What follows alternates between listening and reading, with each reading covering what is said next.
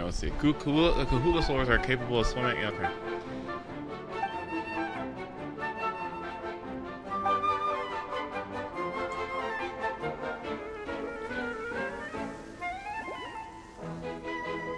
It's just baby puzzles? Okay, thank God.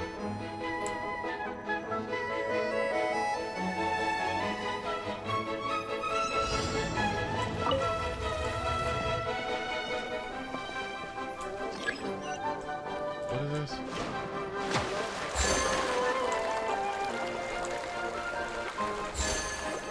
Am I getting the coins? Like, what am I doing?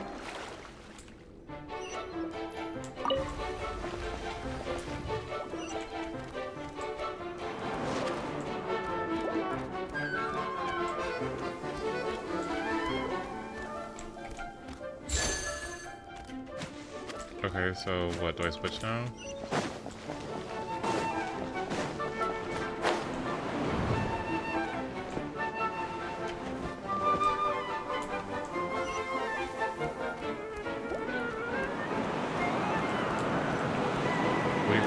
What? Can I not press buttons?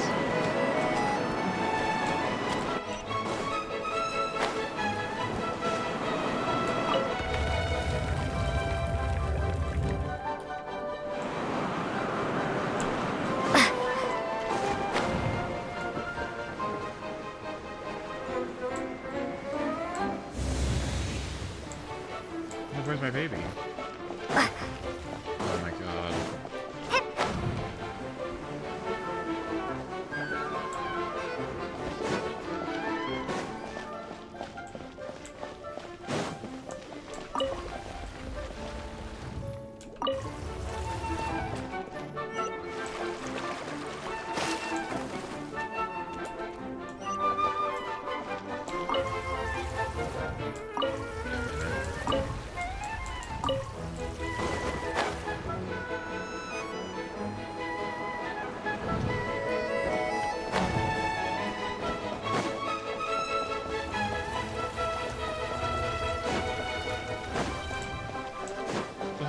Here.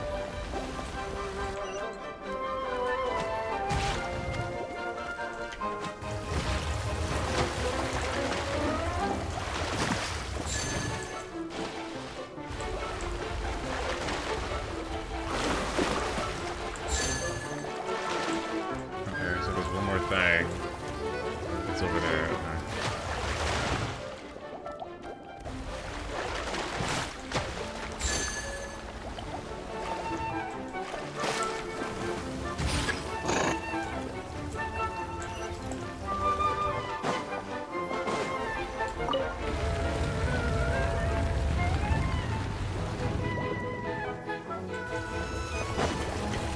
The song E. Oh!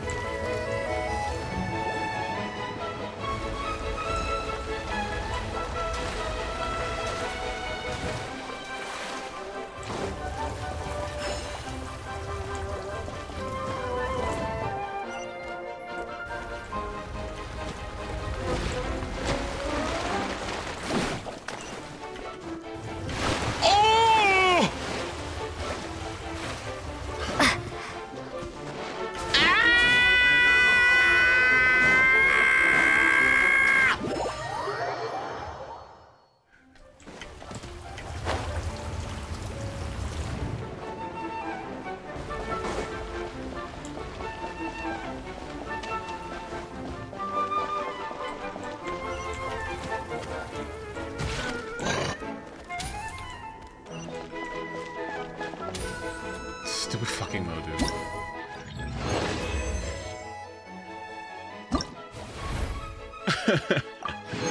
Okay, this is kind of fun. Okay, it's kind of fun. The tank, blah, blah, tap in the skill, spirited state, tap sprint again.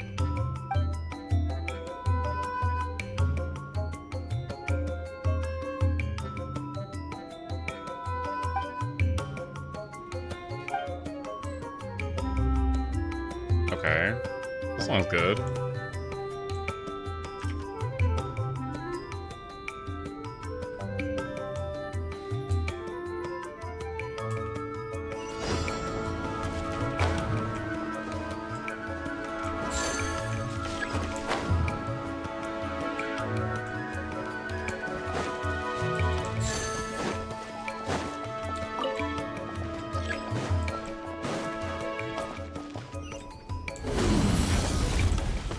am I smashing? I can't do anything from up here.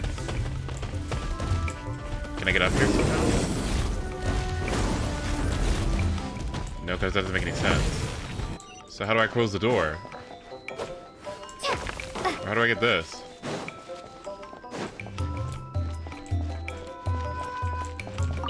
Oh, I got it.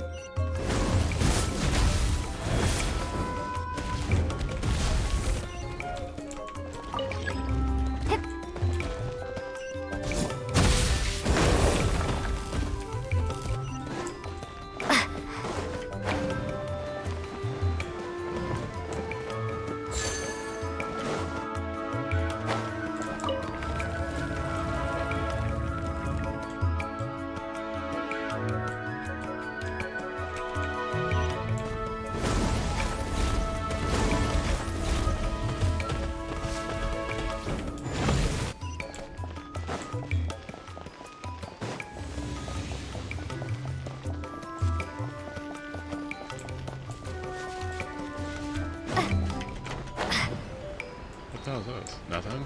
Okay.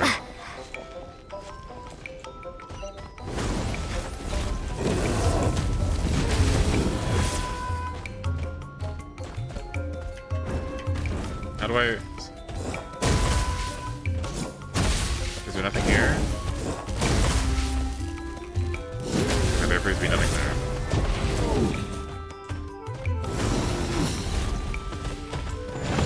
Okay, well. So what do we do, buddy? There's nothing here. Maybe there's... No? Something in between there? No, it's just something up there. No. How do I...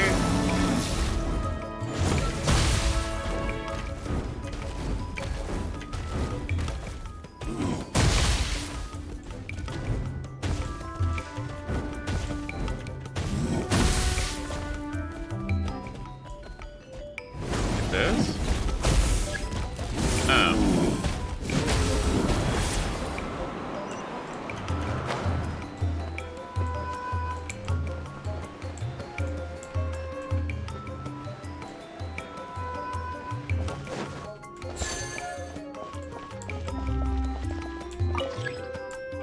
Platform where?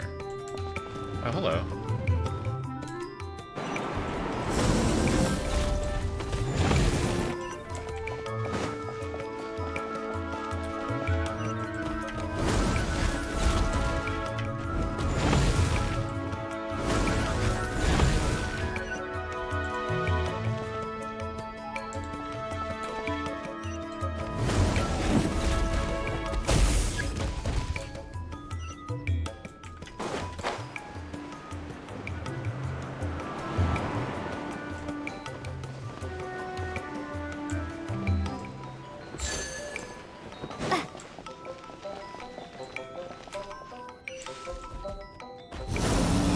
Let me confirm first. Is there a platform there? Oh, there's a door. Okay. The song's good. But then there's also... Oh.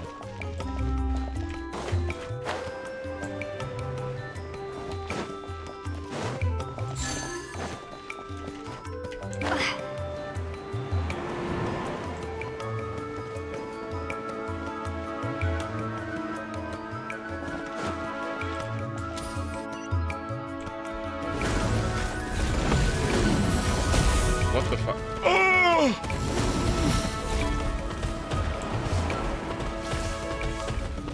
How do you do the charge?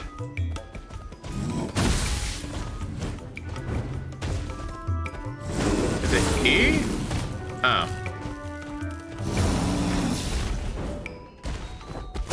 Press E then sprint. Thank you. Oh my.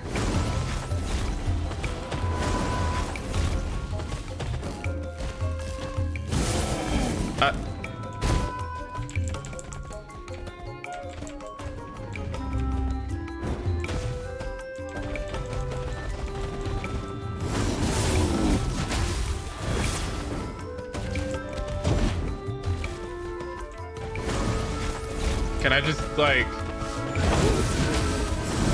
How do I... What is run?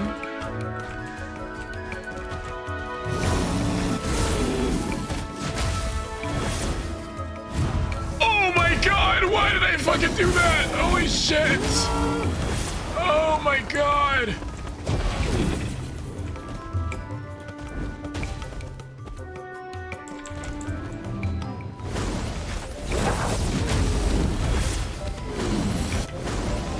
Oh my god.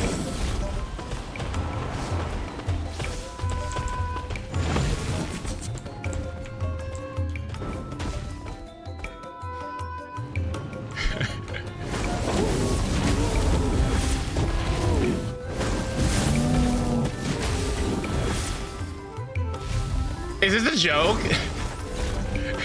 Is this a joke? So don't jump, just run. Okay.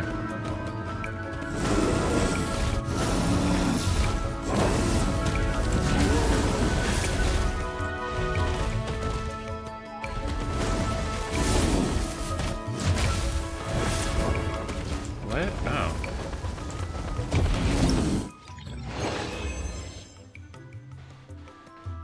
That's okay.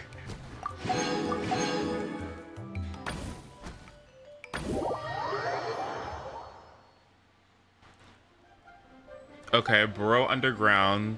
Okay.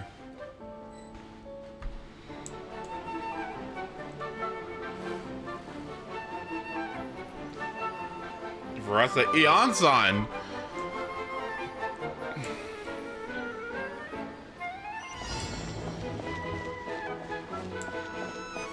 I love Goo Goo Gaga games.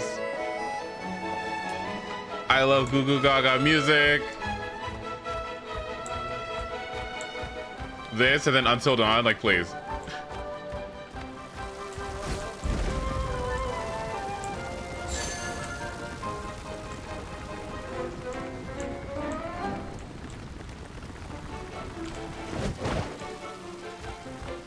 What happens if I just touch it?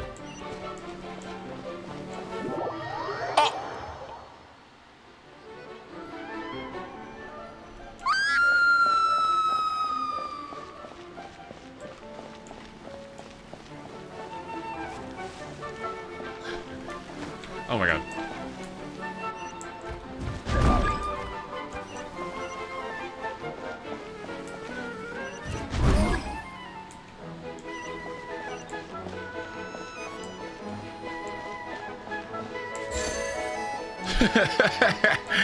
Like, this versus Josh being fucking sawed in half. Like, holy shit.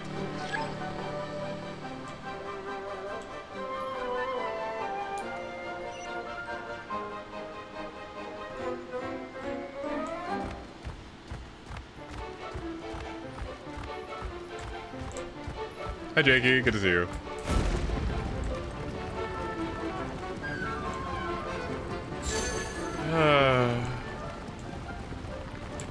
I'm in a good mood. But also my week starts tomorrow, so I'm like... Ugh!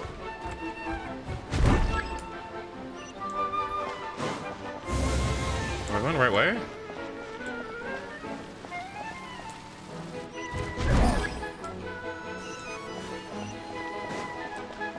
The fuck is that? How am I supposed to get it? Oh. This Christmas music is so good.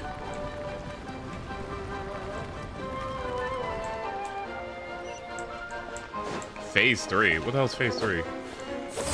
Oh! I need all this weapon. Oh! Don't look. Don't look. I was cooking. I was cooking.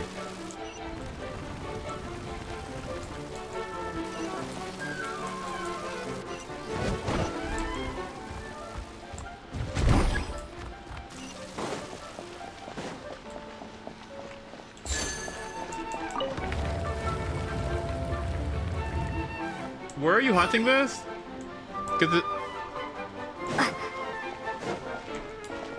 there's a really good spot, where the Mawile is and Emolgas are. Oh yeah, okay, yeah. Yeah, that's where I got mine. Oh, I got so lucky though. Oh god, for once. Iktomi Soar! Look for clues? Boom, boom, boom, ba-dum, boom, boom.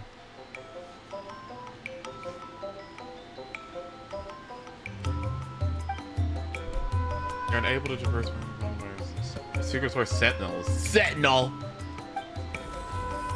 Come on, Sentinel! Oh, it's kind of cold in here, actually. Give me a second. Ugh.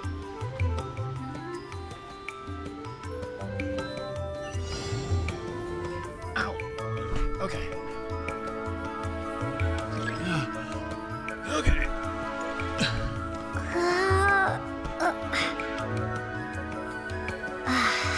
And did you get anything while it happened? Hello. So what are we doing? Looking for secrets? What are you gonna do? Get me? What is this? Amateur hour? Okay, now what?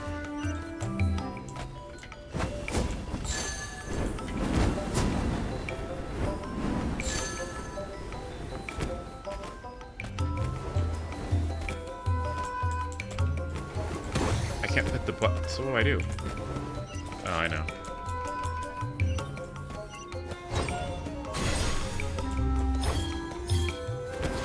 Oh, you can put a wind current. That's cute.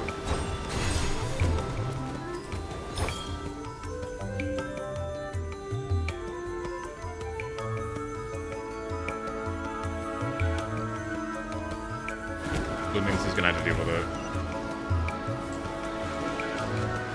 It's not gonna take that much time, right? Okay. See, this is cute. Like this is nice. I like this. I was saying a while ago that they probably could have done a little bit more Saurian things in Natlan, since Saurians are supposed to be like companions that are like equal to that of humans. I feel like they could have had a little bit more like character interaction between them instead of just like, you know, instead of just like Aoife and Chaska and Kachina. That would have been really cool.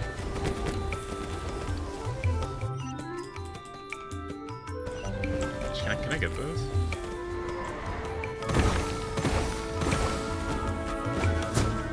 Yeah, at least they did get the world bugs, sure. But I don't know. I feel like Malika doesn't interact with Saurians enough, you know? Given that she's the Archon and how important they are. I know. The one, the one Saurian-centric one. Yeah, I know.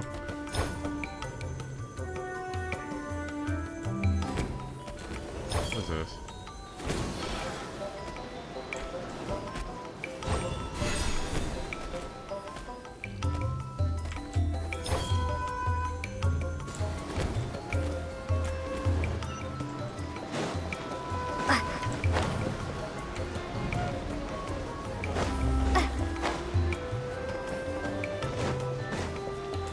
Literal one event that I missed. You know how bad it was for me missing that event?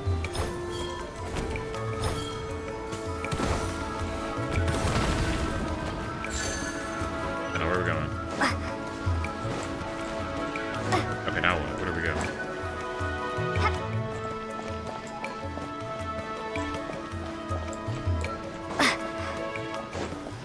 What the fuck? I only have 8 minutes. Where the hell am I going? Okay, it's not funny anymore. Where am I going? Bitch, where? Oh, it's up there.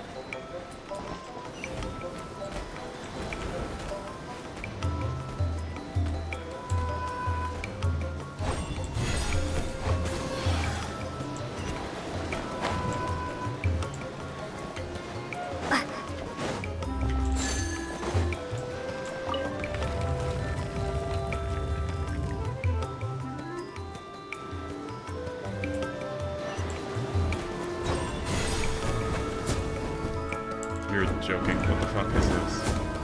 Okay.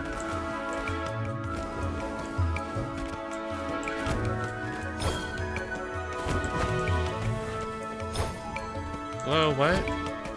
Hello? What? What?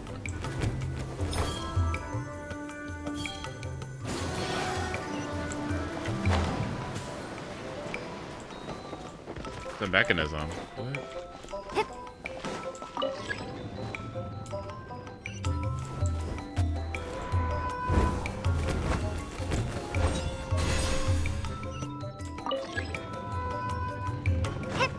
Oh.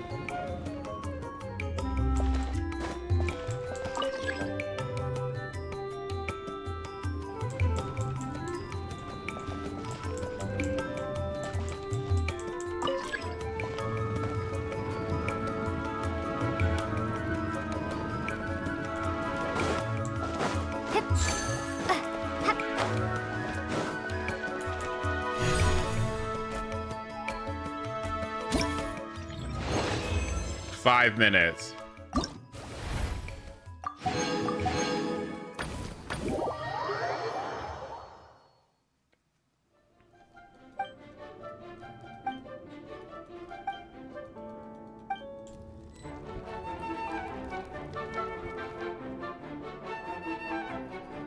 You know I don't miss events in HSR or in ZZZ. It's only Genshin.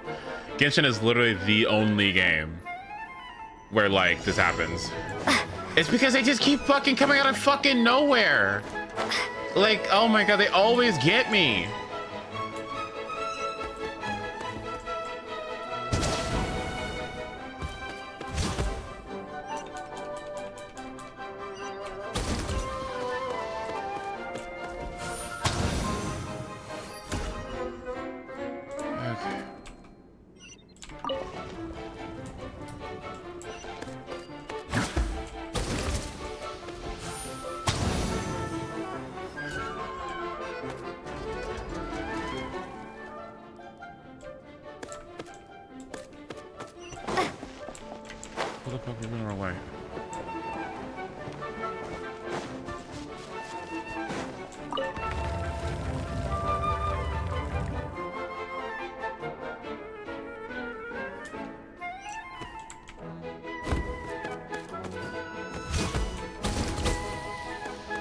Okay, now what? Oh, shit.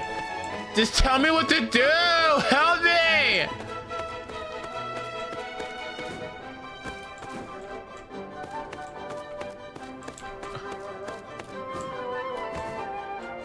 Quick! Help me! Ah! Oh, there it is.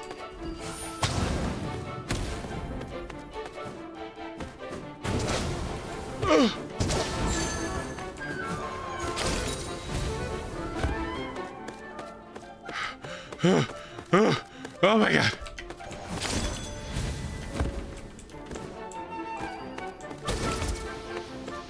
How the fuck am I supposed to do this?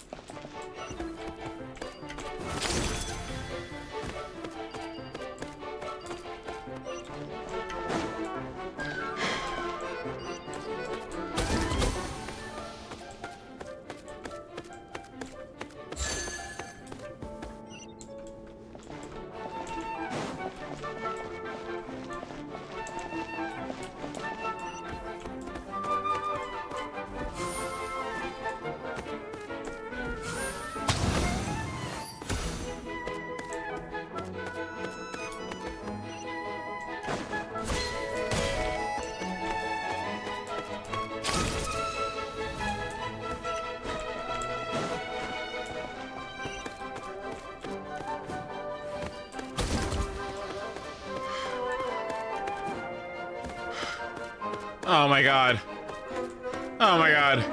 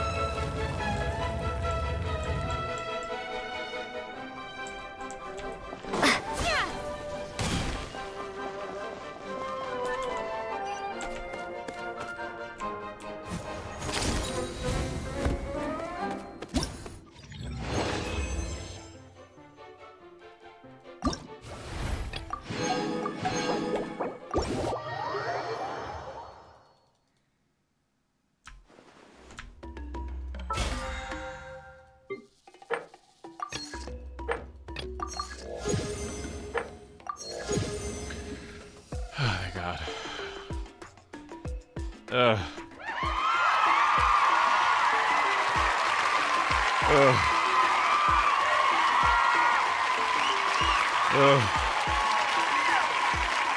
Ugh. Ugh. Oh, dear God. We get Idari and Cyrene this week. Ugh. Is Arlecchino next week? Yes. Ugh.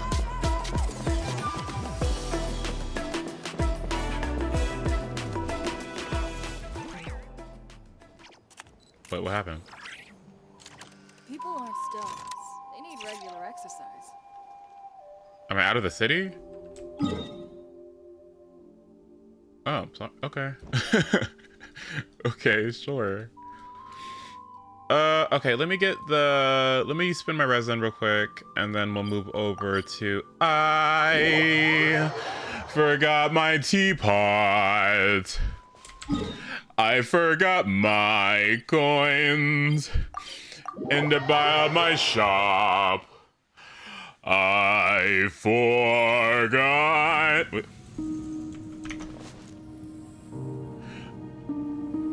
All of my stuff.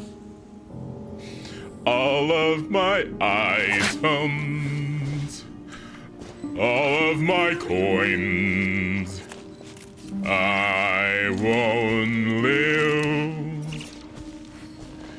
this day down. All of the stuff I could have had.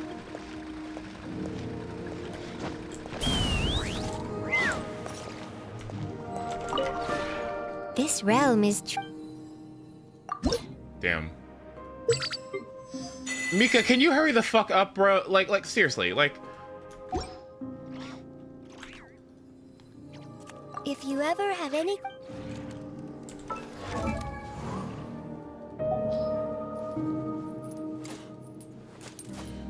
Where is he at?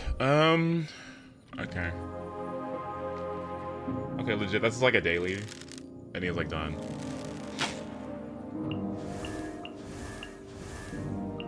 Wait, what the fuck? Kachina?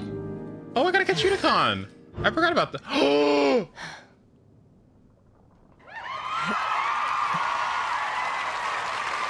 Yes! You know what this means? She can use her burst to refresh her fucking skill. This is so big. Wait. Oh my, I forgot I got this. Oh my god, she's usable. That's so good. That's like her best con. Wait, that's fantastic. Oh, I'm so happy about that. Okay. Wait, when did I get this? Ah!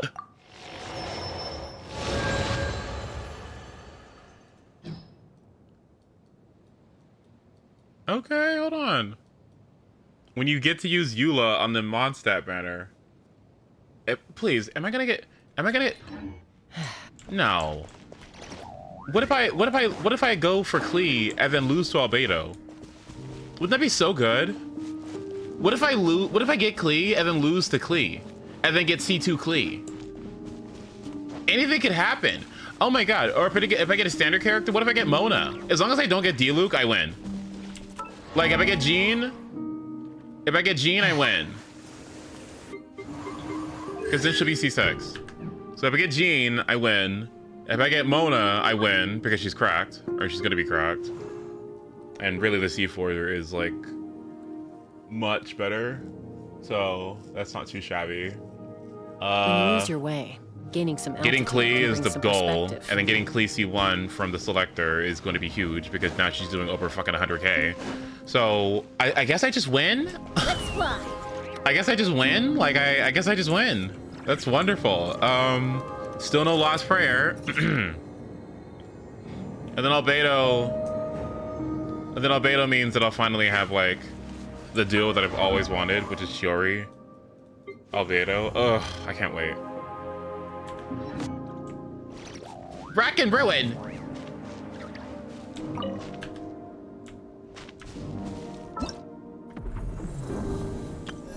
Oh yeah, there's a new week. Wait, what? Oh. What do you mean redeemed? Oh, it starts over, right? Did we get these again? Please tell me we get these fucking again. Please tell me we get these again. Please don't tell me it's so stupid ass one-off in this dumb game. Please. It starts next patch. Okay, I'm about to say. Whew. Okay. Oh, okay. Don't scare me like that. Okay. No, I meant the like the items, not the con, but the items.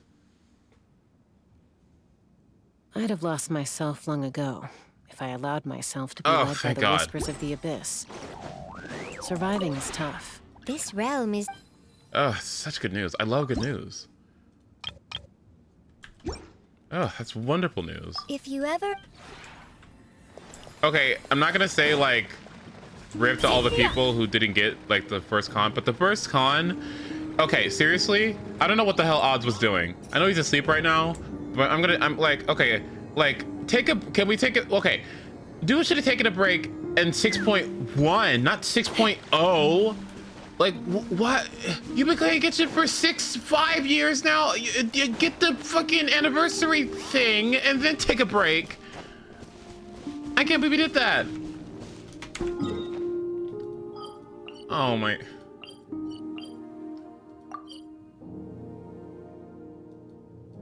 I mean, I know he is, but like, you know, if there was any time to you know, to take a break on these games, it's not, you know, patch 0, you know?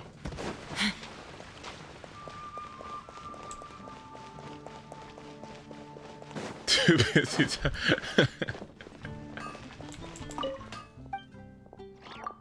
I'd like something made. Well, I mean, I'm gonna be honest, like most of them, okay, to be honest with you, everybody's coping. Okay, to be honest, I really do feel like unless you're getting C2 Nilo, and even then, I feel like we're all kind of coping because most of them are just not good. It's fun, but I'm also kind of like, okay, so are we gonna be using Yai Miko anytime soon? Like, are we gonna be using Ito anytime soon? Like, is Stygian Onslaught? Is, you know, Ayato? Like, is it gonna? I think it's nice. And maybe, I think what is more important is that maybe if it's not strong now, there's always the potential that it can get stronger later when they buff these characters. And that's what we're pulling for. But I think in the moment, it's kind of like whatever. I'm not like gagging, you know? You know, yeah. Maybe Baiju because of the energy, and that's literally it. Like, for theater? Yeah, there's that too. C1 Albedo? Okay, that's big. So the people who got Klee and Albedo, that's huge. Because they're getting buffed, like directly buffed, right? So that's, you know, Emona, huge. Standard characters, I think, are rather huge. C2 Nilo, or I guess one step towards C2 Nilo is kind of big. Damn, Chaska, she is running. Oh my god. Where are you going? Oh my god. What was the last time I ran on Chaska? Oh my god. Slow down! Oh my goodness gracious! Holy shit! Look at her go! Woo! Oh my god! C2 Ito is good. What do you guys consider good? I consider like 10 to 15% good. When I'm looking at some of these cons and I'm seeing like a 7% increase, what the f?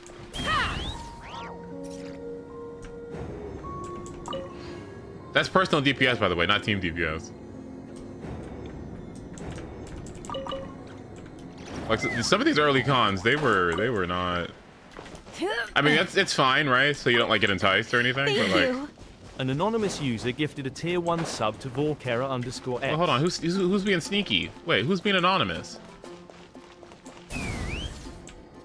See, women's stories matter. They just matter.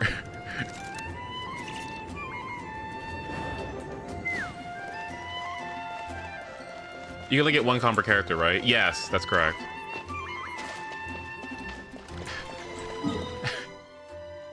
They just matter. It resets every year. Oh, then that's gonna be excellent. C2, yeah. Oh, I didn't know if it's gonna be every year. I wonder who they're gonna be adding next. Please stop shilling so hard. Please, I just want to use the old characters. I promise you, if the old characters are still usable, we're gonna still pull, okay? You're not gonna lose out on revenue because the old characters are good enough, or are too good, and we're not gonna pull anymore, okay? I promise. Please, can all the games just mutually agree to just chill, please? Because here's the thing, like, I can't be liking everybody. What if you made bangers already, right? You made a banger in Farina, right? What am I supposed to do? Just fucking leave it for Nogcry meta? Like, what are you talking about? What if I really liked, I don't know, Sino or something? What am I supposed to do? Just not use them anymore? Oh, come on. Like, please. We gotta babify these games. They gotta be easier.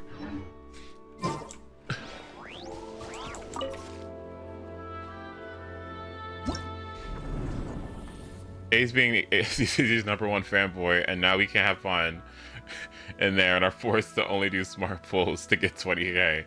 I will say, an argument that somebody made is that if the game gives you a lot of pulls, then you should be able to pull frequently, and therefore you should always be able to keep up with the meta because you're always going to have a high frequency of pulls and you're going to be guaranteed a 5-star every patch. Blah, blah, blah, blah, blah.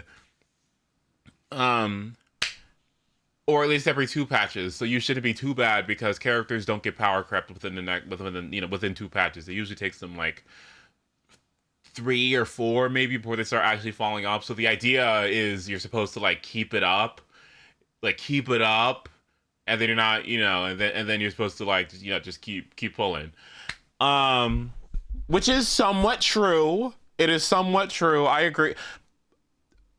I will say that it shouldn't happen as aggressively. And what I'll also say on top of that is that Genshin should not be doing that as much because you don't get as many pulls. Genshin should be the chill game. This game should be easier, okay? And if Abyss is fine and the Imaginary Theater is fine and we're all okay, then we're good, okay? Then, then we don't have to worry about anything. Because maybe it's just Stygian Onslaught that's kind of making everything seem like it's worse, okay? So maybe it's really not that bad. Like, maybe it's okay. All right, but if any game should not be doing that, it's this one, okay? Because you don't get any pulls. It's hard to keep up. If you're only getting like 60, 70 per patch, at worst case scenario, you only get a guaranteed like good on-banner 5-star unit every 3 patches. What? No? That can't happen. I can't believe Ace missed my DA stream. I think I did. I think I missed it because I was busy sleeping. I did see you guys all in there though. It's nice to see that you guys can interact and do streams and stuff. That's nice. But I did not join this time. Plus I was shy. Sorry.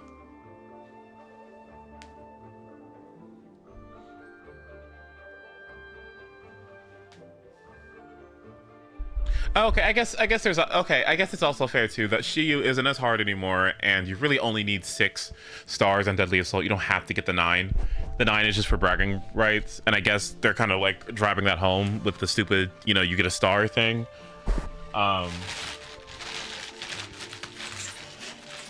So I guess you don't need it as well. Yeah. Puppy was so close to 40K. Oh, nice.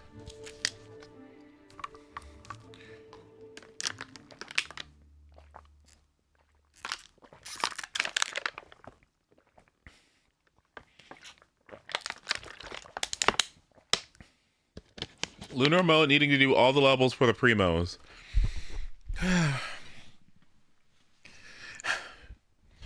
We gotta be smarter with our pulls. I think we just gotta be smarter with our pulls.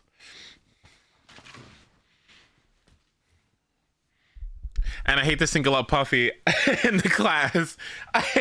Oh my god, Puffy! I swear to God, when you're a teacher, don't do what I do. Okay, don't like, don't be like. Now I know some of us didn't do our homework. Like Jason, but make sure we keep up with our homework so we don't get bad grades in class like Miranda.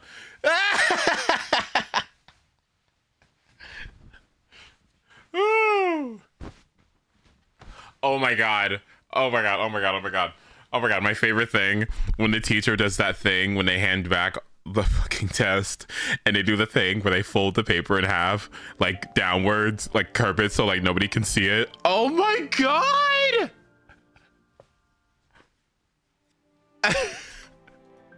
And they like look at you.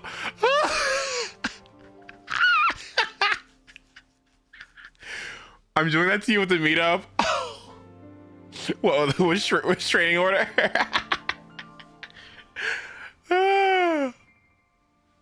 Oh my god, the folded down paper thing.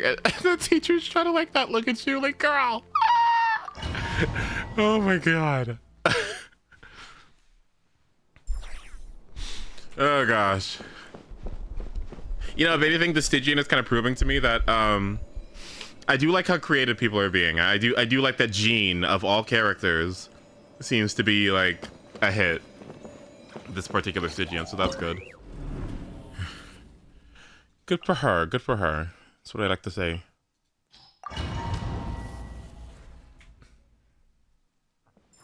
As long as we continue to get bosses that allow you to do cool stuff like that. Shower me with praise. You know what's funny to think about? Do you think that there's like a do you think there's a dev that's seeing all the stuff that people are doing to kind of like cheese or whatever? And do you think they're like looking at the window like angry white woman, like looking at the window like they're supposed to pull Arlecchino? Like that's supposed to be Bond of Life.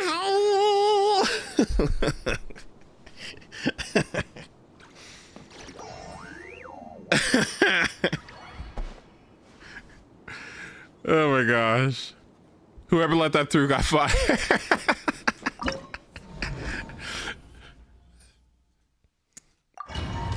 Hi, can I see you in my office, please? Hey. So we're getting reports of players using Gene to break the shield on the Frost Knight Hera. I thought we specifically gave you instructions to make it as annoying as fuck as possible. So what's going on here?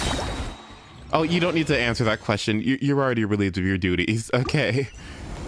Yes, please pack your things. Okay. Okay. Okay. Right. Bye-bye. Bye-bye. Oh shit, do you get companionship experience for this? Oh my god, you do? What? Well, that's dangerous.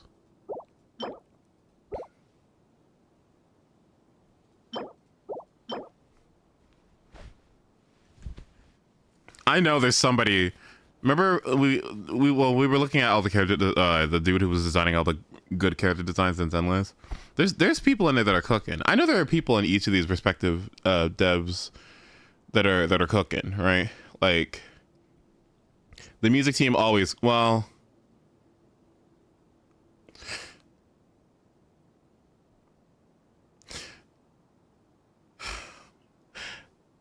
the music teams always cook, but there's like somebody who's sabotaging demos in SAURIAN. SAURIAN has some of the most amazing like vocal arrangements and like really good songs, like really good fight themes, like really good vocal arrangements, right? And then there's somebody who works on the fucking demos that's just like awful. I don't know who it's just, maybe it's just not my taste or something, but it is so not good to me. I don't like it at all. Who is doing that?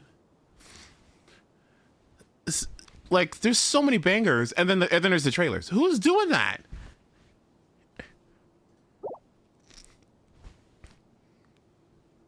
Right? No, like excellent arrangements, excellent songs, excellent fight themes, themes that make you shake your ass, and then there's the demos. Like, who's doing that?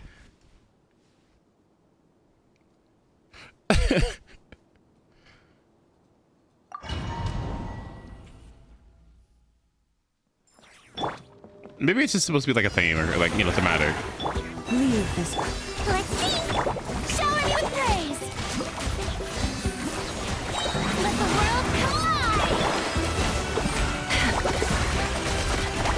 Do it all, lad. It's gonna be more EDM and Edo Star. Well, maybe it's gonna be a little bit more Japanesey.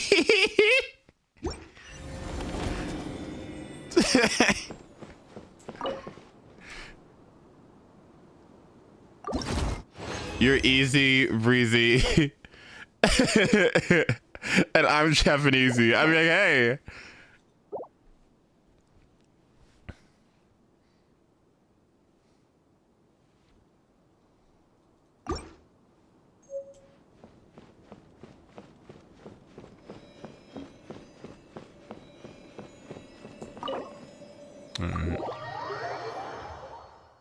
Yeah, not all of them have it. Like, yeah. But like that's what I'm saying. Like, but the original conversation was like, yeah, I feel like each respective dev team has like people that are like cooking, right? Like the environmental team, the story writers in Genshin, many of the character designers. Another problem. Voice director. Like, there's definitely like pieces that are like working real hard. You can really feel it. What the fuck? But then there's like the fuck you like enemy designer, you know? Gotcha.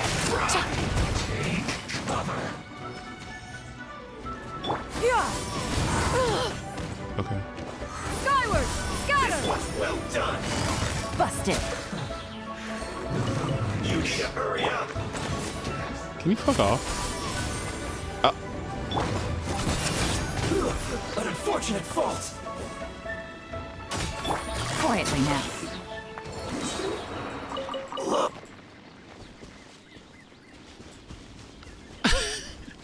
I think he blocked my yeah. Yeah, add more res. Yeah, there's so, it feels like, okay, you know what it feels like? It feels like there's like people that don't want to be mean, and then there's like some manager like from accounting that's like, oh yeah, sorry, you're gonna have to increase the resistance by 130%. Sorry. Yeah, sorry. Yeah, you're gonna add a little bit more numbers to those HP amounts. You gotta tweak it higher. Sorry. Yeah, profit margins aren't high enough. No, you gotta tweak it a little bit more. There's somebody doing it. Who's doing it?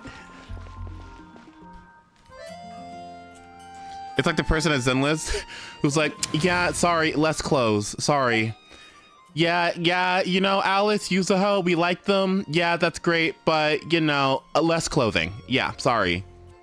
Yeah. And add a little bit more jiggle physics. Okay, yep, thank you. Absolutely, yep, Are you sure you want to add the fee? Because I really don't think like, yep, yep. Market research indicates, yep. I know what I'm doing here. Add Astra. You need to increase the breast of Peter by 20%.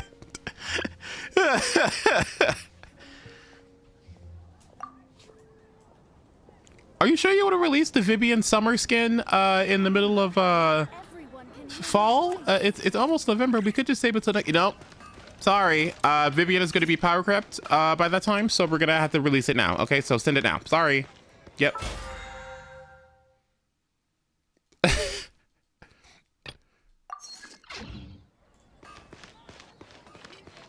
Are you sure you want to put Idari and Lucia in Spook Shack? Like, you know, they really could be their own individual thing. Like, you know, Astra, right? Like, they could be their own thing. No, just throughout the, just, yeah.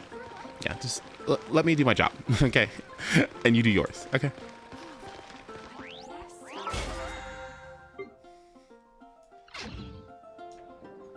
Okay, let's see.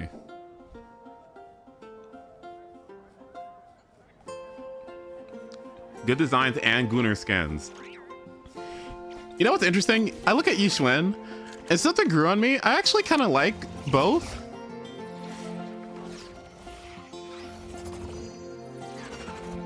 I think I like the colors, and I like the jacket.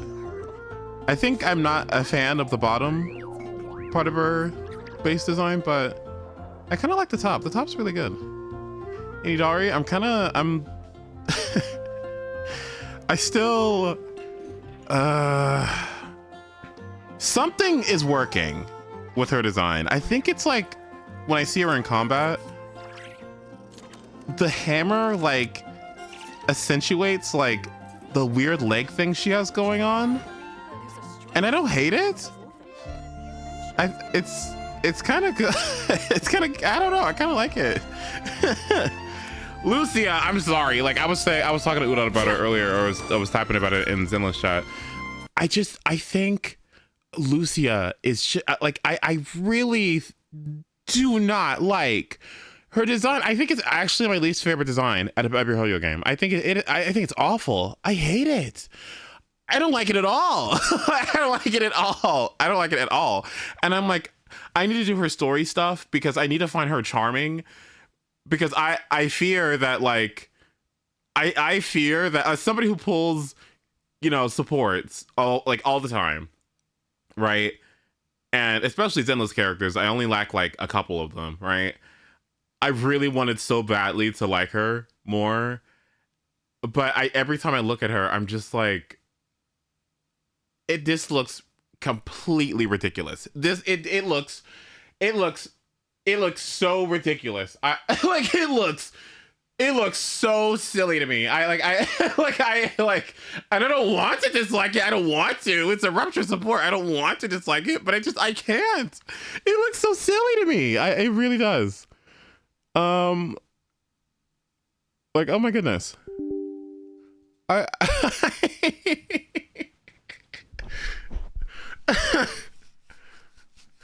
think Esco is worst dressed. What is it? Okay. Esco does look ridiculous. I agree. And her hair, like, yeah. But it doesn't get on my nerves. If you stop to really think about, if you stop to really look at Esco's design, she does look completely ridiculous as well. Like, she really does. But like, it's because it's like her booty cheeks. It's Lucia's booty cheeks. Like, I don't, what? Why is it so skimpy? What?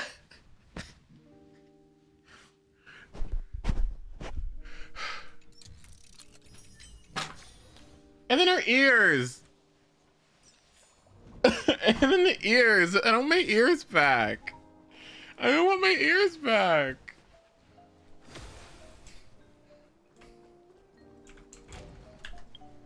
I don't think M4 has had a single flop design, actually, by the way. I think they all look good. I think they all look good, actually, now I think about it. Let's look at the archive.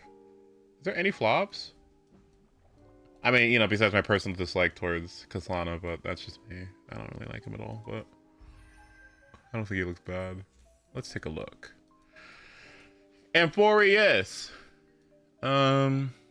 I don't like his armpit things, but you can't really see them unless you unless he raises his arms, so it's not like too offensive. I like his colors a lot too.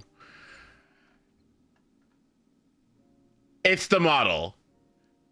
In art, it looks good. It does not look good. It does not look good in game. It just doesn't. It just doesn't. I'm sorry, but it does look good in other media. Okay, so there is that.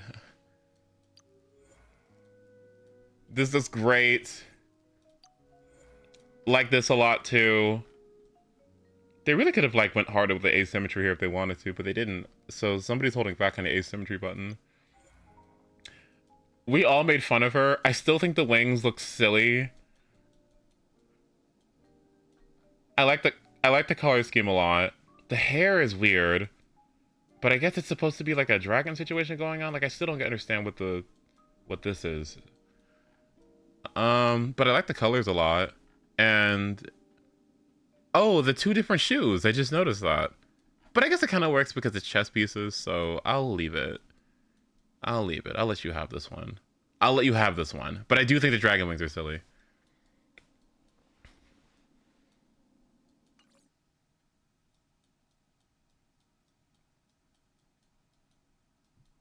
Chobranite. Hold on. What's wrong with this? Okay, I don't like the nails, but okay. It's supposed to be murky and goopy and Halloweeny, I think. Scary, spooky, mouth, eyes, goopy, scary. I get it.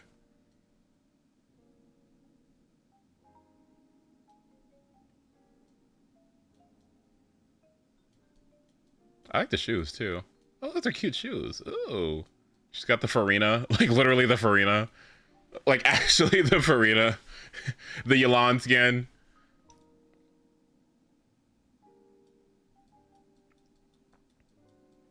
Acheron, Tokyo Ghoul, March 7th. I like the sharpness here too. I think the legs are a little empty though. I think it's my thing. Something about these legs feel empty. I don't know. Like she could have had maybe like something. I don't know. Pants would have been nice, I think. Yeah. And what else? What do we got? Sorry, y'all. I was looking for Amphoria's characters, and I looked in the 4-star section. Oops.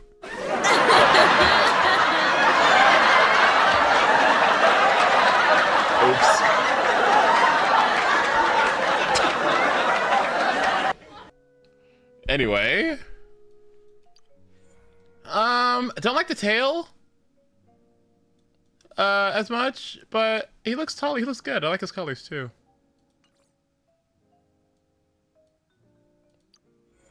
You guys, I don't like. I know, like I get it. Okay, it's the shoes. it's the shoes. It's the bows. It's like it's the symmetry. Like the outfit. It's so cute. It's so cute. It's so cute. It is so cute. Okay, I get it. I know we're sick of her. Okay, but I think she is so cute. Okay, like this is so cute. I'm sorry. This is the shoes. Her shoes.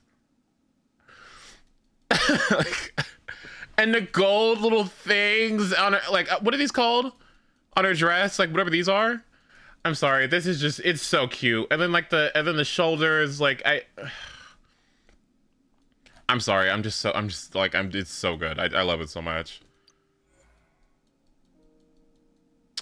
Now Cypher, I don't really love the backside as much. I think this looks a little silly. Like something about this I think could have been a little bit different. I do love the hood. I love the hood, and I love the open back as well. I think this looks nice. The eyes on her are really cool. I think this could have been adjusted. I think this could have been adjusted. Whatever's going on here. Puffy!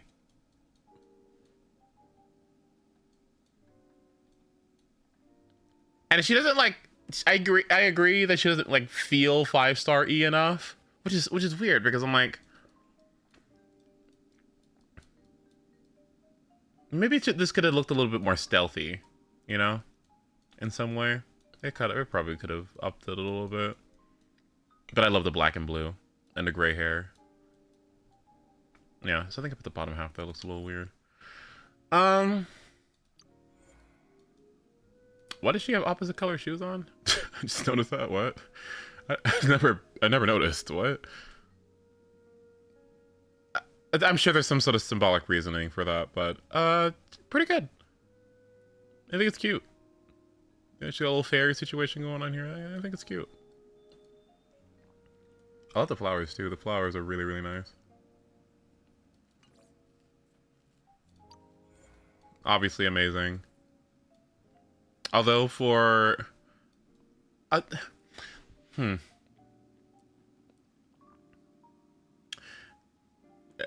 think they failed to deliver the shilling for this character because I feel like she should have been more in the forefront of people's minds.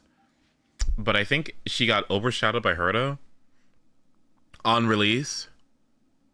Like, overshadowed by Herta and a path that everyone was kind of unfamiliar with. And then, like, really wasn't the face of Emporius at all because then Cass came out. I don't know. I feel like this should have been everything, you know? Because it looks like everything, but I feel like she didn't, like, get everything. It's kind of strange.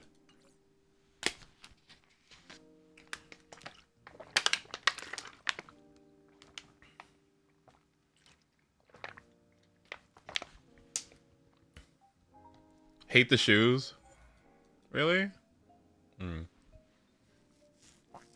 If she had golden or platinum hair, she would have been actual premium for me. I could see that. I like this little, I like the golden leaves though. Oh, they're reflective. Oh, is that new? Since when do you have light reflective things? Sorrel? Wait, that's good. Wait, is that new? Oh, okay. I never noticed that. Yeah, there's reflection on some stuff too. Light reflections.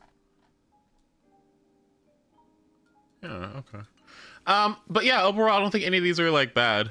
Or like detestable. I don't think anyone's like flat out ugly. They've been kind of killing it lately. Good for them. Notice how I skipped somebody. Sorry. Oops.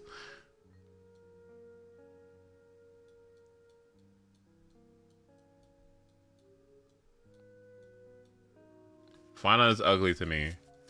I think his model also needs help. Maybe. Or at least, like, something about his face seems a little... Something about this is a little, like...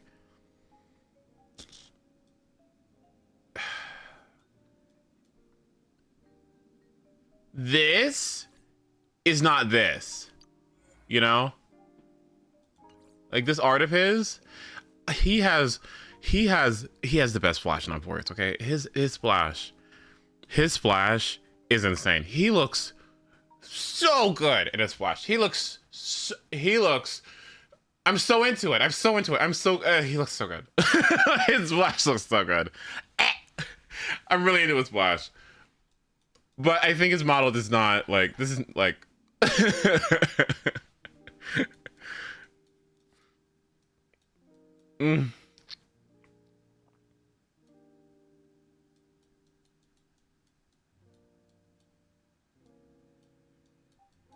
Yeah, I think he wins in the splash department. Yeah, really.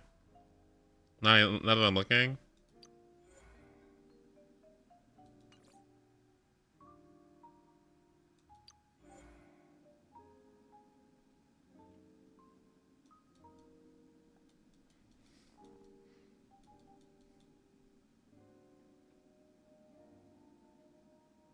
I feel like this should have gagged me. Why isn't it gagging me?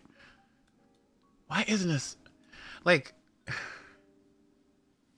Why am I not gagged?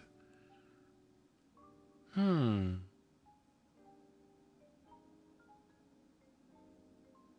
don't know. I like the key locks. That looks nice. The witch's hat is cute too.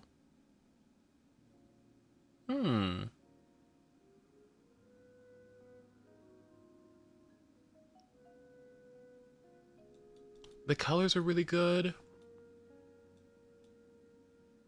The fuck is that? Okay.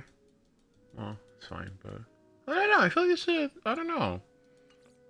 Although I did see a thing earlier. Okay. Okay. What I will say is that her and Scroolum standing next to each other... Oh my... her and they need to, dude. Okay, those two standing next to each other is insane to me. They work.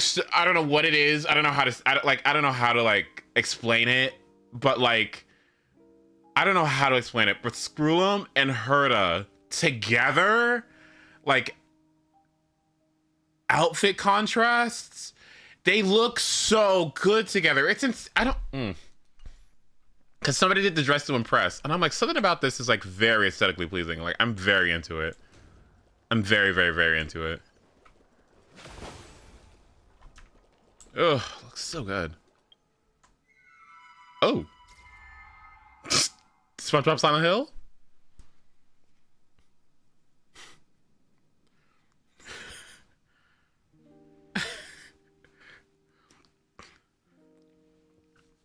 No preload, by the way. They didn't want you to preload because they don't want people to spoil things. Ooh.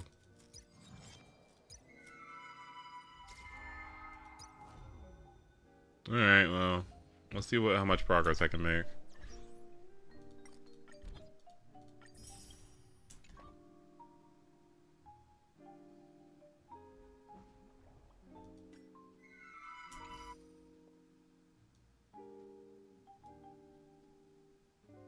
Oh, hi, Quan. How are you?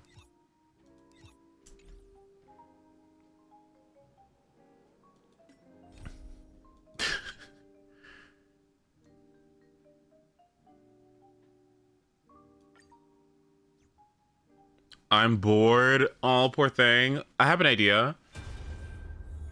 Why don't you download Sonic Crossroad Racing demo and give it a try? How about that?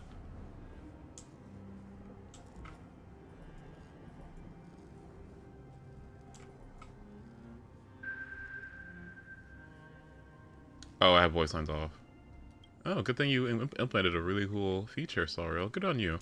This lies in ruins. Countless mortals have perished because of your stubborn resistance. The game is still Genshin. Ooh. Huh. 2 mods and I still don't have the right game. That's crazy. Now, answer my question again. Where is Kefali's core flame?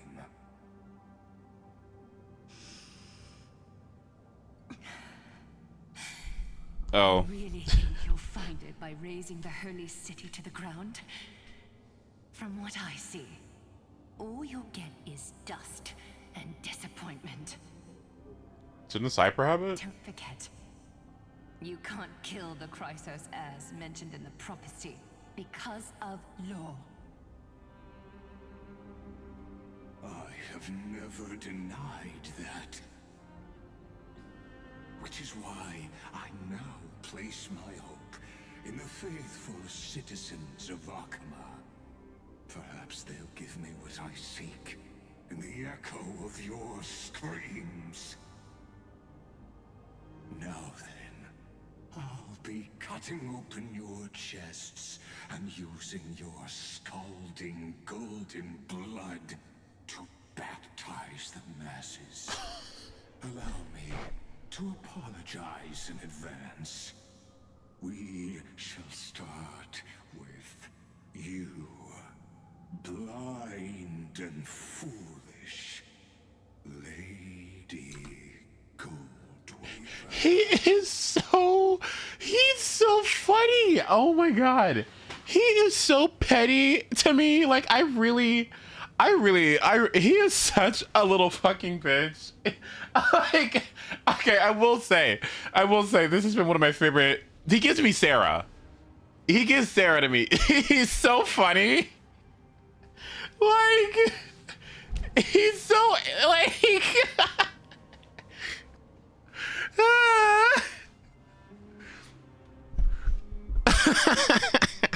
Leave this to me, Lady Aglaya. You must get away now.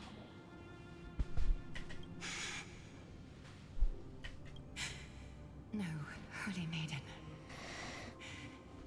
I'm the one who must stay. What? His conspiracy won't succeed.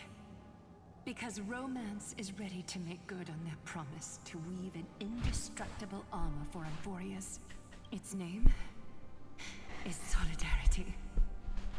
You must escape with your life and carry word of my death to those still fighting. Then keep going with them. Just as the Imperator lit the torch of resistance with her death. My passing will make this flame everlasting. Take good care of it. Guide it to the future. And place it into the hands of our deliverer. 50 years later, Lygus led his forces again to Akama. He charged directly into the Holy City and razed the Marmorial Palace. History would name this battle the Third Siege of Akama. 90,000 brave souls gave their lives for Akama that day, including their fearless leader, Aglaya. Go forth, deliverer. Don't fade away, please.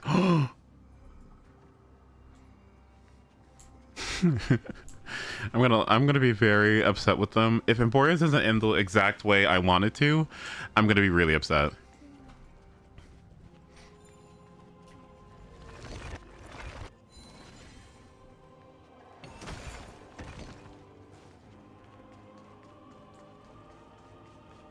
Oh my god.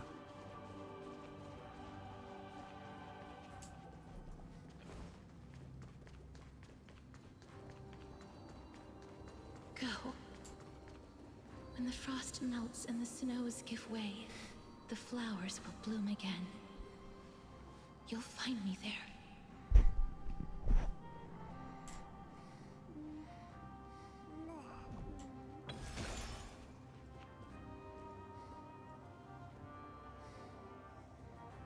Let's keep it true to its source and Honkai Impact third.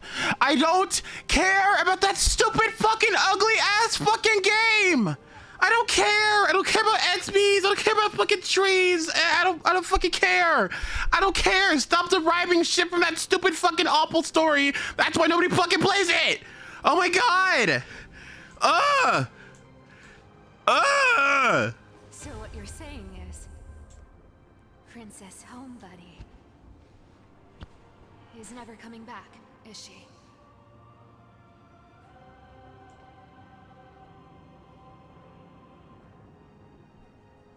She just left, like that. Since Cass has made up her mind, we can't let her resolve be in vain. But between staying in Akama and going to Styxia, what difference does it make when it's death either way? I'm against relocating. With Kefali's protection, isn't Akama far safer than that dead city? Cass's plan doesn't involve any relocation at all. Huh? Like you said, Akama is humanity's refuge. We never intended to get everyone moving to Styxia. It's just on Cass, Hycealans, and me to prepare the final trump card for the Deliverer. Wait, what kind of trump card needs all three of you demigods to throw yourselves away? We must lay down the path to the future, so when the Deliverer returns, they'll have a clear road to reach the location of Aaron Nova. Styxia sits where death meets the ocean. There, with the combined powers of ocean and passage, we can summon a current that leads to the vortex of Genesis. And the demigod of death will forever guard that secret path until he returns. We all know Lygus will set his sights on the vortex of Genesis. That's exactly why we have to do this. Guess I underestimated Idonia's Maiden of War. She's got way more steel than I thought. And Cypher, we need you to head to Castrum Kremnos as soon as possible. By any means necessary, forge an alliance with Strife. The prophesized Crown Prince has already been born. He shall become the new defender of Akama, protecting this land after we leave. What the fuck? Who cares? Sorry. What? Sorry. What? Sorry. Okay, I guess it matters for them in context. Sure. You don't need to worry about that. I just came back from Castrum Kremnos. Only a step ahead of the news. I'm sorry. I like it's just in the way of like, okay, isn't this like apocalyptic anyway? Aren't we like, what is that supposed to do? Stop Lygus? Okay, maybe that's what it is. Treeby, something's flying towards Akama, and it's really fast. What is it? It's a spear. Uh-oh. It's the Kremnoans. Their king's already here. With the protection of the demigods Trebios and Cyphera, Akama endured wave after wave of warfare, though just barely. Castorus chose Styxia as the last resort, and completed the trial of death, causing the stagnant waters in the River of Souls to recede. Soon after, Trebios departed on a long journey.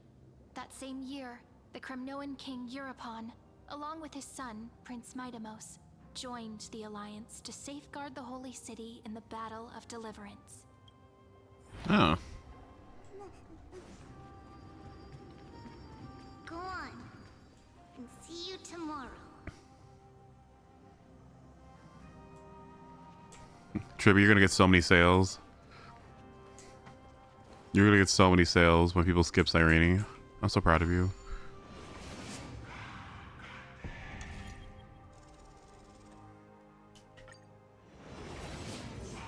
Breaking me apart buys this world even one more second.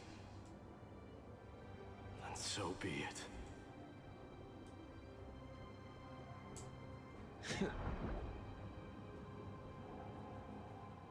But it's gonna hurt a lot. Pain brings endless torment. But it can never destroy me. I believe that you were thinking the same thing when you stepped through the gate of infinity and jumped off that cliff. Can't argue with that. In the current situation, this is the only path Akama has left. Just do as I say. Split my soul into 5 pieces. Forge me an immortal vessel. Let the blade of strife hang forever overhead. Locked in battle with their enemies to the world's bitter end. There's no need to be sad, Lady Trebios. Haven't we already taken great strides towards that promise tomorrow? In this life, my people no longer have to drown in false guidance. Kremnos has washed the blood off its fate. Amphorius no longer needs a god named Strife. So let me shatter the former laws and turn the Lance of Fury back into a weapon that protects the world. We understand. By the way, can you do me another favor? The 7 sages from Grove of Epiphany are already en route. They'll arrive in waves to join the resistance in a couple of days. Among them is a scholar named Anaxagoras. He has extraordinary insight and fears no sacrifice. This soul-rending ceremony wasn't just my decision. It was his counsel. His wisdom will surely be the backbone of Amphoria's survival. Watch over him. Carry on this everlasting flame for me. Through Anaxagoras' ritual, the demigod of strife split his soul into 5. Courage, honor, tenacity, sacrifice, and reason. Each sealed in blood crystal and cast into battle. The people held a 10-day funeral to mourn their fallen god king. And through his sacrifice, humanity was granted 200 years of peace. Oh, that's cool.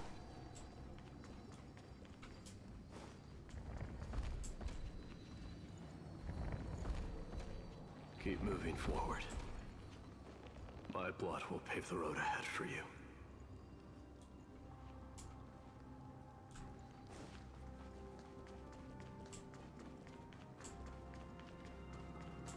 Are they aware that they're computer programs yet?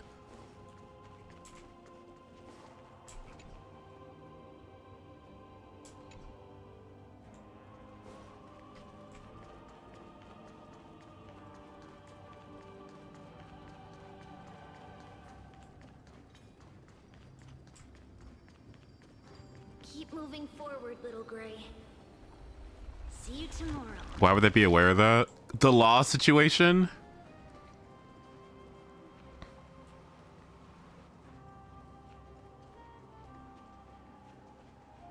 That seamstress wasn't wrong when she said a lie needs more lies to keep it together.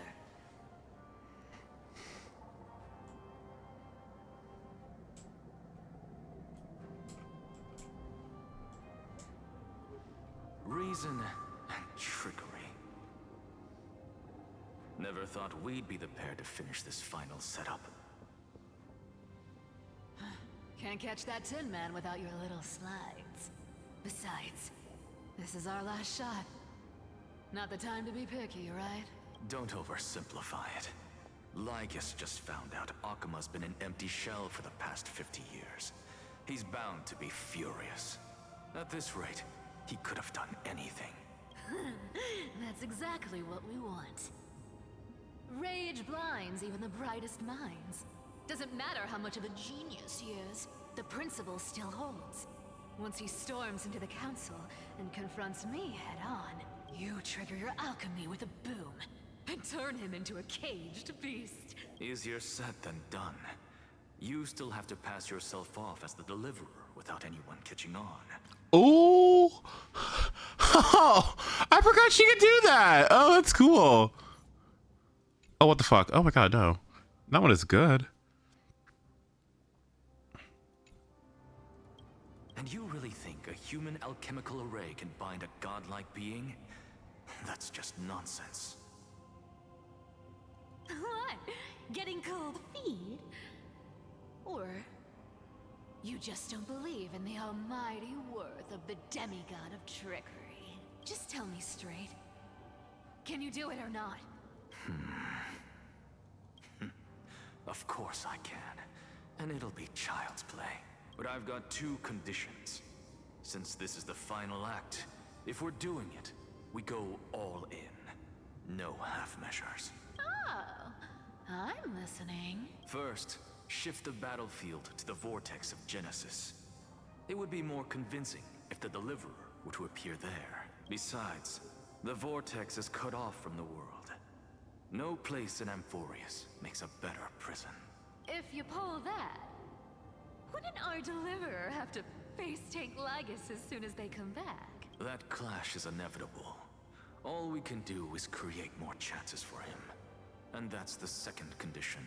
The vortex belongs to Fagusa in the first place, remember? And there happens to be a demigod of ocean among the few survivors in the world. Loop Hycelan's in. Let her join the final act. I'll transmute myself into a Philosopher's Stone and embed myself into the formula. And when the time comes, she needs to shatter me and scatter that stone's ashes into the ocean within the vortex. I guess people weren't wrong when they said you're insane, Grove Boy.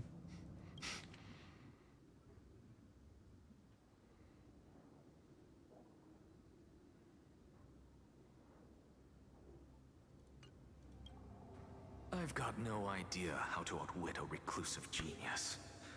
But making an anti-Catheran suffer? The demigod of reason has 10,000 ways to do just that. And what I just mentioned was one of them. So what exactly does your formula do? Now that would spoil the climax, wouldn't it? I almost want this character, but it's a DPS, don't know. By now, Hyacinth must have completed the Sky People's ritual. Since that Theoros loves a good performance as much as I do, let's make sure he enjoys our show to the fullest. As for how the Deliverer will complete the Era Nova, well, that will no longer be our concern. It was the last battle known to the world, initiated by two demigods least suited for war. In the end, reason and trickery kept their word. At the cost of their lives, they sealed Lygus within the vortex of Genesis, where he remains to this day. You know he's going to be relevant after Emphorius too, right? You understand that he's actually going to be still good into 4.0 if what I'm thinking is true with the SP stuff, right? Like him, Cypher Trippy, and Ceredra. Go forth. Finish the greatness left undone. My cook.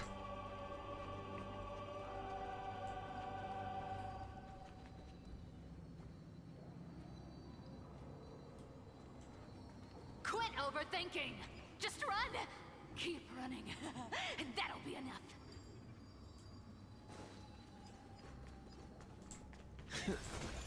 Are you the one who put these here? Oh, Cypher, you're so...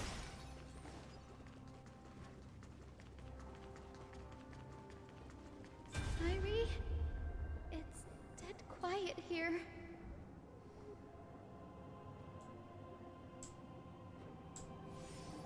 Syri. Akina will stand. What the fuck? The Cypher's lie is crumbled after all. But it's all right, because all of us have fulfilled our purpose by now. When the Deliverer returns, no matter where he is, sky will turn clear, and a rainbow bridge will rise, carrying him to the final battleground. Syri, this arduous relay is finally nearing its end. Now, I'm passing the final baton of fate to you, okay?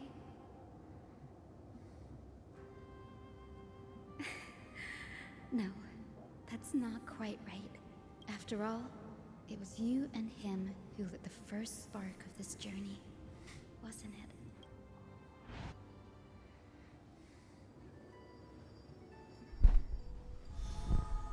Oh. I'll tell you the story of this 1,000-year journey.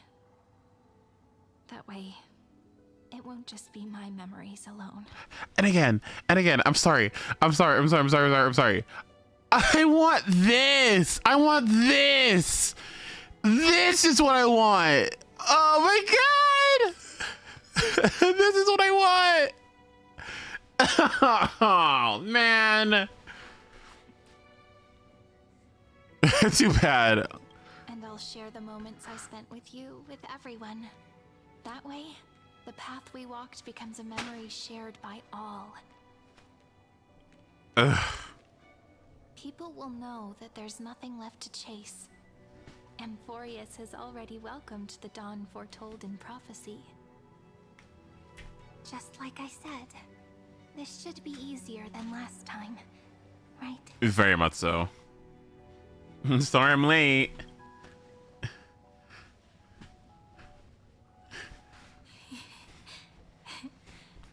I wonder what kind of expression you're wearing right now. Probably the same as always. Calm, resolute, and brimming with confidence. If I have the chance, I'd love to see it again. Because it's really been far too long since we parted.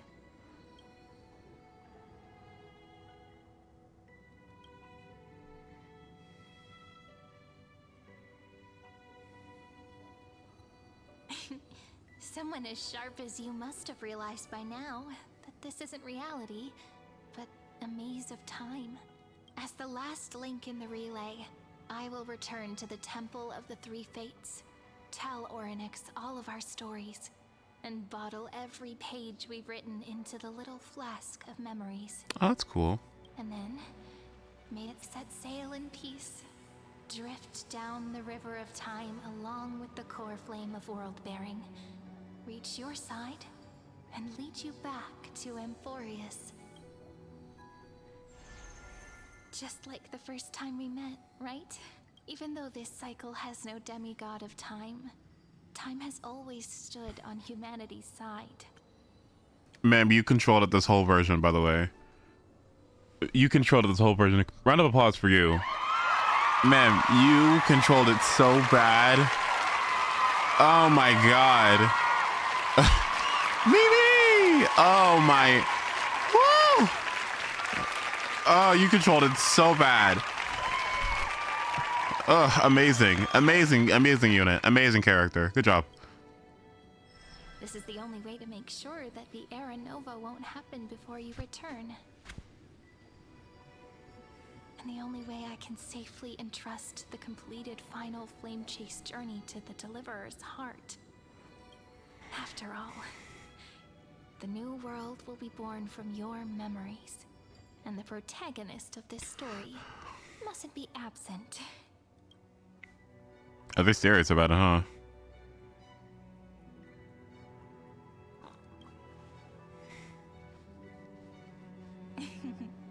I believe you will never let us down. Just like always. Do you remember when Finan sent us back to the beginning? When you and I got separated? But in the end... Girl, is this the light cone? Carrying all that we've been through. This is the light cone. It's the light cone. Oh my god. That's what memory is. It may wear down and fade in the river of time, but it never truly leaves. When that hidden corner of the heart is stirred, the past returns even more beautiful than before. So don't worry. Let the 33,550,337th Flame Chase journey become part of you too. I've gotten a lot better at it with the experience from the last time. Next, you will head to Styxia and find the Vortex's entrance guarded by the demigod of ocean before charging toward the final battlefield.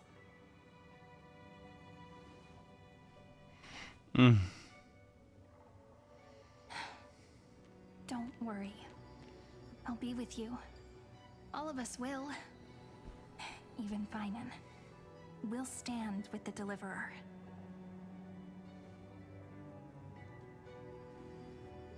So say a short goodbye, then set off.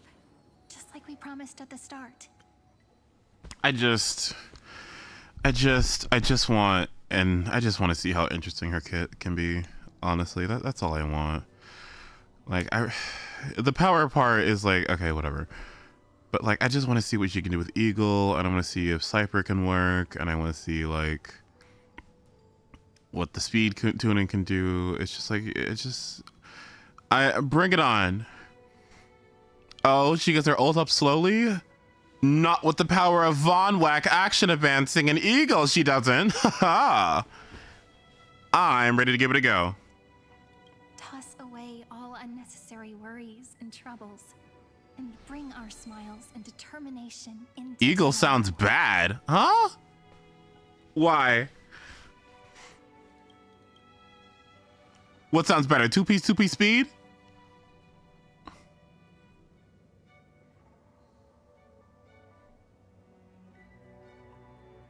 The last baton. I wonder how long you'll have to wait before passing it on to him. No matter how long it takes, it's okay. Waiting is what I do best. After all, it took 33 million cycles for him to arrive in our world. What's a few moments more? Well, girl, you trying to do an object? You need the first ult to happen faster. That's what Von Whack is for. So we get our first 3 actions easily by building 180 anyway, and then once we get the ult up and we move on to the second cycle, now she gets an immediate 2 Eagle procs off because she gets her first ult off, right? Which counts as 25%, and then she gets another 20%, so it's 50, right? And now I'm thinking about like, well, if I want to say play her in an Axa team and I want to advance an Axa forward, I'm gonna need more turns on her if I want to generate more recollection more quickly. which to me means that if I move a little bit more often, that means I can charge recollection faster, which means I can get more advances for my Anaxa, for instance. Now, it probably isn't going to be like super good if you don't need to like repeatedly apply a buff, but I think for someone like Anaxa or like someone like Aglaya where you want to keep on buffing them over and over and over again, I don't think there's a problem in like continuously like pushing her forward so that she can like stack her stack recollection faster so that she can keep on buffing. At least that's my idea. I'm excited to give it a try. I think it'll be good. Sairi. You wait and wait, but that hero never arrives. That won't happen. Because I know that no matter how long it takes, he'll definitely return to this place. We can't let him down.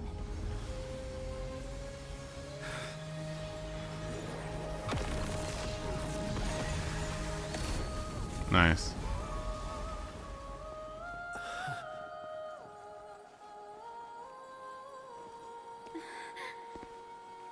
Sky shall rain rays of dawn for you.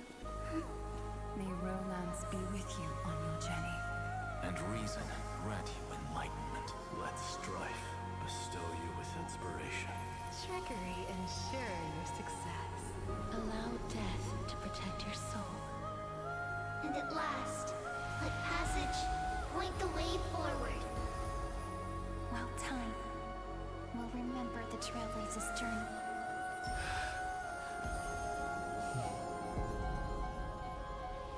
Where is this ocean? Girl, that's a big ass walk.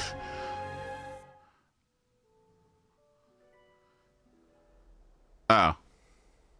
Is this Styxia? What happened to this place? And where's the ocean? I need to find the entrance Oh, there it to is. the vortex, guarded by the demigod of ocean. High Sealance. Is she still there? Long time no see, Trailblazer. Hey, gay boy. Generation after generation of Chrysos heir heroes have tried to defy fate with their blood and tears, either voluntarily shattering their souls or waiting in eternal solitude. But alas, fate can never be defeated. Reason and trickery may bind my flesh, but my will shall never fall silent. So the demigod of ocean, the Dux Gladiorum, High Sealance, sought to bring me into a fantasia with her voice and drown a genius in slumber.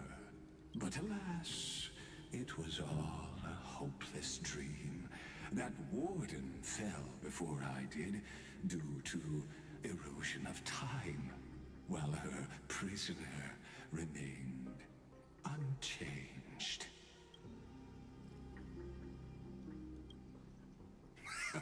True, I can't leave this place, but what of it? You should have heard of this fable.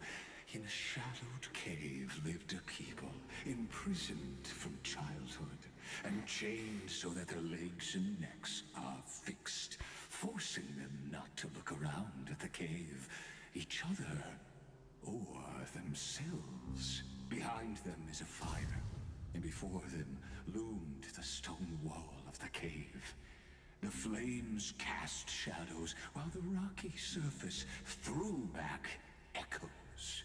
To them, that false play is the whole world. Yes, I'm trapped in the cave, but I know it's all just a fleeting illusion.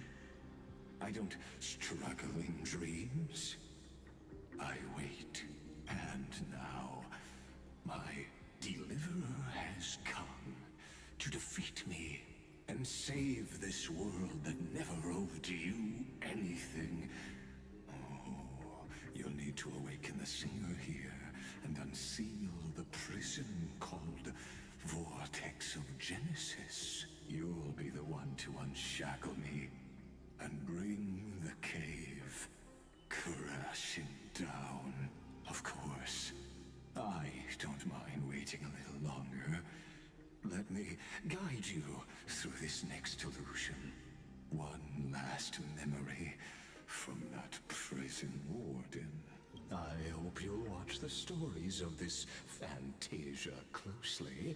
Logically, the Deliverer must see the world for what it truly is.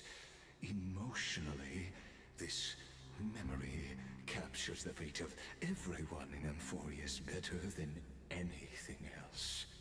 Only by feeling it for yourself can you understand my point of view, the meaning of destruction.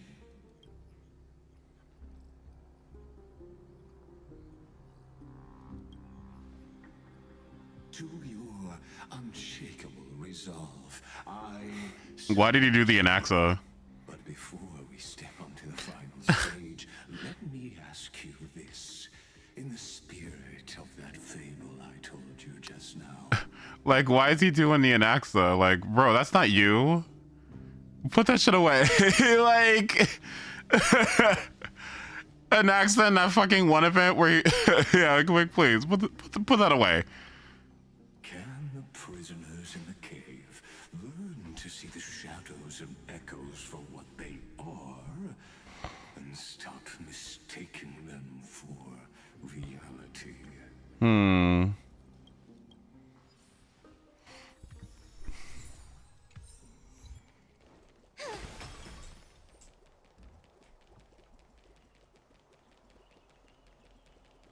Look, the fire projects the face from her memories. An actress upon the stage of this play. The dark tides flood the sea.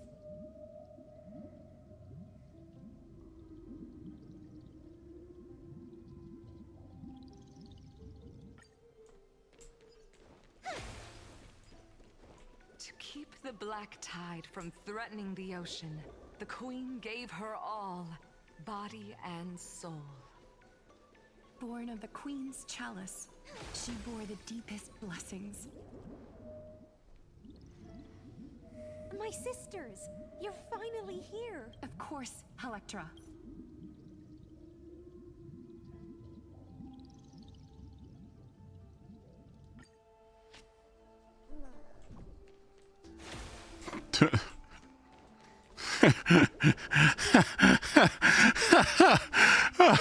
Bent over and fucking I fell asleep. Oh my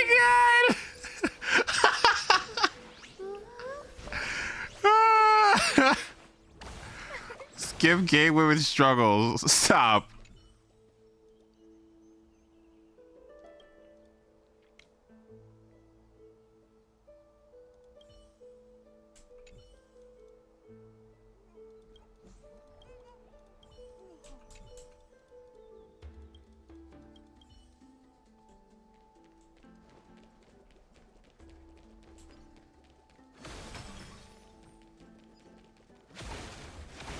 Fuck am I going?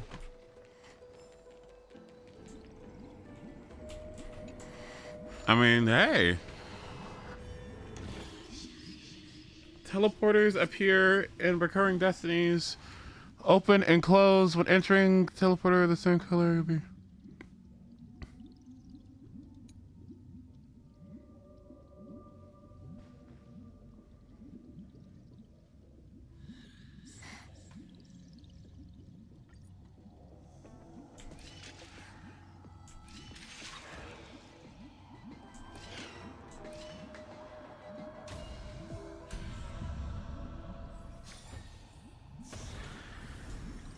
Give it some sunshine and the color will get even prettier.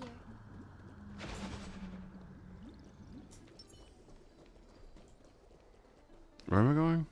Down there?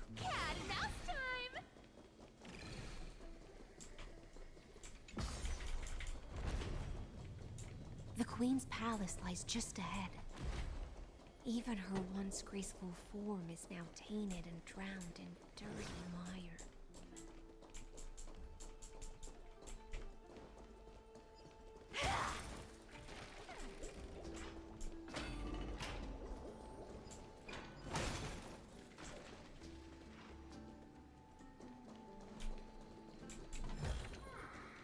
Free stuff is always the best.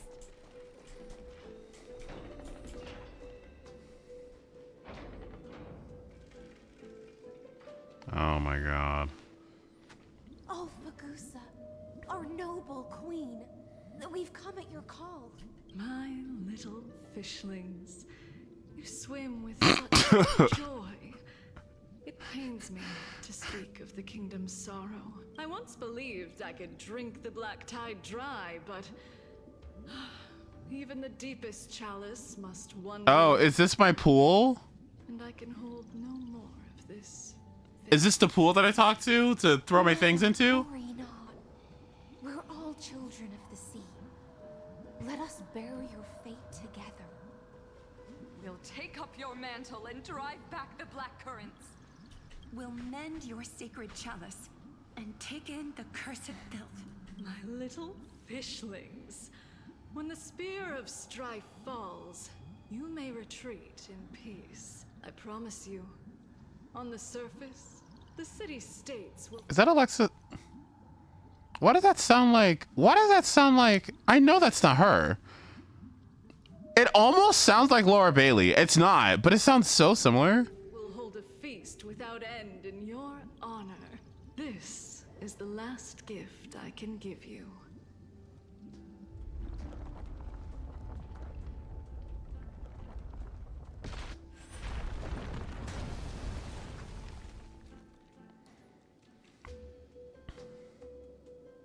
Fagusa sank into the abyss with the chalice shattered.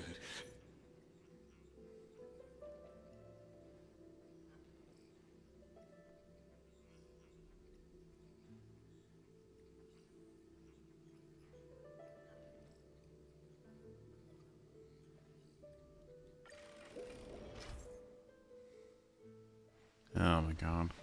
Object stopped in time will not immediately return to their original form. Clinging to the past only blocks the road forward. Why not let time build a bridge to the future?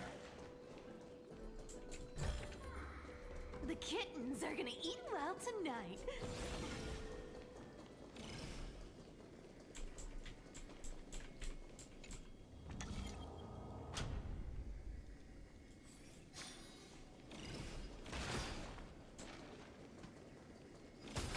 Cat and mouse time!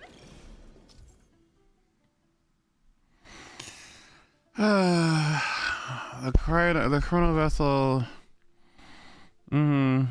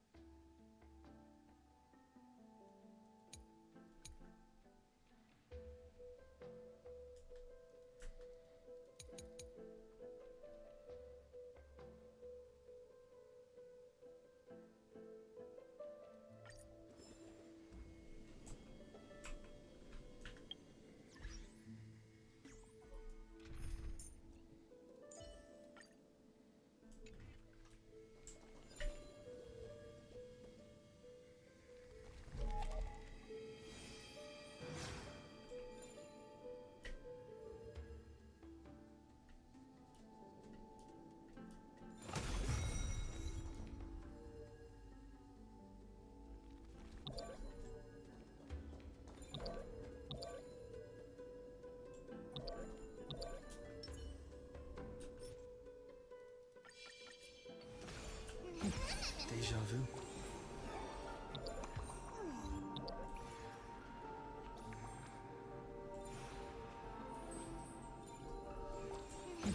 Deja vu.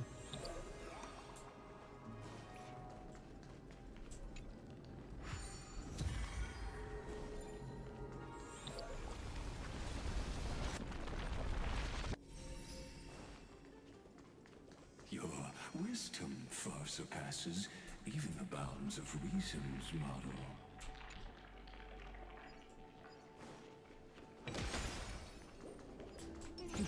Deja vu. Can't get through. Looks like I'll need the miracle orb nearby.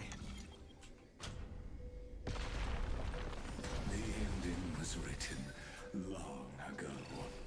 Even you cannot rewrite it. Just like this poor chandelier.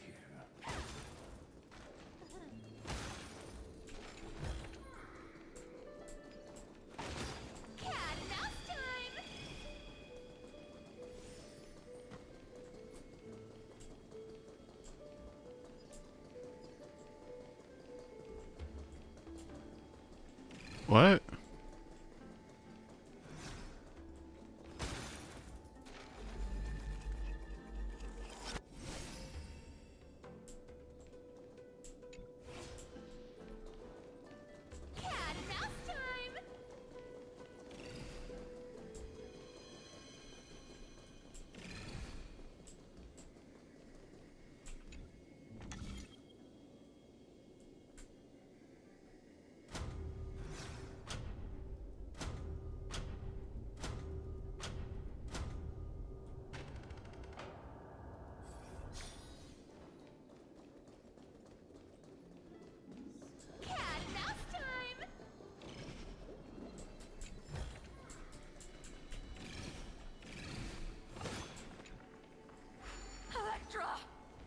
The fiends have gnawed my tail.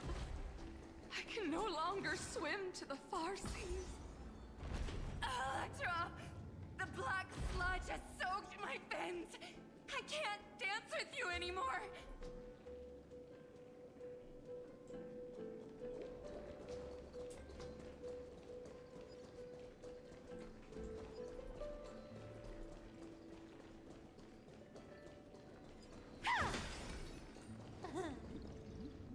Sisters, don't give up. Remember the Queen's promise of a feast in the city called Styxia. I haven't forgotten. It visits me in dreams every night. I dreamed of a shining city. Its lights piercing the deep gloom of the seabed. I dreamed of children placing garlands on our bone horns. And poets praising the sea sirens for shielding the world. But what a shame. We can go no further. Please, sing to the humans for us. Sing of the deep sea's legend in our place. Feast from Electra.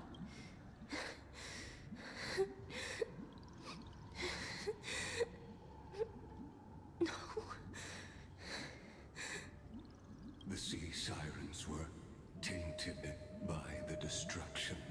Their flesh rotted away. They became the black tide creatures of this cycle. Farewell, sisters. I'll finish this last task, then return to prepare your feast. And so, only one sea siren remained among the sea floor. High Sealands, swimming alone through the seas, burying her kin, and searching for the fragments of the chalice of plenty, though most of that journey was in vain. Why not use the power of time to leap ahead toward the journey's end? To reach the spirit basin, I'll need to call upon the power of the chrono vessel.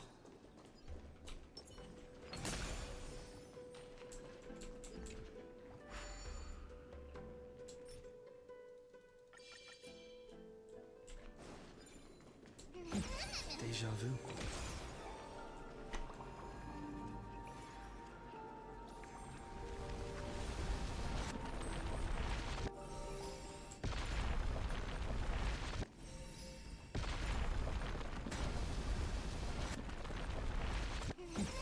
Deja vu.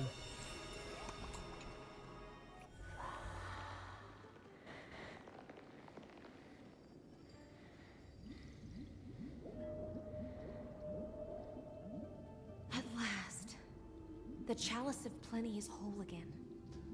The Lance of Fury emerges from the River of Souls, and the gods reclaim their duty to hold back the Black Tide. I am freed from endless toil, and now walk toward the rites at Styxia. I bore my sister's dreams upon my back.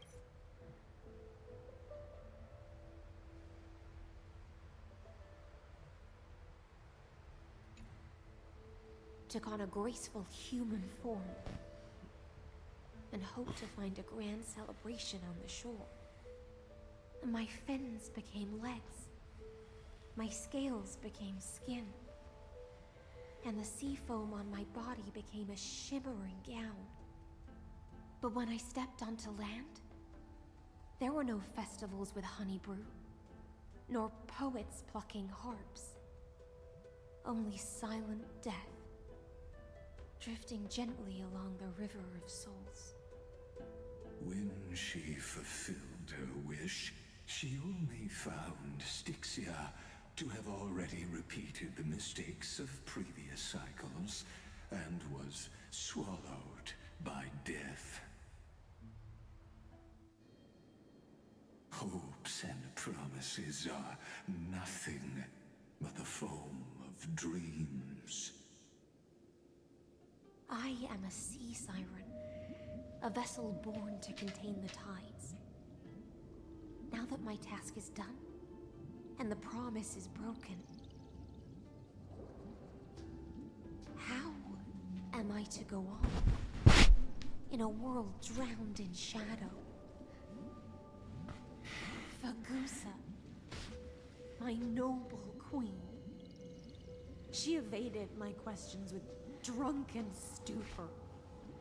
She told me a grand feast awaited me in the surface world. So I wandered lost, groping through the dark. The feast she spoke of, where is it? Lonely Blade, I shall grant you everything you seek. Cat and mouse time!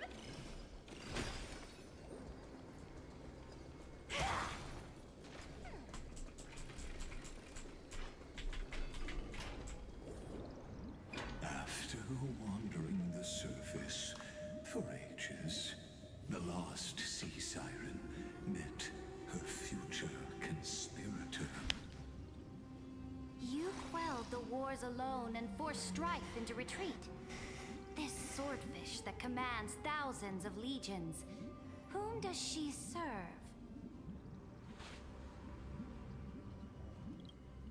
Yes, Saridra, long before she became the Imperator, was already burning with ambition. Sovereign who follows prophecy.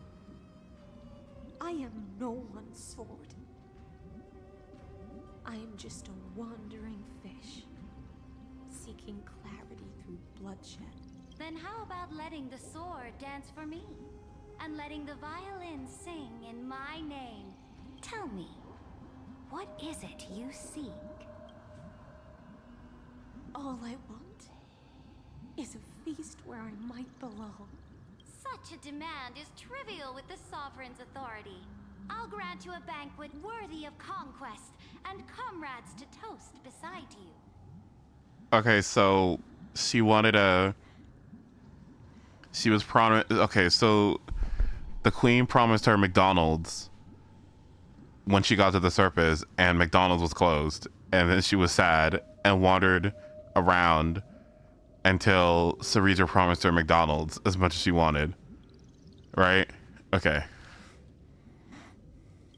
At night, you must offer me your heart. My heart? Yes, a loyal heart that will generate no betrayal. You were deceived by gods and drowned in the ocean's darkness. But now, I will lead you forward and be your light. So be it, noble monarch. The law you proclaim shall govern my every breath. So be it, noble monarch. I am simply becoming someone else's vessel once again, and accepting a duty given to me. And thus, in her hollow, Very forward. Oh my gosh. she finally found a new purpose, like sunlight piercing the deepest trench.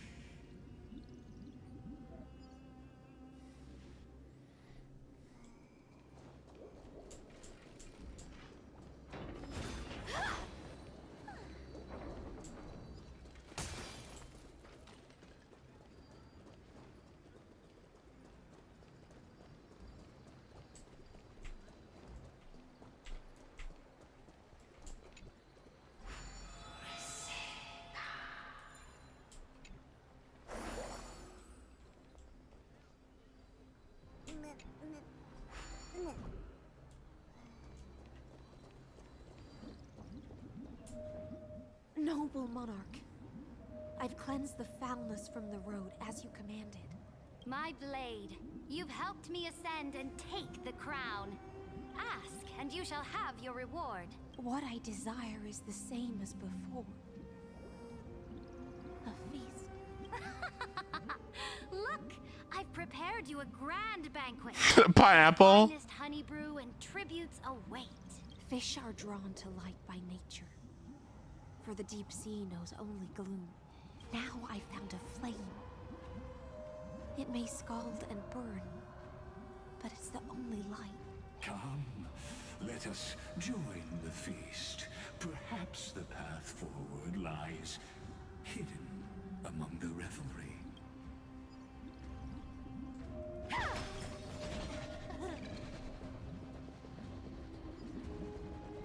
Hi, crew. Free stuff is always the best.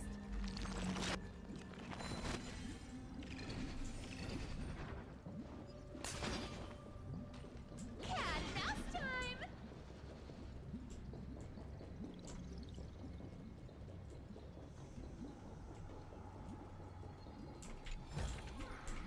The kittens are gonna eat well tonight.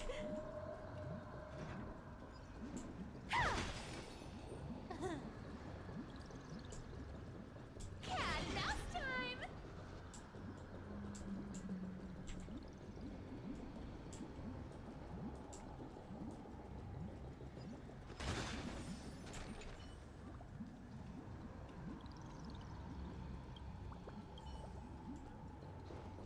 Have you heard that the Imperator's about to begin a new campaign?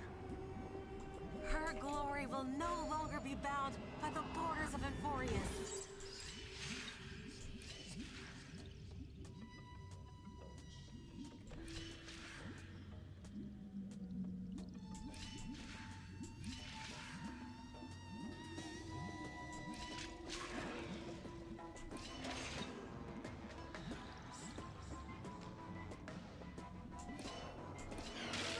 Am I stupid?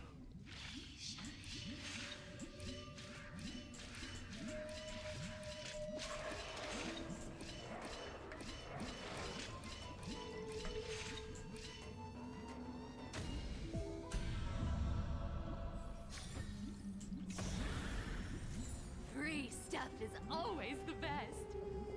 Cat mouse time!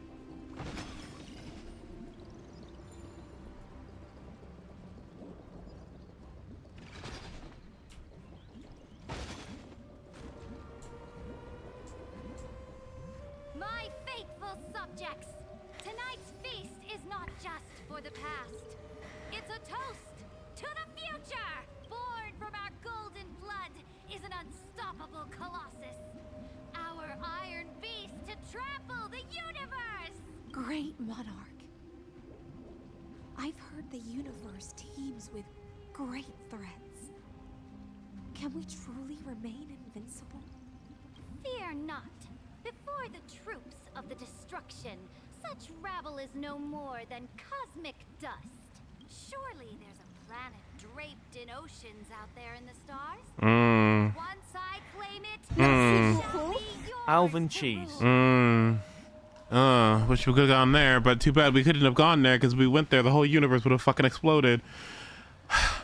Thank you so much for the 69 months, crew. Nice. I appreciate it.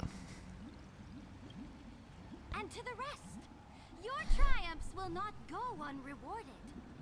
I promise you a new age, free of fear. Now, raise your cups to our conquest among the Sea of Stars! Sea of Stars! Sea of Stars. Conquest among the Sea of Stars. What a grand vision. Yet, to the Siren Knight, only feasts still stir her heart. Come now, join me. Witness the end of this futile dream. Okay. Where's the way out of this illusion? Come quick! Let's... Noble knight, you are truly a blazing spark. It is my honor to share this banquet with you. Noble knight, you have earned...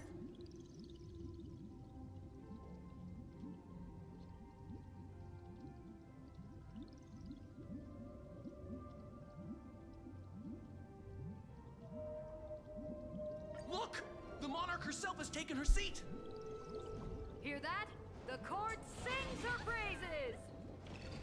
Come! Join us in praise...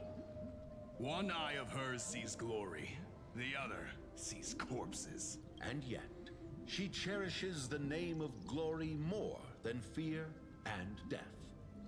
As they say, the coward died 1,000 times before his end. But the brave face death but once, which gods stand witness. On the eve of war, we sang our hymns and set our sights to sail beyond the stars. The legions will climb aboard the beast, riding it like currents across the cosmos. Planets after planets flew the flags of her crown. Realm after realm was ignited by her flames of war. As the final resistance fell silent, a vast empire rose from among the stars. And this small pond at last embraced prosperity and peace. That's how the story ends. Tell me, visitor, in this dream, did you enjoy the show?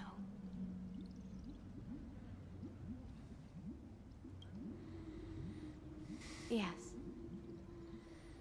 Just fake bubbles glinting on the surface of poured wine. It's time for me to wake up from this drunken dream.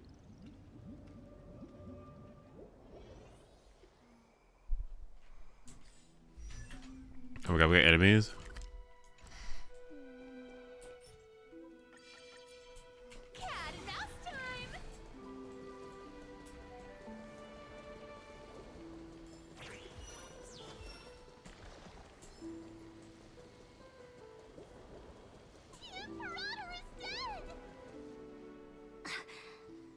People once cheered for my ascension. And now they cheer for my fall. The cosmos. The battlefield that I cannot reach.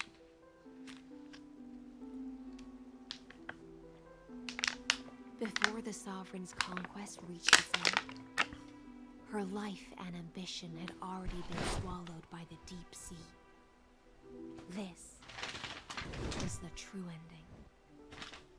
Her grand designs torn apart by the blade. Her regal robes soaked in golden blood. And the one who struck her down? The one who struck her down was her most loyal Gladius. Why? I don't need to explain myself. A fish in a pond has no hope against the surge of fate. Okay. I wandered the shore, found a flicker of flame, only to snuff it out with my own hand. That's weird. I don't understand. If the ocean's feast, the Imperator's dream, and even Amphorius's existence are all illusions, then what's the point of our journey? When the Deliverer returns, I will let this absurd celebration come to an end. But Greyfry, I can't help but wonder how I dearly wish this feast of the Flame Chase would never end. It seems she sensed your presence. The Fantasia's foundation is starting to crack. Let's return to the prologue.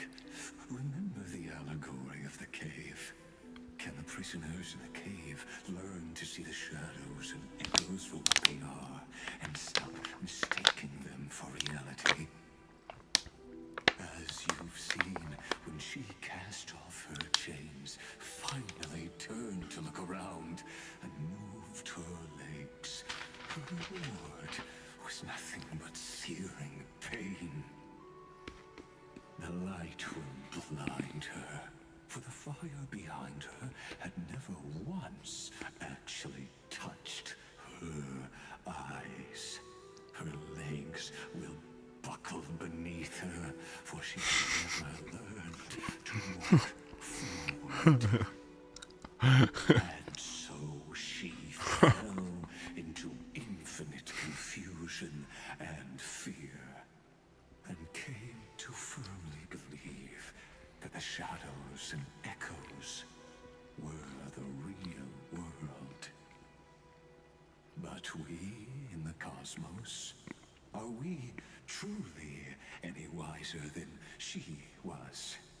Now, nameless one, fateless one, ask yourself this.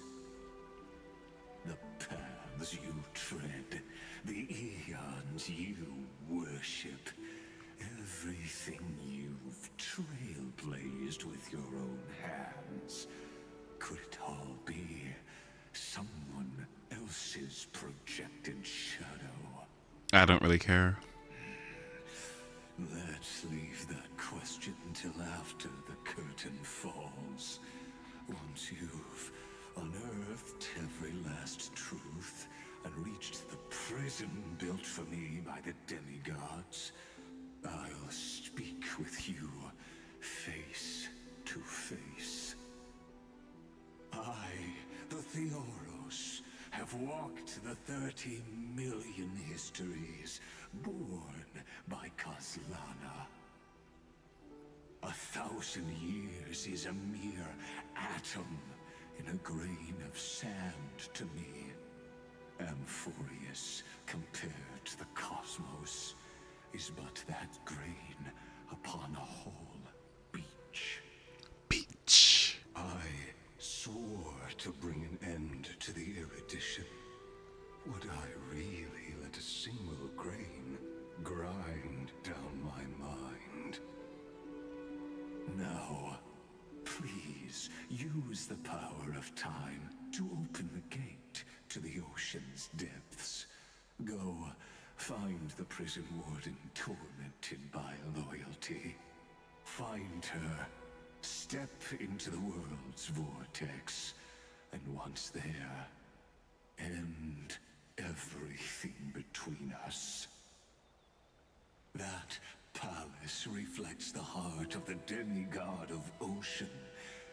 Intoxicated. stagnant.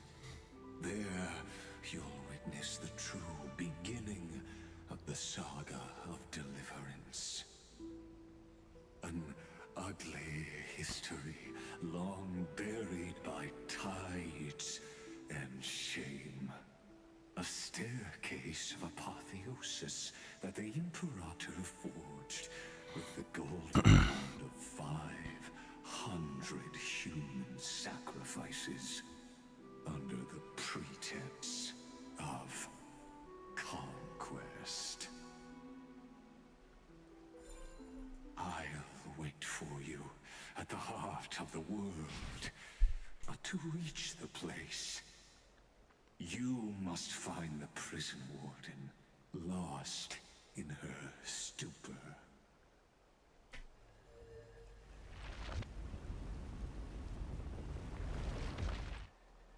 Beyond this door lies the path to the vortex of Genesis.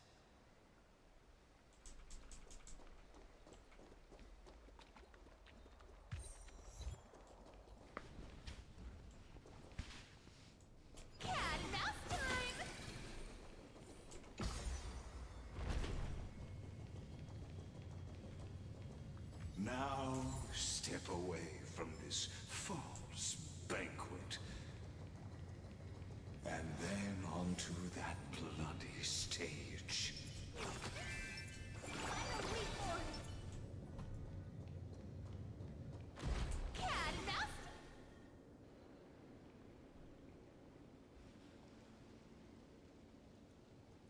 The palace that worshipped the ocean, the sanctuary connected to the vortex, was also once the battlefield of the first flame chase.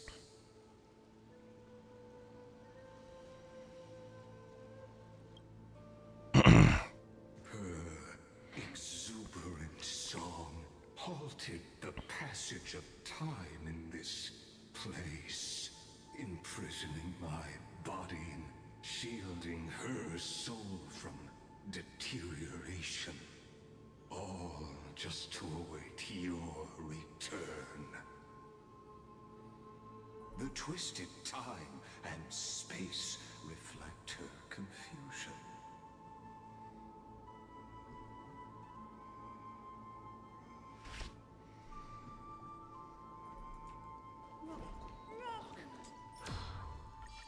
And so, the Imperator's crimes were veiled.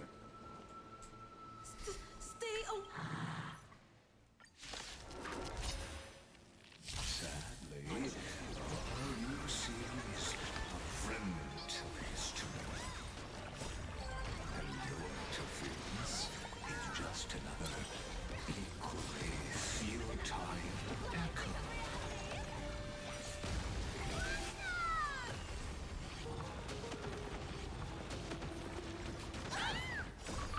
Dispel the gloom! Restore the skies! Show me the way!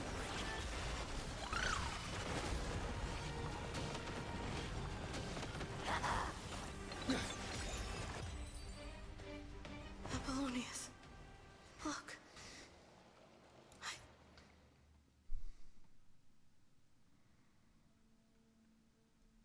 Apollonius. Look. I chased the enemy away. A painful past, yet hidden beneath a veil of...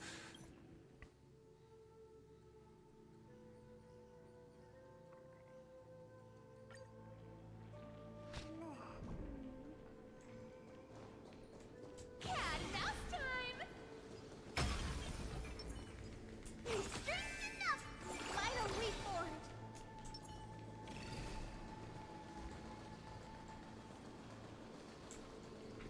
Oh, skip button, thank God.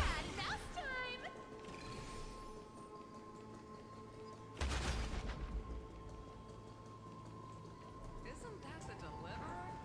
You finally made it. What a wretched way to die. The Flame Chase army, devoured by warbling fish, never saw The cruel Imperator and her Knight Commander. The pitiful Warden. What a perfectly matched duo of test subjects. Their hands drip with blood. Golden blood. Raise the bridge and cross the river of fate. This path of the prisoner is far from over. Imperator! Imperator! Did you see my gallant deeds, Imperator?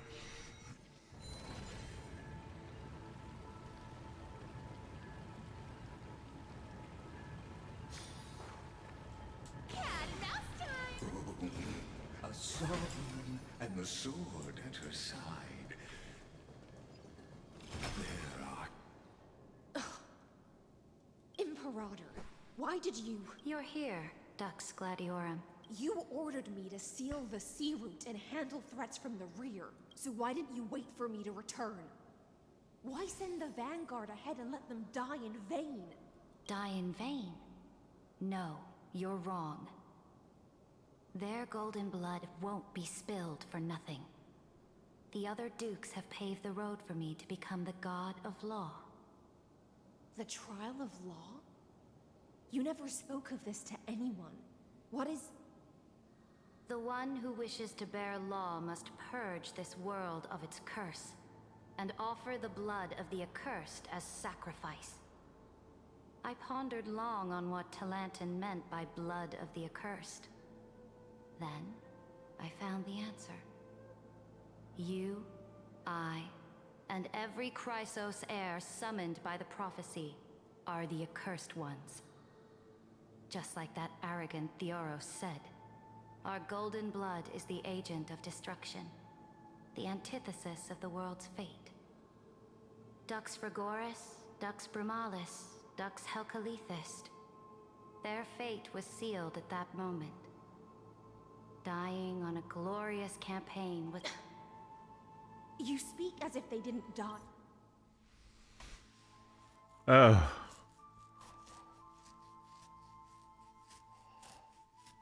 A trial blood demanded the sacrifice of any okay.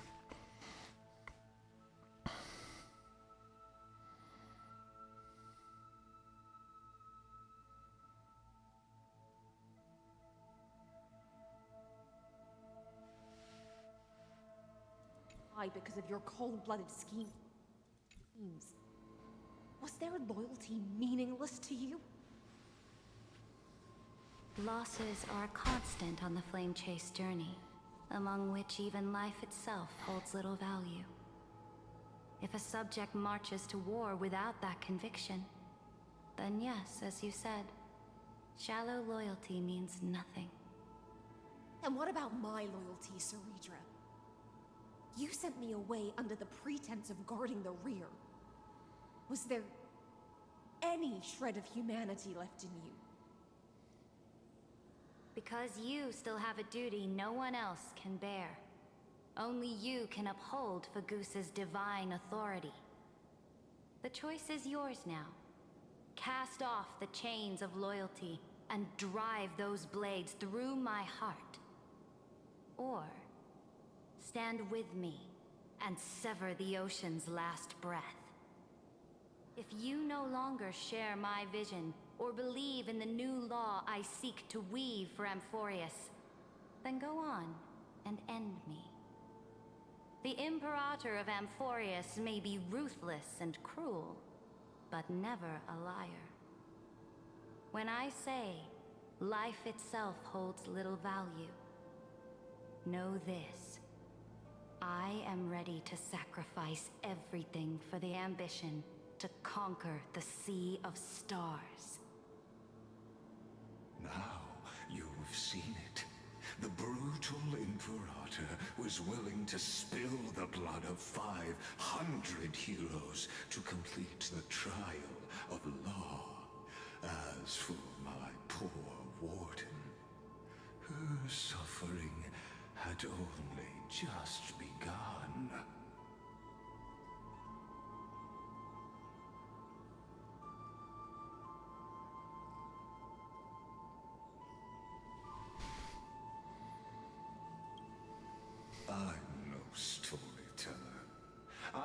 no duty nor interest in filling in the history you've missed. I just want you to witness the monstrous choice the Imperator made before the Chrysos Heir turned their blades against me.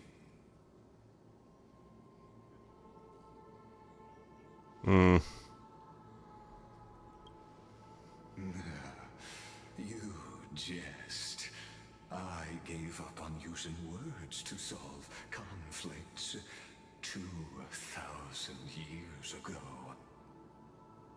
But I won't squander a chance, not even a sliver of one.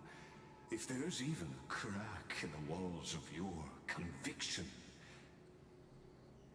then my victory is already assured.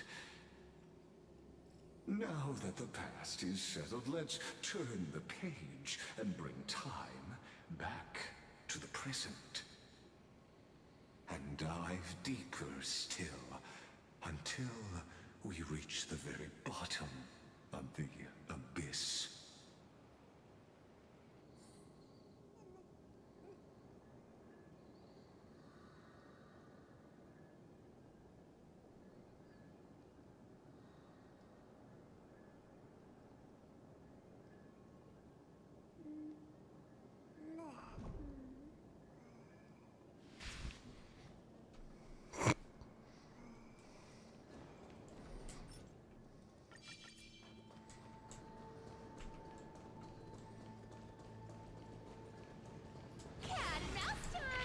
Is the path ahead underwater?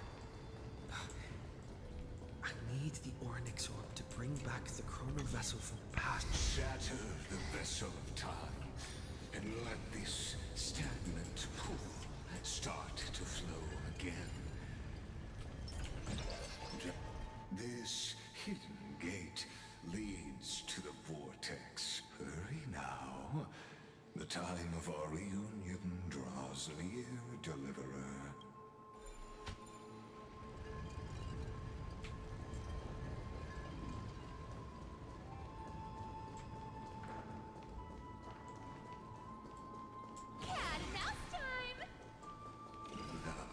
This cruel journey will reach its end at long last.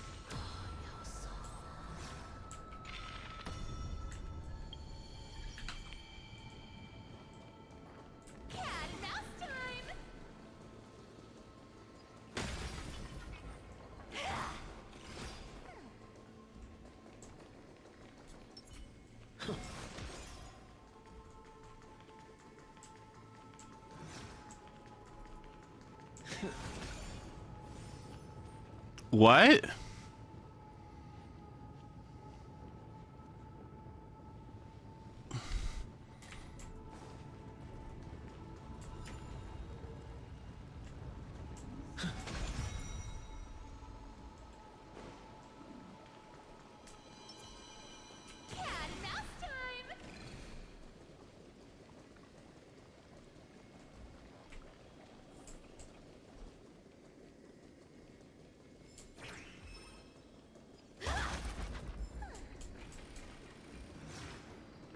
You've been silent a long while, Dux Gladiorum. Starting to doubt your decision?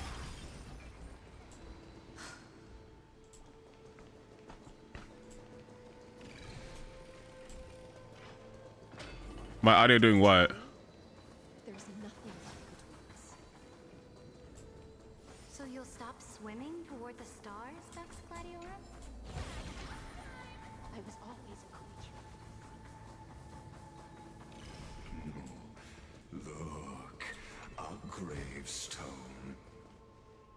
It was here that the prisoner, who thinks herself the prison warden, made her choice.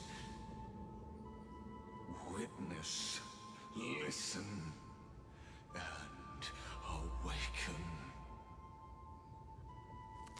Dux Gladiorum. I've lost count of how many times you've stood here, over the past centuries. You talk too much for a prisoner like Kyrgyz. Two geniuses who defied law and all the Chrysos heirs who sacrificed themselves in this cycle worked together to chip away my strength. But they, you, can never affect my will. And as long as my will remains intact, I am.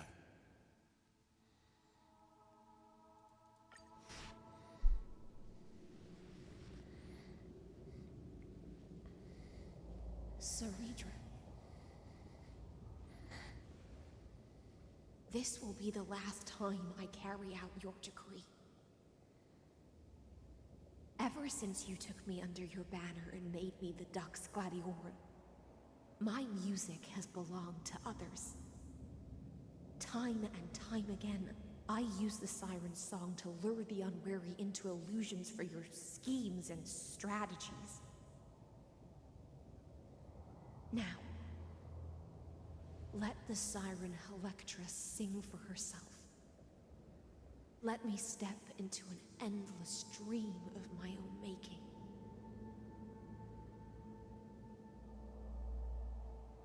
Oh, great ocean. I offer you the rest of my clarity and my freedom, in exchange for the strength to stand against the nihility and honor the sacrifices of the fallen heroes.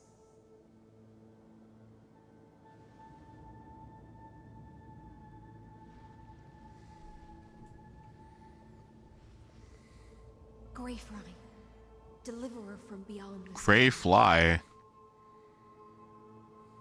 When you ride the current of time and find your way here, you'll hear my solo.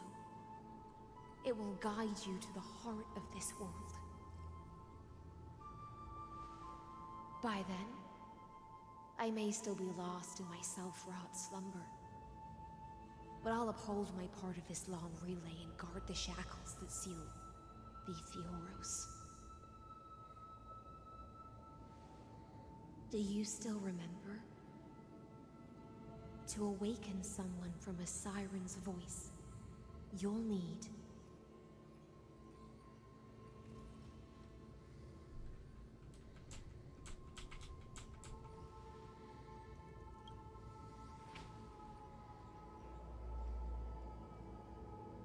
the gift I once gave you.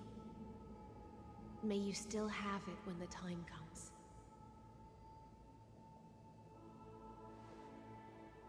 When you return, please pour that honey brew upon this grave.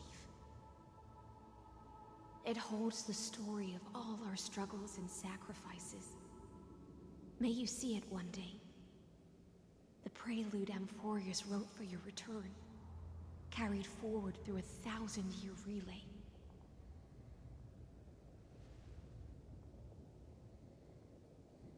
When your mourning ends, I'll likely wake from my dream as well. Then, follow the trail of echoes and find me.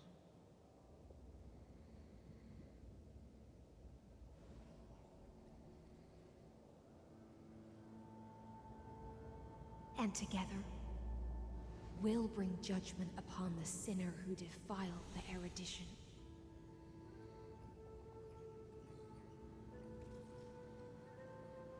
At long last, 33,550,336 cycles and 4,931 years later, Amphorius's final curtain is ready to fall.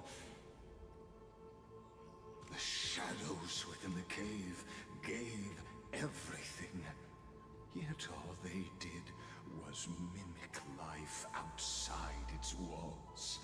A futile effort steeped in sorrow. Enough! were no shadows. Everything they did shattered the darkness of this cave and unearthed the core flame of Trailblaze. And now, with that core flame, I'll light the dawn of Amphorius!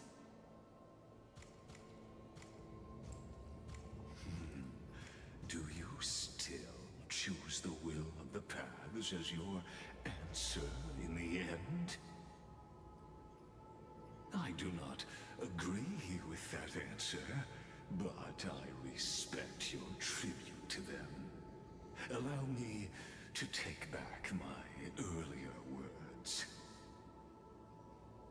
As an apology, and in the name of Theoros, who saw all destinies in this world, let me join you in mourning. Let us bid farewell to the heroes who sleep here.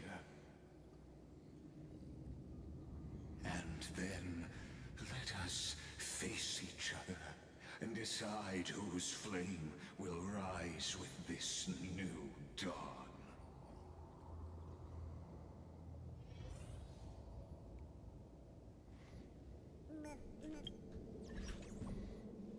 This shit is taking so long. Oh my god.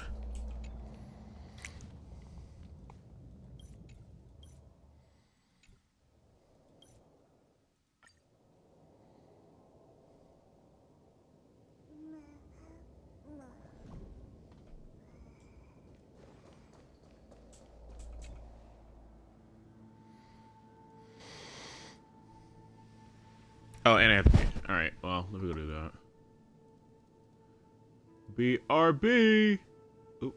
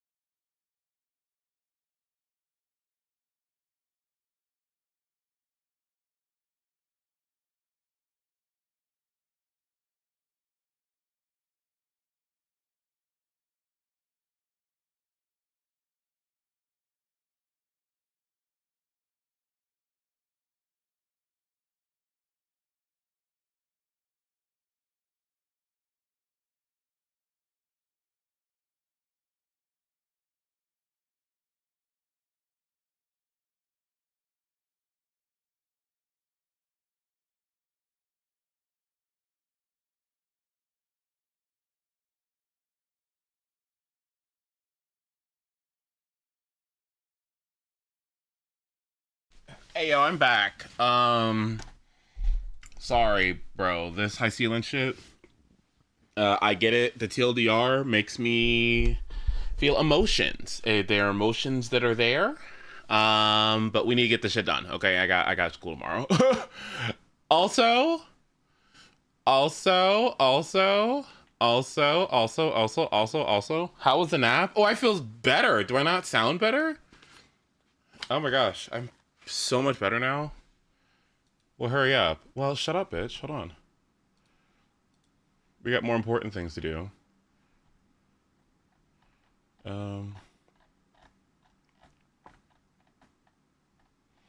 Be intoxicated.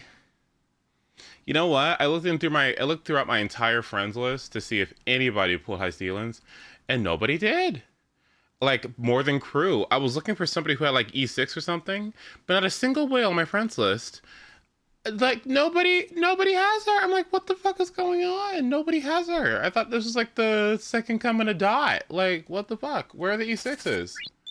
Hello everyone, Bag here. So it's been a while since our last video analyzing the propriety of a patch's banners. Let's see, 9 months? Whatever. The banners of 3.7 are chock full of worthwhile picks. So today, we'll be sifting through every option to see what's worth your jades. Let's first start with the main attraction of 3.7, Cyrene. Cyrene's pull ability has been a very hotly debated topic, as her Doom posting has been some of the most prevalent out of any unit's pre-release cycle. To me, the baseline is this. With where Cyrene is right now, practically all of her strength is tied to units who are destined to become outclassed in an unpredictably short or long period of time.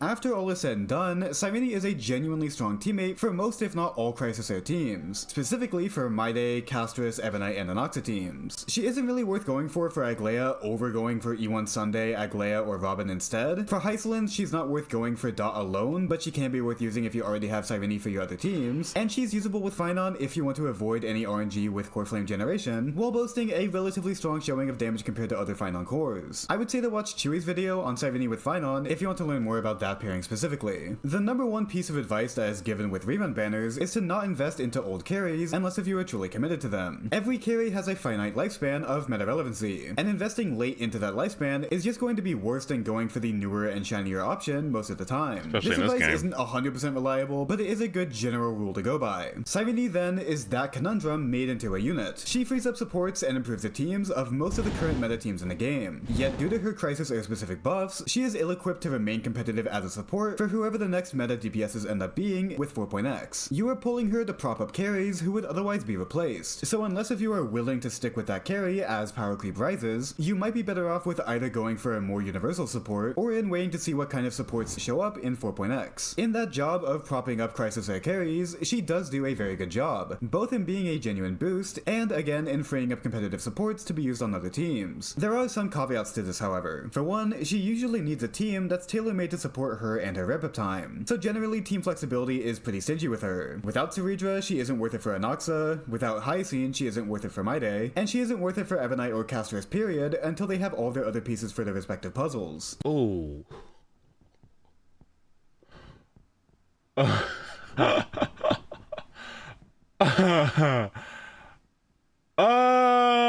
do I agree with that last one? Do I agree with that last one?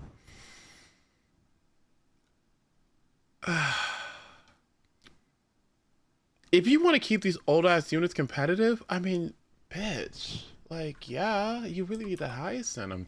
Like, stingy with her. Without Ceridra, she isn't worth it for Anoxa. Right. Without Hyacine, she isn't worth it for Maide. And she isn't worth it for Ebonite or Castris period until they have all their other pieces for their respective puzzles. You can't really just plop Cyrene into a Crisis Air team and leave it at that. Your starting rotations need to center around funneling her as fast as possible. And if catering to her that much isn't appealing to you, then I'll stop you right there and say that she might not be the unit for you, as that game plan is at the core of her gameplay. Overall, Cyrene is a unit whose strength right now in isolation is very different from her actual pull ability. For what she sets out to do in buffing Crisis her teams, I would say she does a good enough job to be worth pulling for a team that can properly support her back. But with that being all she can do, she is naturally disadvantaged for whatever comes to the game 2 patches from now. This can change. HOYOverse can really do whatever they want with her in the future. Like maybe there's a new secret Crisis for her to buff in the future, I don't know. But at the very least, it looks like the peak of her strength is her release, which is not really what you would want to intentionally go for when pulling a unit. With all of this talk about the Amphorius cast getting outclassed, this does depend on how fast power creep ends up rising, which if it does end up being mild in 4.x, then Cyrene will be a better pick, and regardless, you could also get her as a way to prop up your teams while we wait for the next meta to fully reveal itself, which will probably take at least a few patches. But a scenario like that is not really worth pulling an entire unit for, in my opinion at least. Her light cone is rather standard, giving some generic damage buffs that only apply after her rep-up time, as well as 6 extra speed to help her reach her 200 speed threshold, with that threshold only really being uber relevant in DDD-less teams that are very tight on a rep-up time, such as for example Hyacine-less Anoxa teams where Saridra doesn't have DDD. I would say this light cone is generally skippable. Its damage buff is very strong, but on a given team there is usually a stronger vertical investment option to go for first. I'm more so saying that most of what Cyrene gives feels very complete at E0 S0, and her signature is just a nice bonus on top of that for the team. It's not needed at all, but it's good if you want it. I do also want to mention that Cyrene will be pullable for the entirety of 3.7, so at the very least you do have more time to both save and decide if you want to pull in the first place. Now, I do want to at least start— That is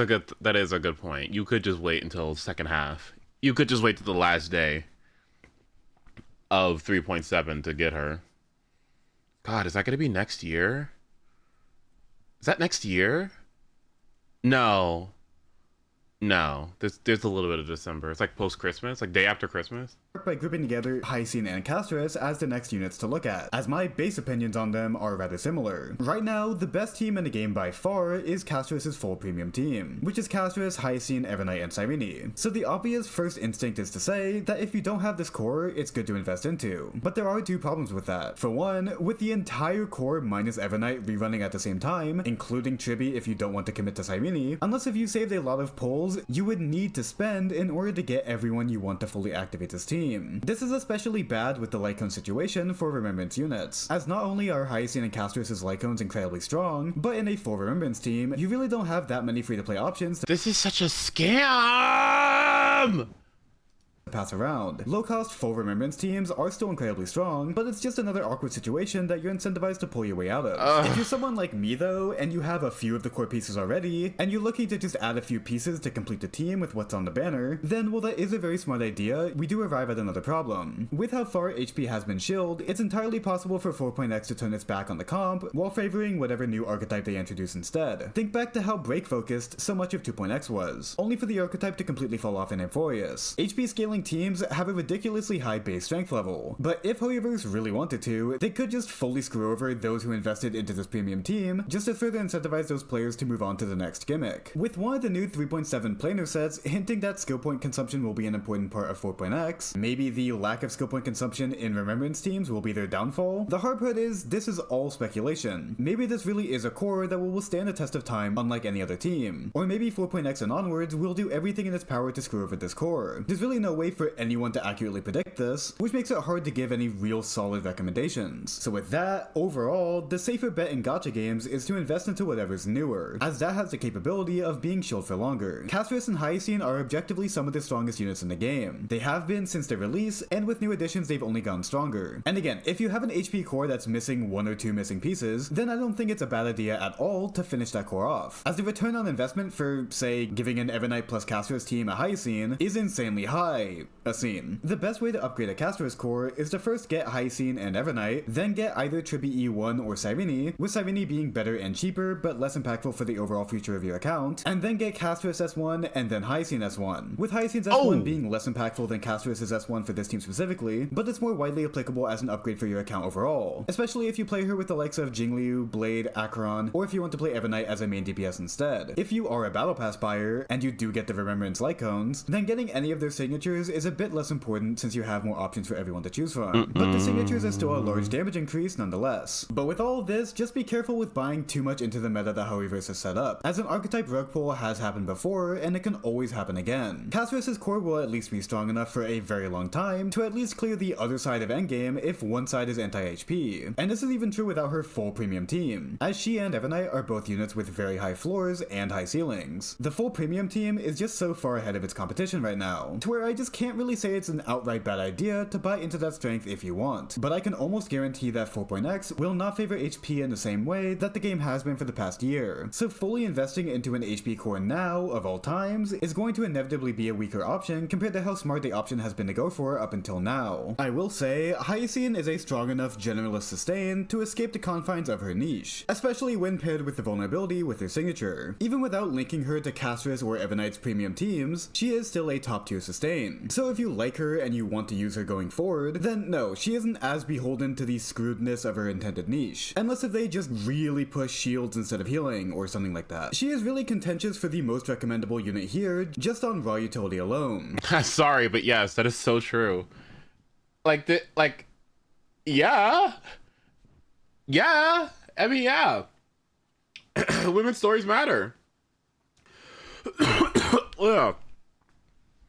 And while Dipped has become a strong alternative to deal with the endgame's increased damage output, she is still strong enough to be genuinely worth going for regardless. Maybe in the future they'll take sustains in the same route as recent supports, in that newer sustains will be more focused on buffing specific teams, rather than being strong through their universalness, which would then mean Hyacinth would more squarely lose in more comps if her and Dipped's general dominance is individually accounted for on a team-by-team basis. For now though, she's safe, strong, and reliable, which means for most accounts I do think she is generally recommendable to pick up if you do want her.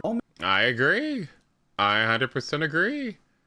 Better than shit. Still a part of the HP meta, her universalness has kind of put her past that initial niche. Tribby is a top 3 unit in the game, and she's not number 3. Her raw buffing, DDD spamming potential, and strong personal damage has made her slottable in literally every team in the game. She is the most easy unit to put on a team in their 3rd team slot. She doesn't need energy considerations like with Robin, or mem buff uptime juggling like with RMC. She's just raw damage amp with DDD spamming. It can't really be more simple than that. If we go back to what I was saying with with how iffy it could be to invest into the slowly sinking ship that is the Amphorius meta going into 4.x, Tribby comparatively exists as a unit with an innately longer lifespan due to her sheer buffing capabilities. Even if she might not be the best in slot for future carries, I would be very surprised if she's not at least a competitive option for a long time. And for current carries, you could see her as a less committal version of Cyrene for propping up the Crisis Air carries, while not being as much of an upgrade when directly compared to Cyrene. But in return for not being as large of an upgrade, she is then not only either best in slot or very competitive for other non-Crisis Air meta teams, like with the Herda, Saber, Archer, Acheron, or Feixiao, but she also has a much brighter future, which is very important for where the game is right now, as I'm sure you get by now. Now, is her being this universal unit that is generally slottable in most teams enough of a reason to pull her by itself? Maybe not, if your focus is on specifically building up carries with very specific teams, and as we touched on with Hyacinth, if they do make building very specific teams more of an expectation with future carries, then Tribby's value does go down. But if you are a horizontal investor that likes to build a lot of teams, or if you just want to better solve the problem of having 3 good teams to use for the 3 night phases of Anomaly Arbitration, then Tribby is a very worthwhile pickup in my opinion. There is also the scenario where the next meta is less AoE focused, which would then mean Tribby would be generally less useful for her personal damage and DDD spamming. But unlike a specific niche like HP scaling or break, AoE metas are just kind of a part of this game's identity, as there's only a certain amount of different enemy counts that they can build metas around. So even if 4.x has a single target meta, which would make it less worth to pull her, there will assuredly be an AoE meta afterwards for her to then shine in. And since supports usually have much longer lifespans than carries, it's likely that she'd still be relevant when that time comes. But if you don't want to gamble on what the next meta is shaped like, then maybe skipping here is a good idea, as her strength is at least a bit dependent on things not being purely single target. I am also obligated to call out Tribby E1, which is by far one of the best Eidolons you can go for in the entire game, as I'm sure most of you already know. I personally got E1 Tribby on her first rerun, meaning that I got a good amount of time to get used to E0 before upgrading. And I will say E1 did make a tangible, felt difference in my clears. Not to the effect of it determining whether I clear or not, but I would still say its effect is really as cracked as it's made out to be. Do I think it's needed? No. It's not like she's bad without it, it's just a very strong upgrade on top of her base strength. Also, her light cone is rather strong, but with how great she is at spamming DDD, it feels rather iffy to recommend. It's good in a vacuum, but taking away DDD from Tribi just feels like a waste of vertical investment over other options, in my opinion. Moving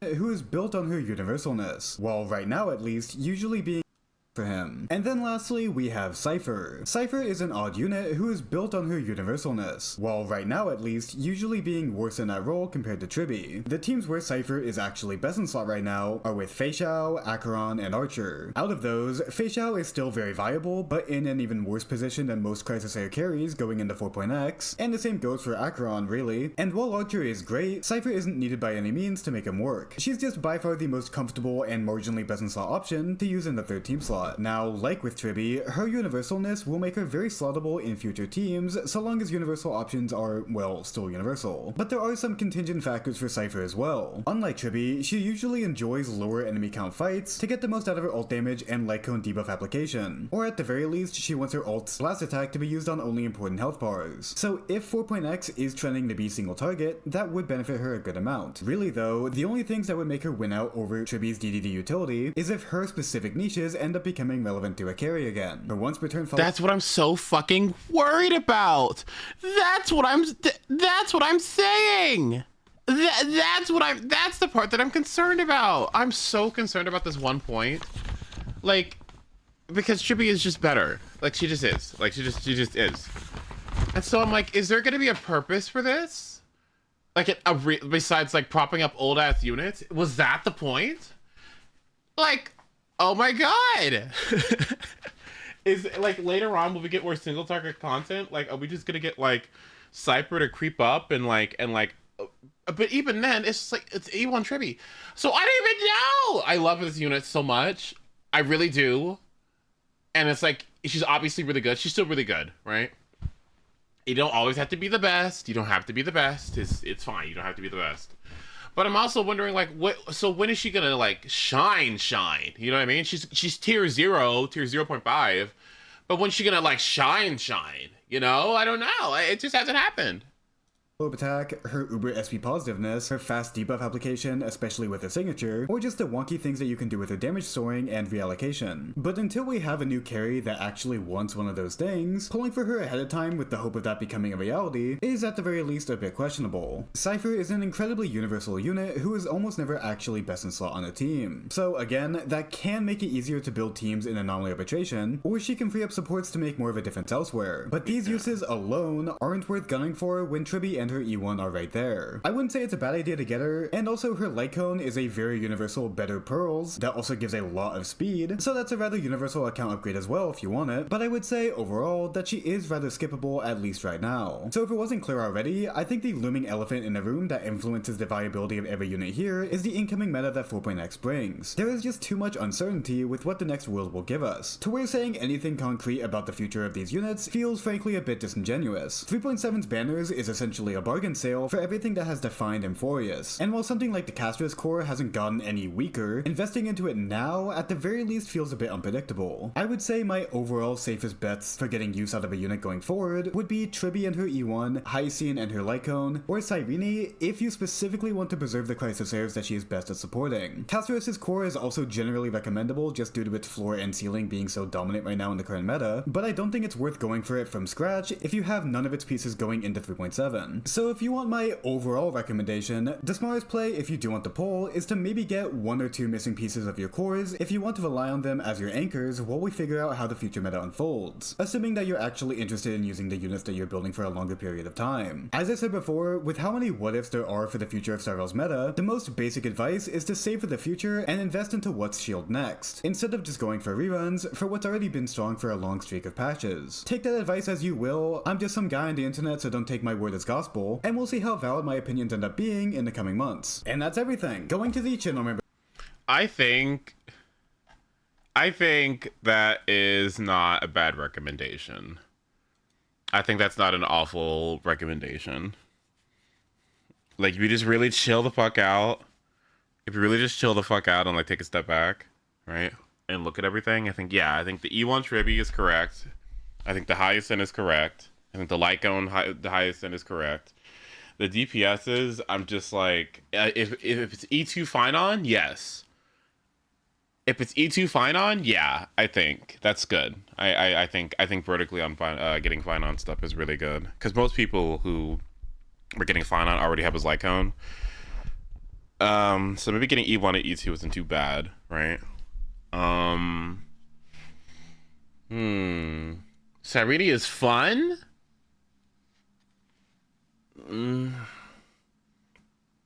Cypher is probably a no for most. My Day is absolutely a no for most.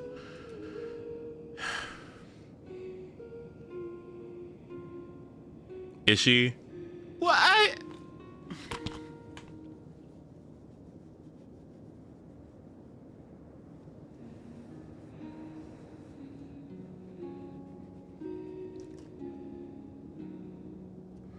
Define fun. Well, you could be like Mew and I don't care about 0 cycles. I don't care how long it takes. Okay, I'm gonna get my ult eventually, even if it takes till cycle 23 to get it. I'm gonna get it, and it's gonna be great. You could be like Mew and be like that.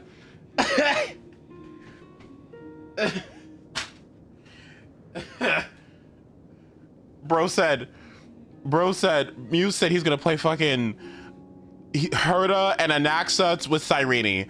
Oh my.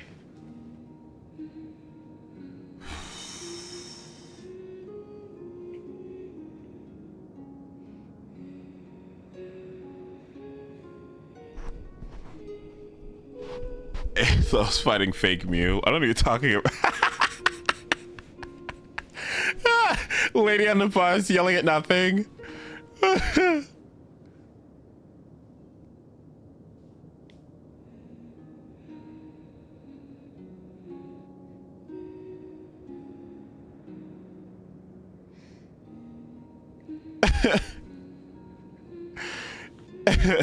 Ace maladaptive daydreaming fighting shore people. It's like, you remember that fucking meme, put Peter Pan in his place? That's me and crew. Sarah fighting Peter Pan, that's me and crew.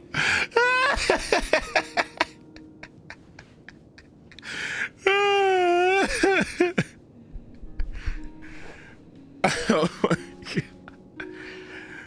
God.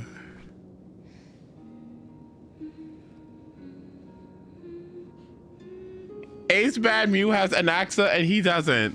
What? Anaxa. That's what I wanted. Right. What I'm jealous of is Mew, or sorry, what I'm jealous of is Crew, because Crew has E1 high ceilings and this fucking premium ass dot team that looks so fucking cool, and I have all this win set bullshit and I can't fucking play it. Oh my God.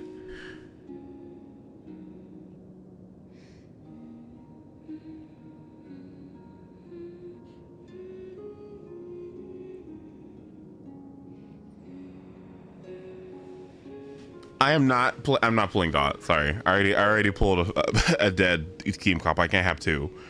Please, you're joking. What was I gonna say? I was gonna say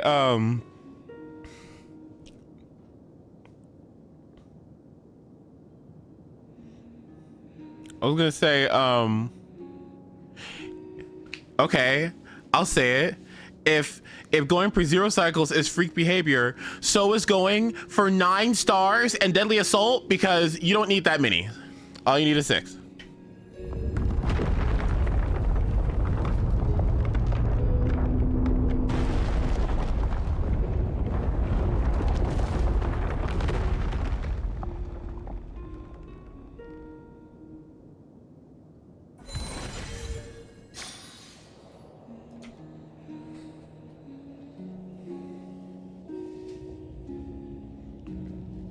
I pulled a dead team comp already, but we know your annoying ass is gonna pull constants for some stupid shit like Pain DPS. Huh? I'm simply So what did I get all these stupid fugues for? I mean, come on, right? Like, what?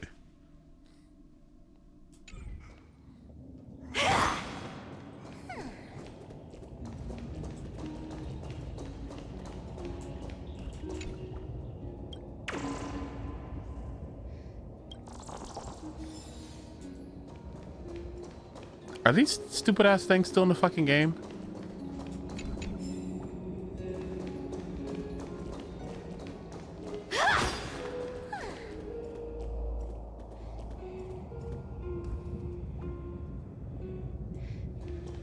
We're not gonna be shocked when you tell us that you pulled Rappa.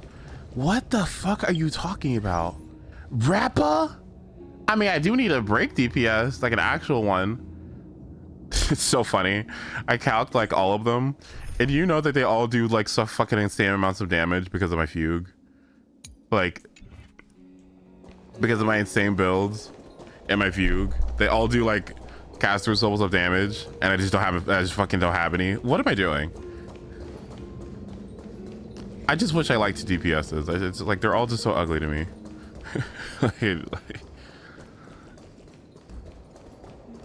This world and I shall halt here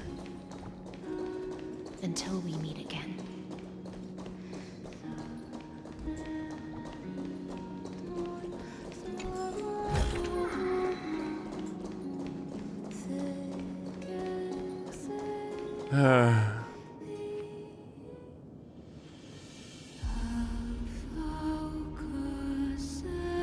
Do not make it Rappa. Oh.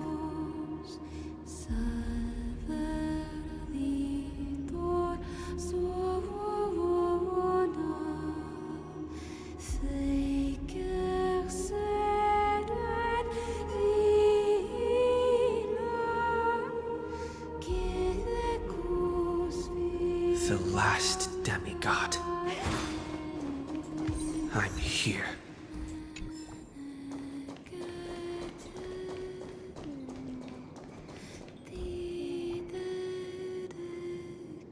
Her Japanese ult line is so fucking good, by the way. Shh. Go forth for the hopes of humankind. Go forth for the duty of deliverance. Go forth for the belief in. Go forth for the golden one's glory. Go forth. Oh, thank God we're at the end.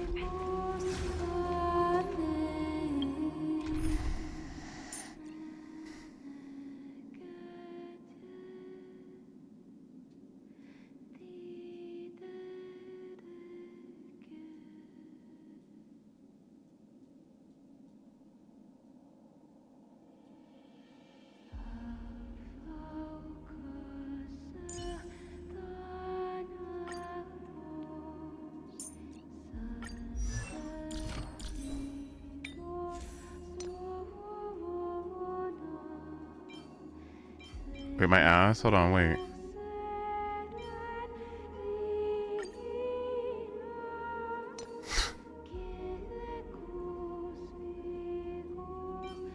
Wait, cock? Wait, cock? Oh my God.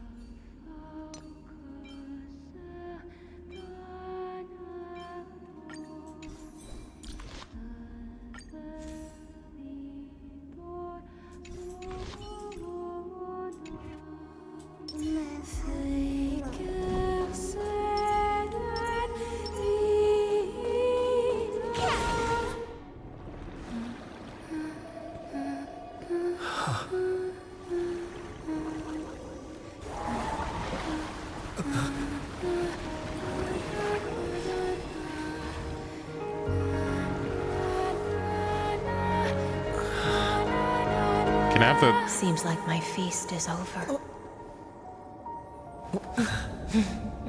It's now your turn to perform.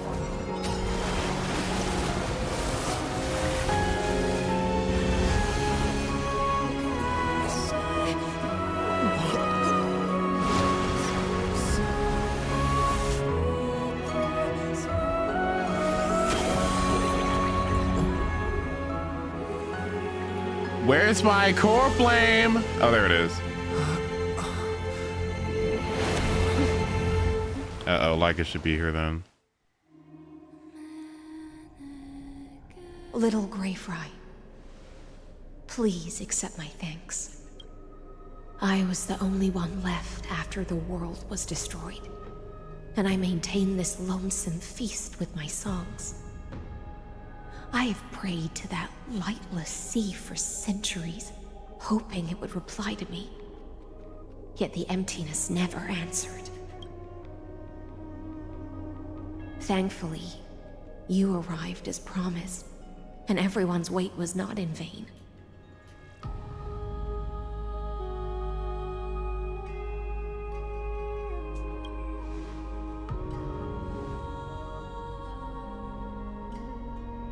Even though madness claws at my mind, my sword stays sharp, my hands agile. If I can uphold this last battlefield, clarity is but an afterthought. Now, you and I will walk towards the end of this world. The heroes have waited for this moment for far too long. Let us use our blades to testify our resolve. He's gonna be like, give me that. Give me that core flame. Prisoner of the seas. Theoros carrying 30 million cycles of sin. Slave of erudition. Show yourself. The Deliverer has returned. And the time of your execution draws near. I see an awakened human who has mistakenly taken fallacies as truths and has returned to the cave to try to bring his friends into the sunlight he once bathed in.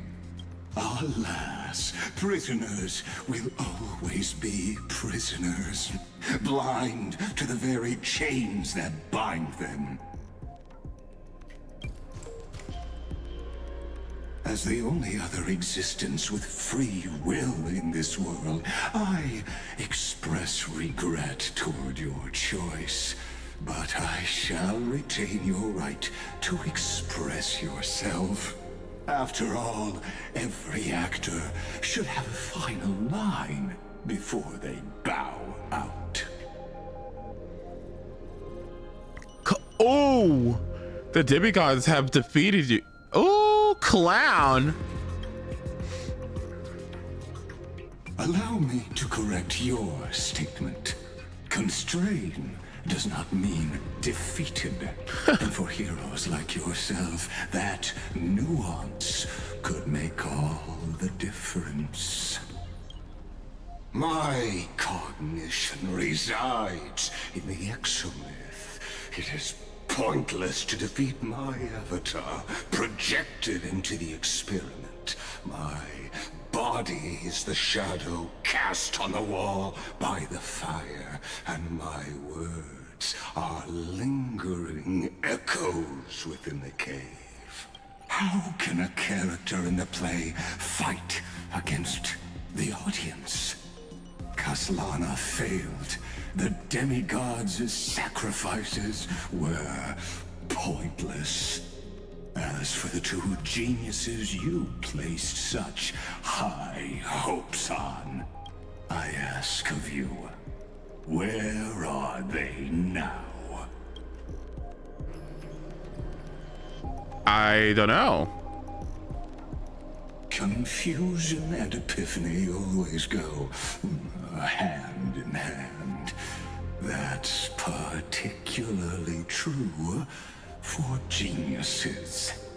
You must be very confused about why you could not gain a straightforward victory in a world constructed by an ordinary Teletron. What if I said that Lygus maybe should have gotten that best voice acting performance award instead of somebody else? But An ordinary Intellitron? Cut the pretense, Senior Society member. We've torn off your meticulous mask and figured out Amphorius's true form. It's part of the primordial prototype machine, the first scepter ever created. In other words, a detached part of Noos's divine corpus. That's why it has the potential to destroy erudition. As for who would be able to control the Ionic system to rewrite knowledge, only one person has ever managed such a feat. It's You that better first have an genius. explanation for the society. We want an actual answer, not another prolonged metaphor to cover up the truth. Why are you the one doing this? Answer me.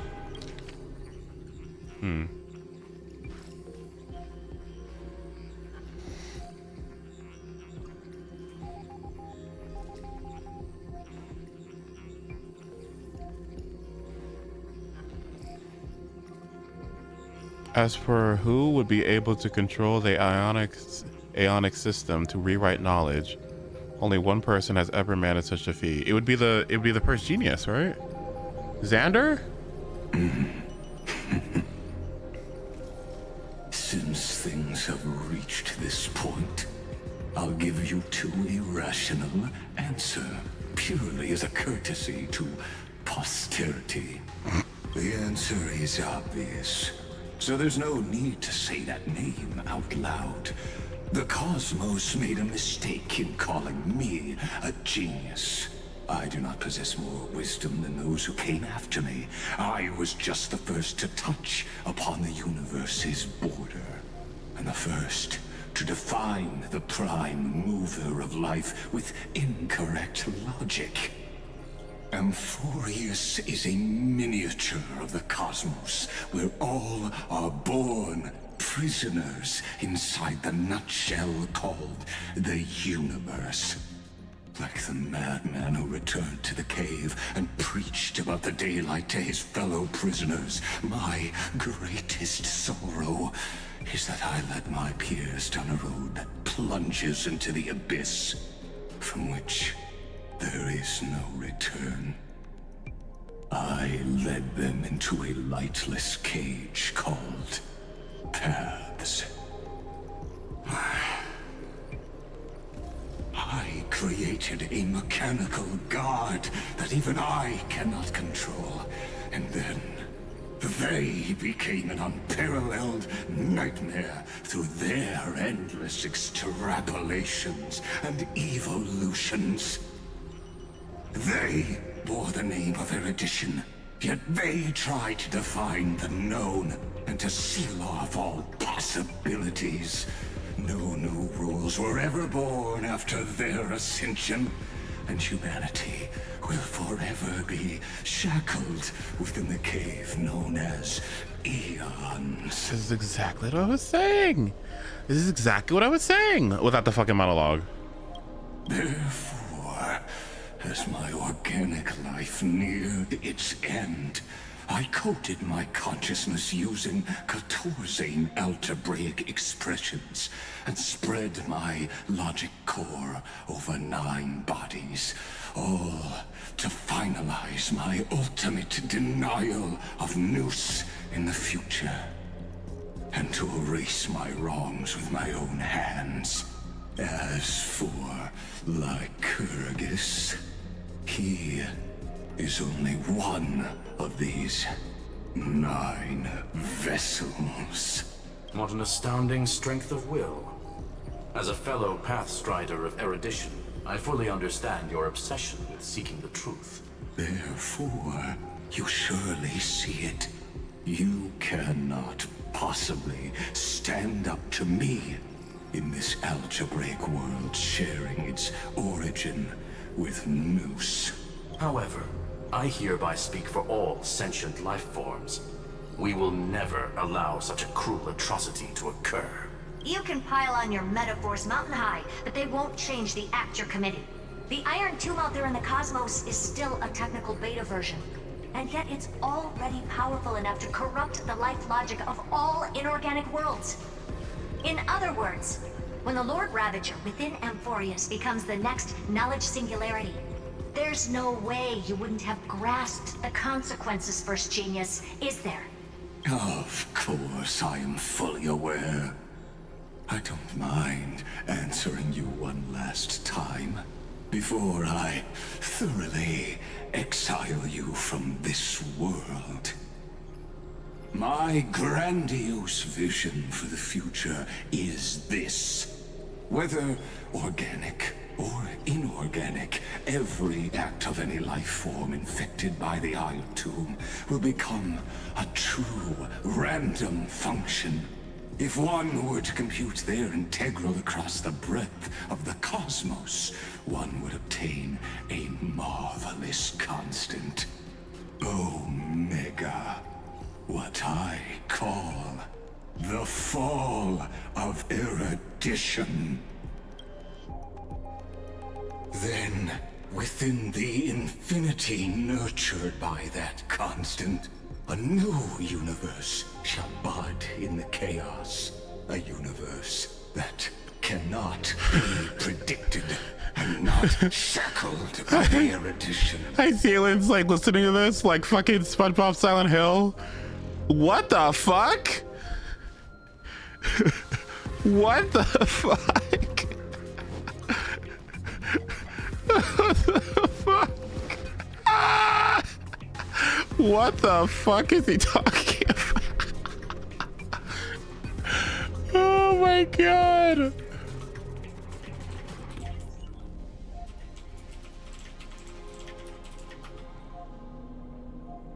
What are you two fucking talking about?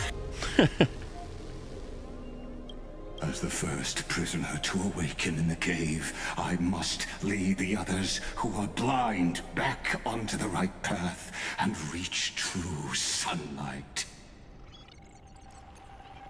Do you understand me now?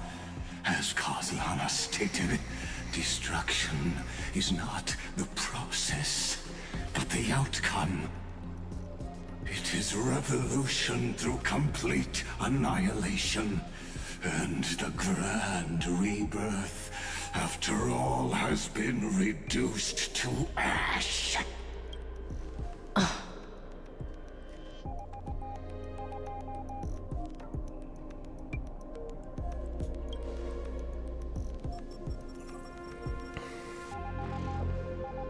The Amphorians already answered long ago.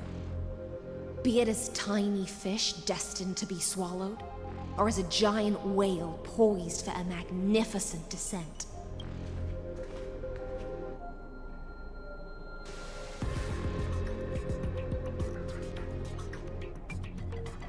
We will all fight against fate till our last breath. That includes me, Electra. Once the Imperator's subject, now the Deliverer's blade. Oh. Oh, such noble chivalry. Admirable.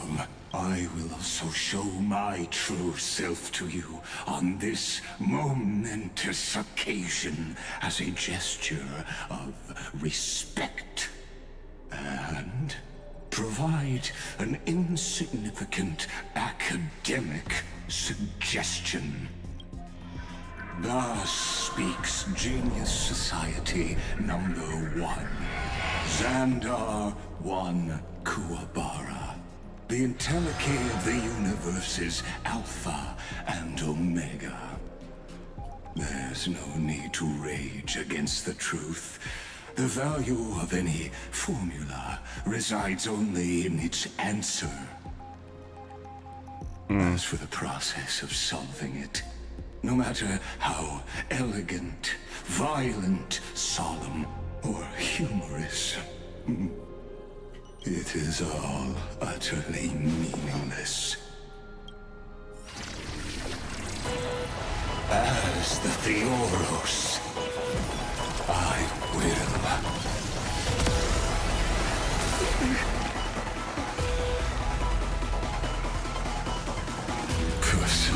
participate in performing this world's end. Remember this. As Noos's creator, I know more about the depth of knowledge than they ever will. Careful. This is Lygas's true form. Look, a VIP. Don't let me down. The future is great. So may the win. Thanks. That feels way better. It's coming. I am the West Wind. Away we go! Found me. Guys, rainbow, may this faint, dispel the gloom, restore the skies. Yes, I am. Bending the rules.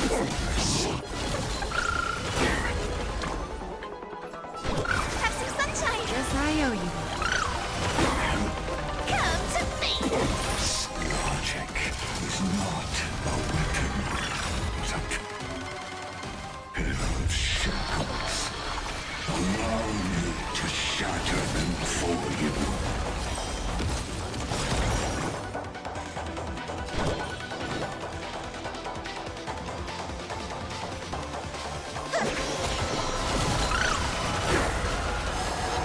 The destruction needs no introduction. Let us skip those boring inferences. There's no backing out now, for me or you. Resolution. Who's the little backstabber? Mounting commands. Removal abilities. Is this a black tie? Indeed. But I prefer to call it a method of argument. May this faint light dispel the gloom, restore the skies.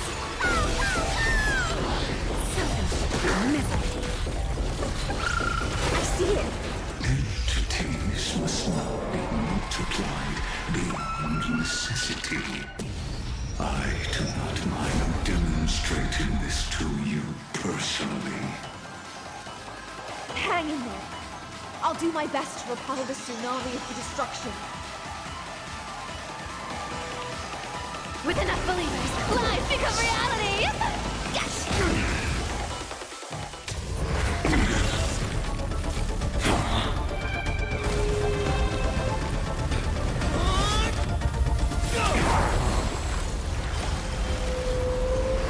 Oh.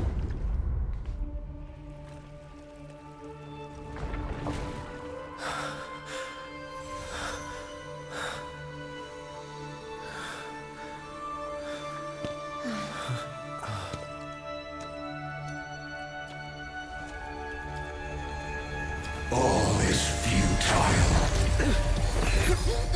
In Erudition's calculations, the end of the saga is simply a comment awaiting generation.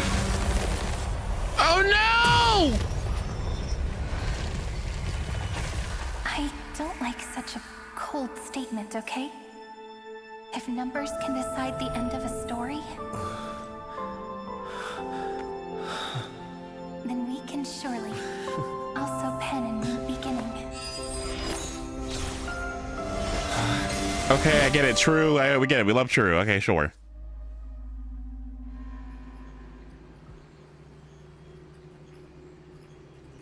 Screwy, what do you think? If your hypothesis of Lygas's identity is true, then even if we remove the restrictions of the Ultimate Protocol, the chances of us defeating him in a head-on battle will still remain lower than the acceptable threshold. Therefore, victory will still hinge upon Mr. Trailblazer and Miss Cyrene. Go on. Maybe we're thinking about the same thing. Lygas's cognition resides in the exomyth. He is both an instigator within the experiment and the observer outside of it. These two are so gaggy together. Oh my god.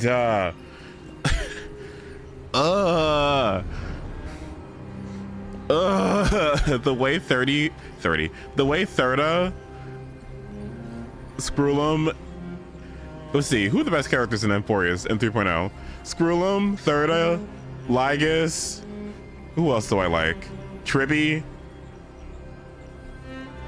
Aglaya. Yeah, pretty much. Logic. His inspiration circuit can simultaneously process the different Cypher. time flows in and out of that world. That's where things get tricky. He simultaneously exists in two different timelines, where the internal clocks are wildly different. That old Intellitron's neurons have completely gotten used to that over this prolonged experiment.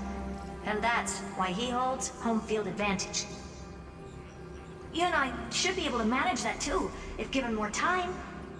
Unfortunately, there's no if, and we don't have more time.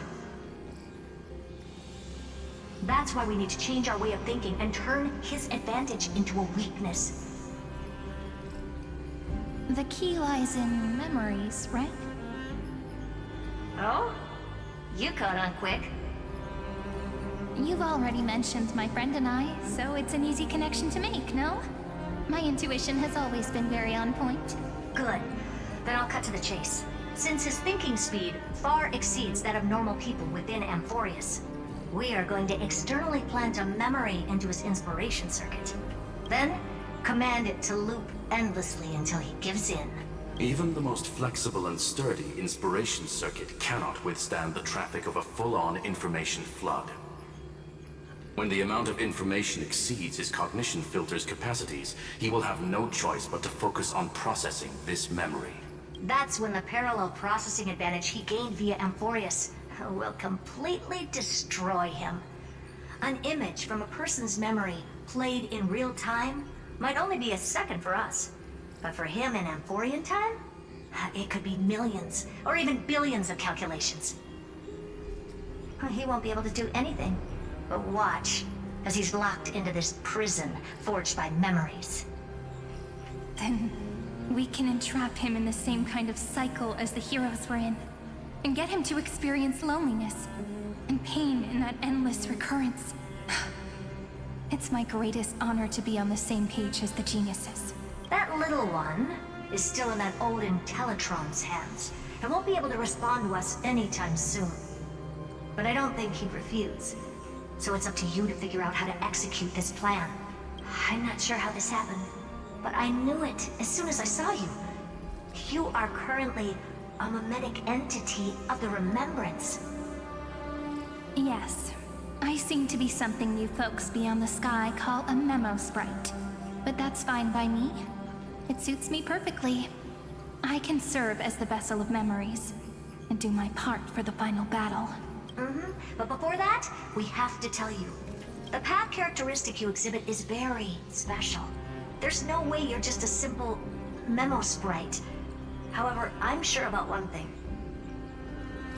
You are a mimetic entity born in Amphorius, yet you only awakened with the Little One's arrival, and only matured as he embarked on the path of remembrance. That means your existence is completely attached to his memories. If there ever comes a day when he forgets about you for even a few seconds, or loses his last connection with Amphorius, then you must be prepared for the worst. You will disappear in the memory zone, utterly gone, without even a single line of data to remember you by. But that's already happened, hasn't it? No wonder I've always had a weird hunch. But that also means I was right in thinking. As long as my friend and I are together, we can do anything. Together, we can do anything!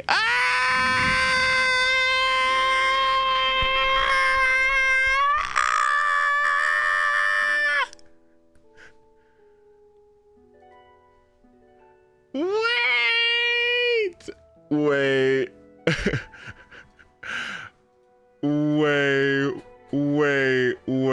Wait. That was good. Oh, he said. 俺たちに不可能はない。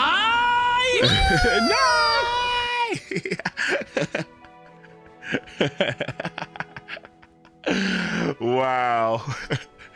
She said, nah.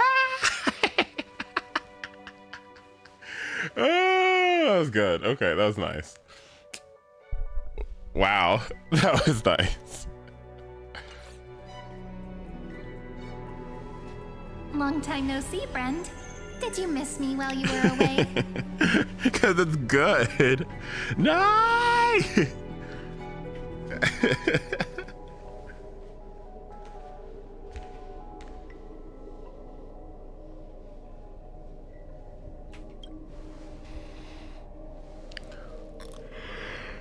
Yep, 1,000 years was such a long time. And everyone in Amphorius was waiting for the Deliverer's return. You probably already knew about the genius's plans for that memory. I had to hide really well in a corner in time so Lagus wouldn't find me, and wait for the right opportunity. Which is now. The moment when his manifestation in this world is destroyed, and his twin timelines are intersecting. I'm sorry for keeping this a secret from you all this time. Sorry. I'll tell you the entire, unedited story of this millennium as an apology after this is all over. But for now, let's join hands and complete the final step with the power of the remembrance. Wait, is she Canadian? Who's this VA? Is she Canadian? I'm sorry for keeping this a secret. That sounds a little Canadian to me. I am.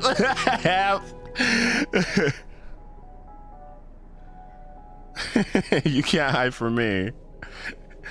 All right, let's see.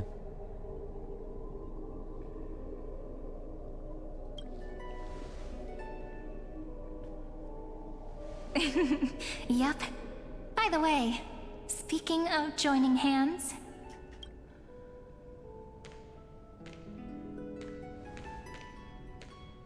Can I please do something before we go on stage? What? Remember the joke we made back at the Grove? Look! Aren't my hands pretty now?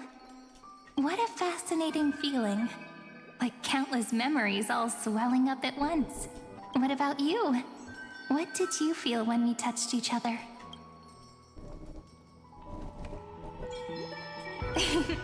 You're way too honest. But that innocence is what makes you so uniquely charming. I'm gonna make it sound more romantic.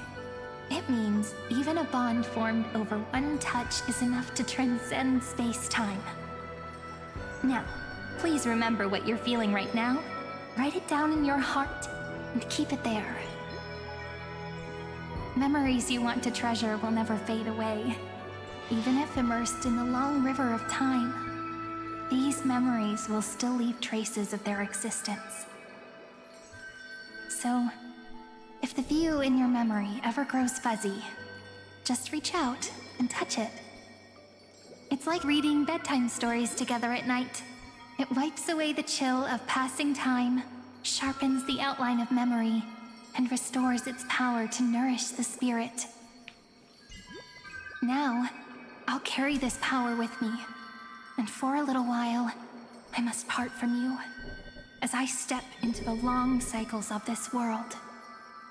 Give me your blessings, friend. Then, let that bright future be, as we have written. The music now? Then, I'll leave it to you.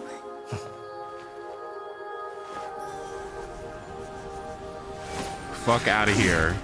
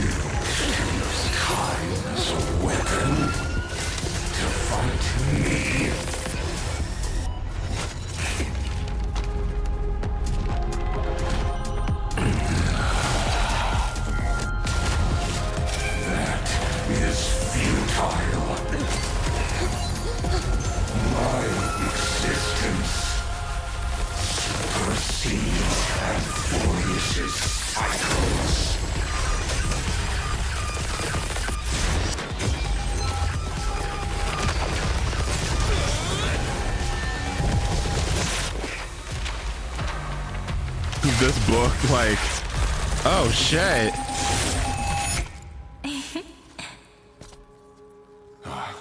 All plays are like this. Once you're on the stage, it's hard to return to the audience. Welcome to our story. How does it feel? His jump scare, he said looking. He said, huh? Even the authority of time cannot command the entire scepter, nor can it plunge the Amphorian extrapolation into a loop. If this was no system malfunction, then was I implanted with a mimetic entity of the remembrance? You guessed it right away. As expected from someone people call the first genius. I'm gonna keep doing what I just did if you don't stop, you know? My friend and I won't allow you to leave this memory, no matter what happens. Which means you are now trapped, Lord Xandar. An elegant idea, and an exquisite execution. Regrettably, it is you who are restrained by time, not me. Know that patience is my greatest weapon. Waiting and victory are the same for me. You will crumble before I do in this moment stretched out to an eternity, just like Kazlana will. Yet all I need to do is to wait, as yet another futile bug falls down the cliff and into the bottomless abyss. Now I'm a pink bug? My looks are seriously changing all the time. Oh, gag him. Oh, gag it. Oh, dear God. Oh, holy shit. Gag it. Holy fuck. Oh, my God. Oh, my God. This little shit. Oh, my God. She's so funny. Dude, no. Now I'm a pink bug? My looks are seriously changing all the time. Oh, God. But you're not wrong. We're definitely not gonna solve the problem if we just put you in another prison. So that's why we never wanted to do that in the first place. I shall answer your confusion purely out of my respect for those who came before me. Have you heard of the synesthesia dreamscape in the Asdana system? Interestingly, that place once had a prison too.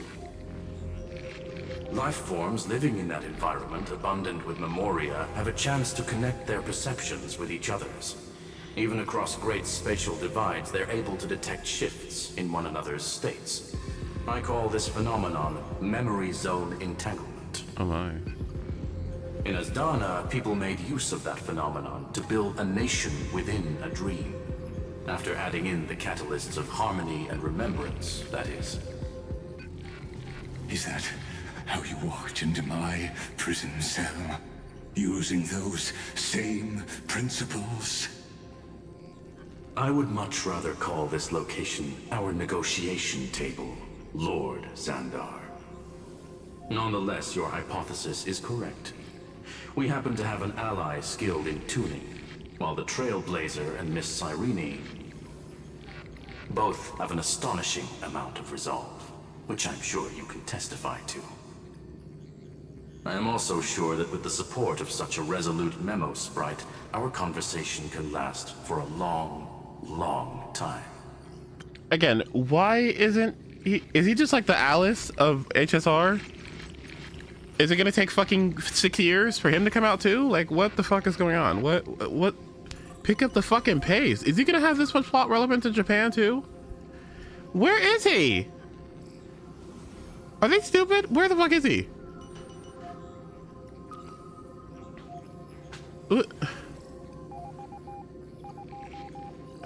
Maybe they have enough money at this point, you know. I'm the best at listening to stories, you know. I'll leave the exciting clash of the erudition to you two geniuses. A brainstorm? I like it. And it's 2 against 1? Well, I like it even more. Let's talk, Xandar. Take a guess. How much do you reckon we can dig out of your brain before the next second? And how many ways can we find to deal with you? Besides, in your current predicament, there's no way you can take our trump card away. Go, little one. Go. Overturn the Era Nova. Lycurgus disappeared? It seems you had conducted a secret hunt in the depths that even I cannot reach. Okay, these stupid ass fucking fish puns. I'm so sorry. Can we, like, what in the fuck? Like, please. It's like, oh, okay. It's like if Aglaeus kept making like fucking thread puns, or like fucking Maide making strife puns and trickery puns from Cypher, and fucking like war puns from like Ceretra. Holy shit. Like, oh my god. And sky puns. Like, okay. Okay, we get it. Fish.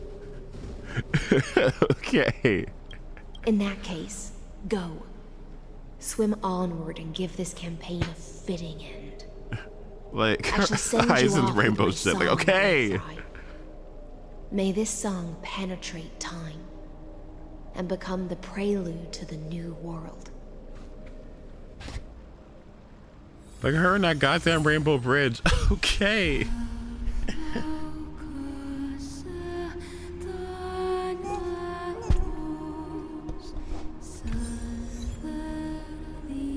Favoritism star the third. Sorry, my biases are the best. Sorry. Hi, Kirby.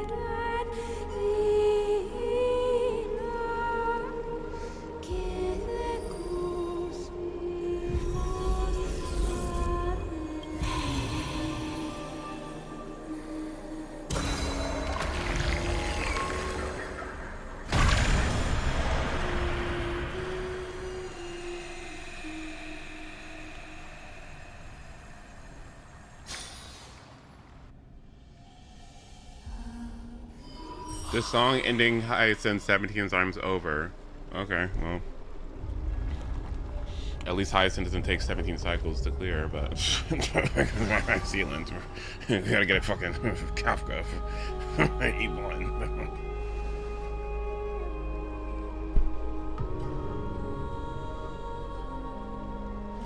Bit off!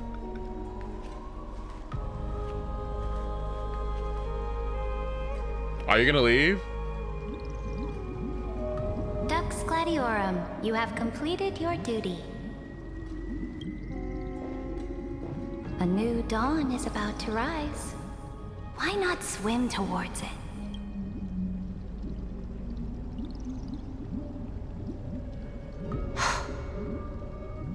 You died long ago, Imperator. Depart from my mind. Oh? But your duty towards the Imperator did not die with me.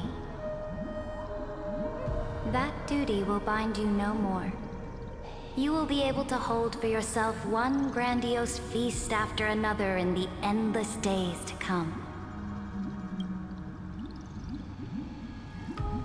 So go.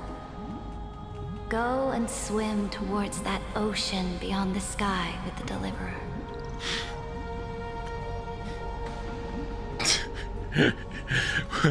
That one pink parentheses, Jeff. Of Castorus, except it's fine on. He's hot, y'all. Is this? A page out of that sidekick's book. I commanded her to gift this page to you when everything finally reaches the end. What's on this page? Memories. Lifelike memories.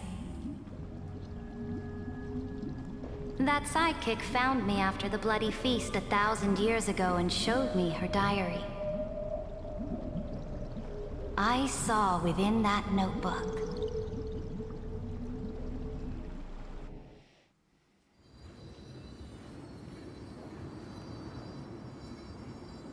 Is this... Bitch, shut up. Albedo, motion value fixed at 240. Vape multiplier buff no longer applies to other teammates in co-op. Lunar charge is damage. Okay.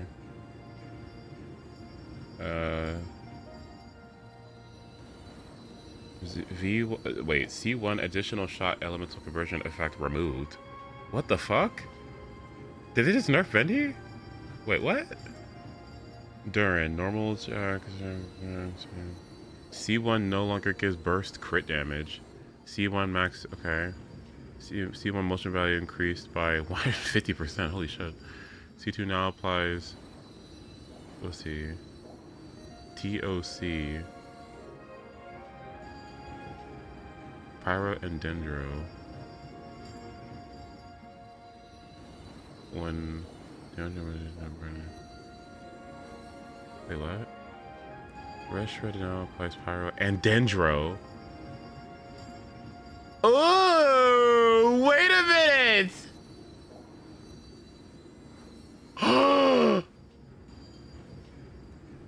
Wait a minute!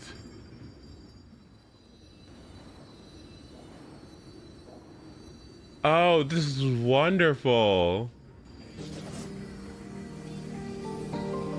Oh, lovely. It's water. That's what I'm saying. Like, wow. Okay. That Deliverer's experience? It's truly immersive. People beyond the sky apparently utilize this power to seal past scenery into crystals they call light cones.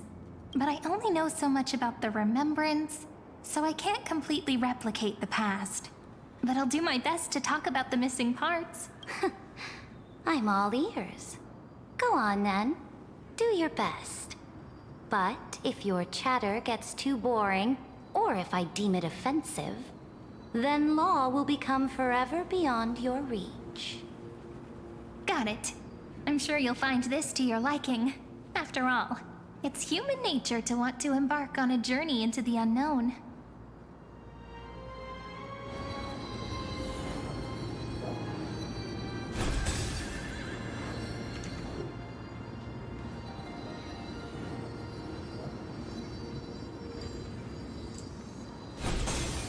What the fuck am I doing? A direct offensive? What brightly colored annals. The journey of the Deliverer's What the hell is this? conquest. Let me partake in it. Is this a fortress in the sky? This is the first step of my friend's journey among the starry seas. This place is called the Herta Space Station. Just think of it as a supersized grove of Epiphany. Oh, so it's the territory of that witch. She and another Antikytherian lent me a helping hand back at the banquet. Look, over there. Looks like he's talking to Madame Herta in his memory. Let's go listen to what she thinks about this world. Olg. Are you telling me that woman is Herta? She seems shorter than I remember.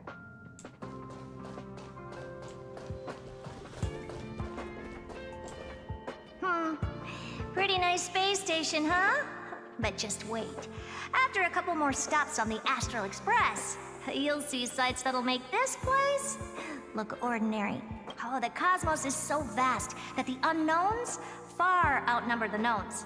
But none of them will end up being anything amazing. The farther you go, the more you'll understand what I mean. So do your best with the nameless. Break a leg! And remember to send an update or two to Asta when you've got some downtime. She certainly shares my way of thinking. Only that instead of a conquest through blood and fire, they chose a gentler path. People call Madame Herta and Mr. Screwlum geniuses. Apparently, only the smartest people in the cosmos can receive the blessings of Noose. Amphorius' true creator. Do you mean that even individuals of such nobility are merely subordinates to a god? On the contrary, after all, it was the very first of them who created the god. But I don't really know all the details about that. You might be able to ask Madame Herta herself when you get the chance. How gallant! Oh, Kirby, thank you for the bits. Check That's out sweet. some other worlds next, Thank you. shall we?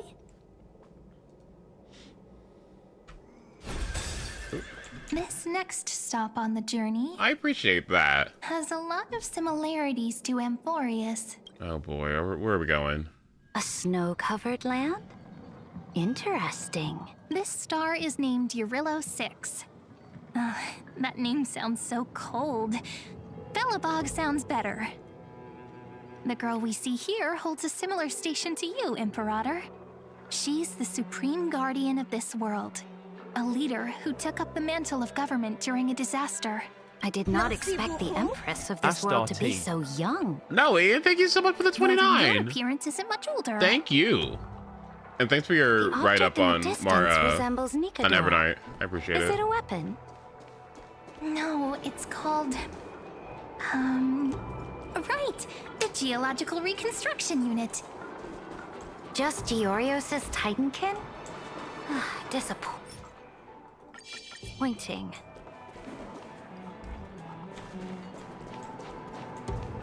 It's all thanks to you that we survived the crisis. The collaboration with the IPC is both an opportunity and a challenge. Nonetheless, it's an important step in our journey back into the universe. Wait, is that Beyonce in the background? Wait. Wait, is that two Beyoncés in the background? And one Beyonce in the foreground? This world was sealed beneath its sky just like Amphorius was, and they only managed to reconnect with the stars when the Nameless arrived.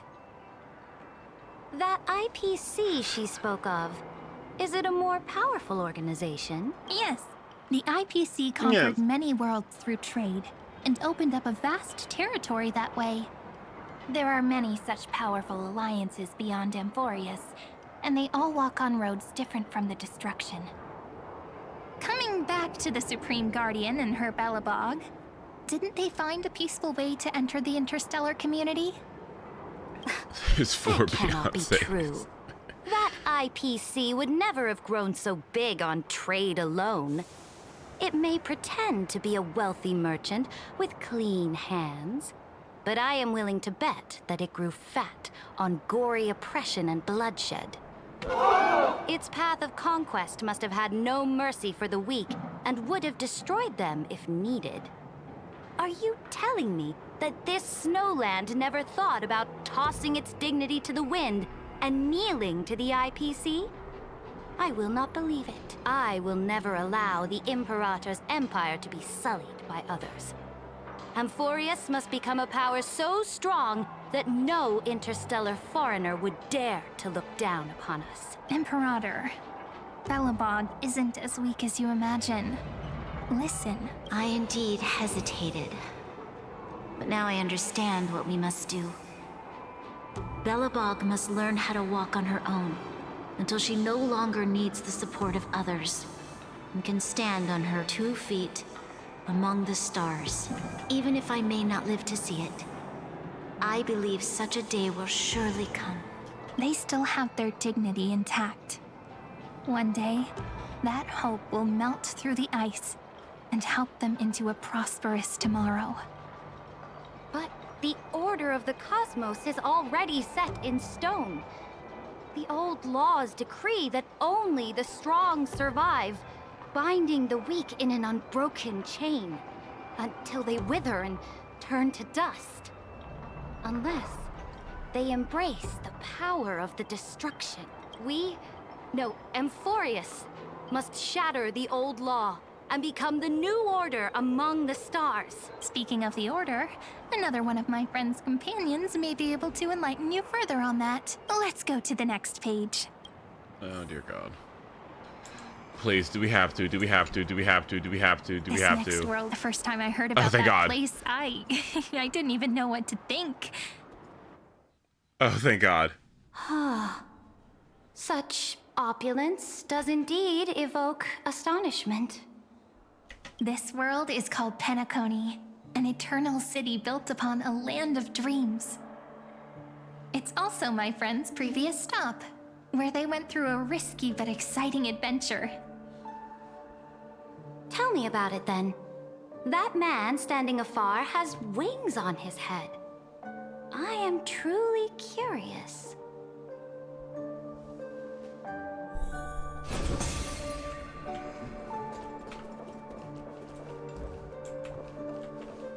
I wish to gaze upon the views of the Reverie Hotel one more time.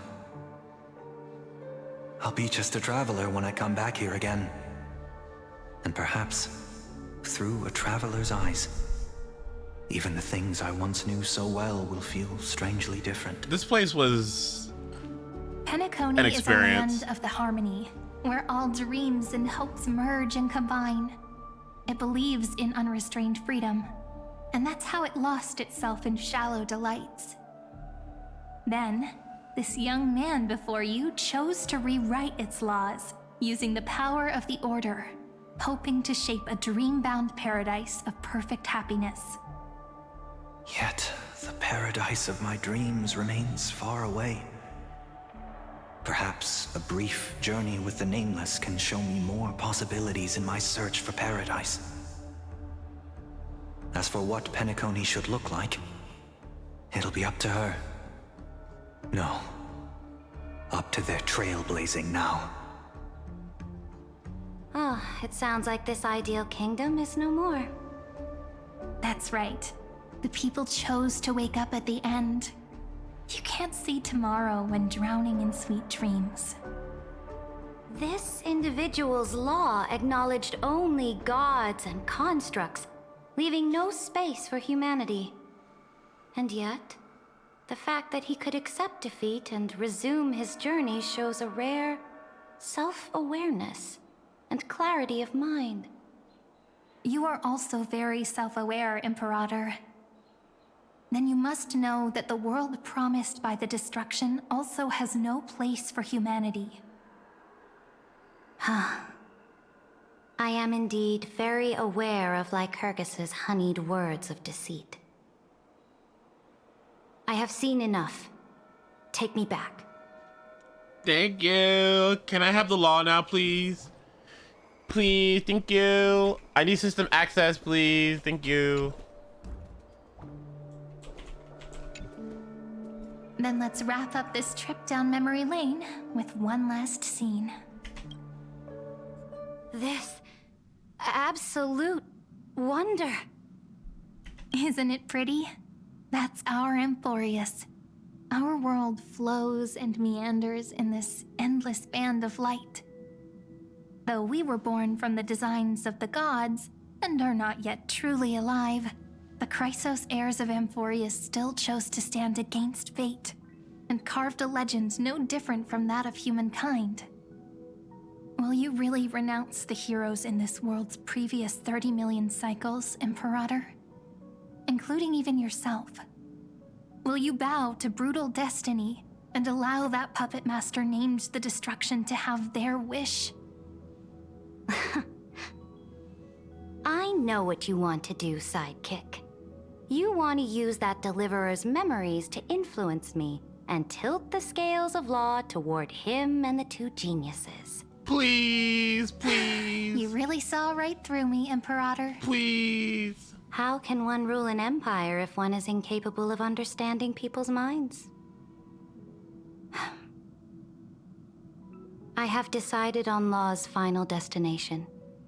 However, before I move my next chess piece, before we go on, tell me this, sidekick. Throughout his trailblaze, was there ever a memory of the ocean? Well, too bad. We skipped it. I voted. The ocean. My cradle. My home. You shall complete your conquest in the ocean at the boundaries of this world, and eternally slumber in the sound of tides. You shall eternally slumber in the sound of tides, and complete your conquest in the ocean at the boundaries of this world. Our prophecies aligned as flawlessly as a sea snake circling upon itself. An elegant loop, like a joyful hymn, like the circulating ocean current, like our two fates, like Amphorius itself.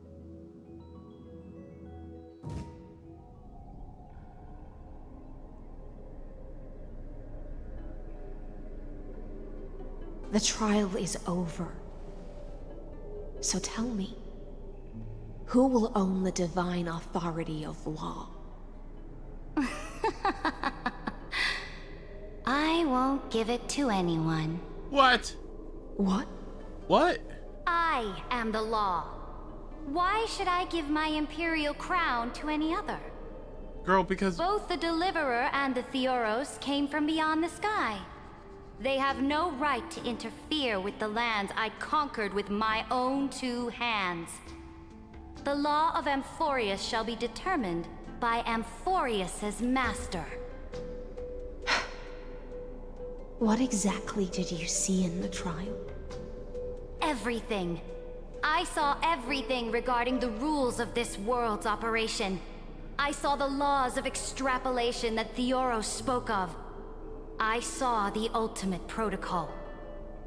As long as I offer a sacrifice of equal weight, I can rewrite the laws of this world according to my will. I can turn good into evil, ugliness into beauty, and weakness into strength. Fate gave me a very fair deal. One rule change for the life of one demigod. What are you planning to do? You can't guess. We can conquer the stars without relying on any power from beyond the sky. We just need to make some reasonable sacrifices. Your ambitions have already made so many people give up their lives for the law. And you're still not done? I am determined for Amphorius to stand on her own 2 feet among the stars.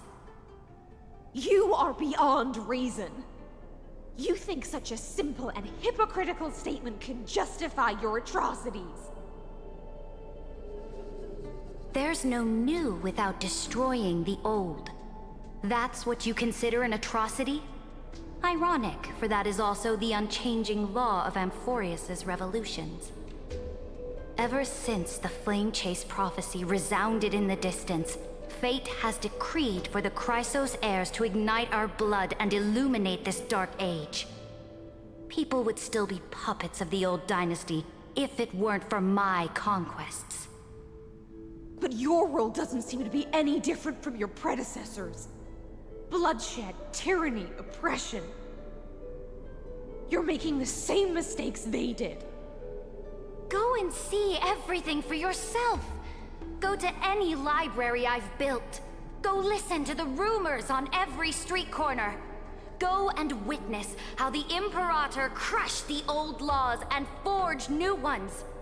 Go and see what my conquests brought to this world.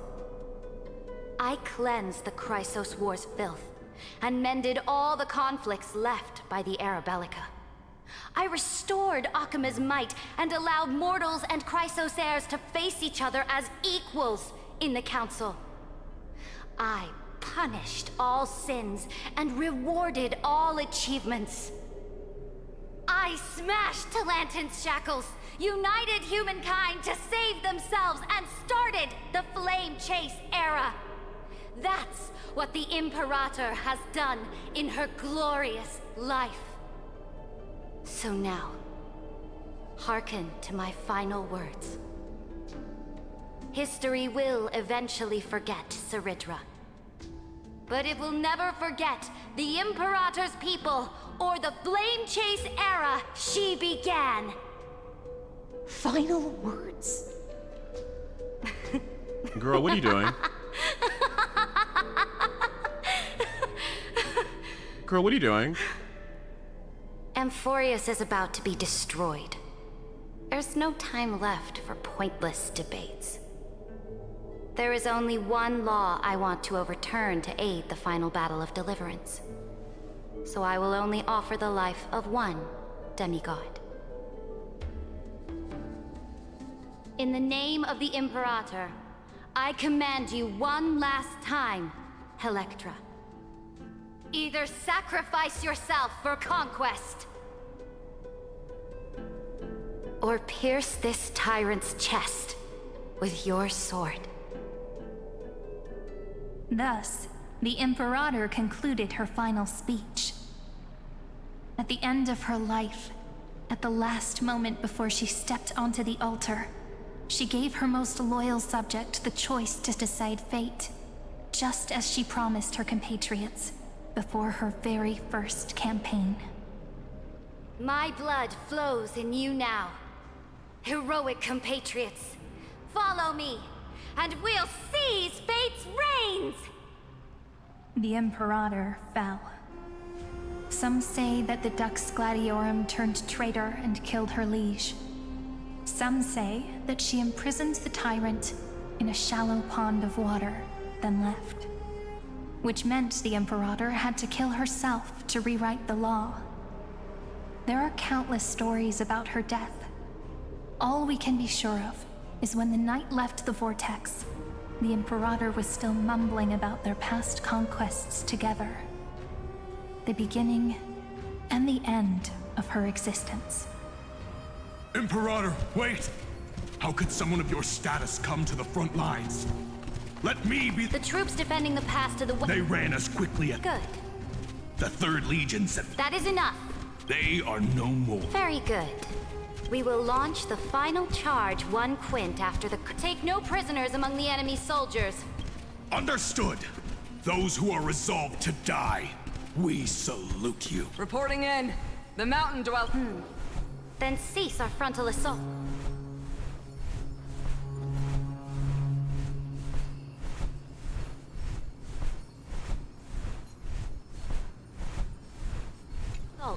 Send scouts.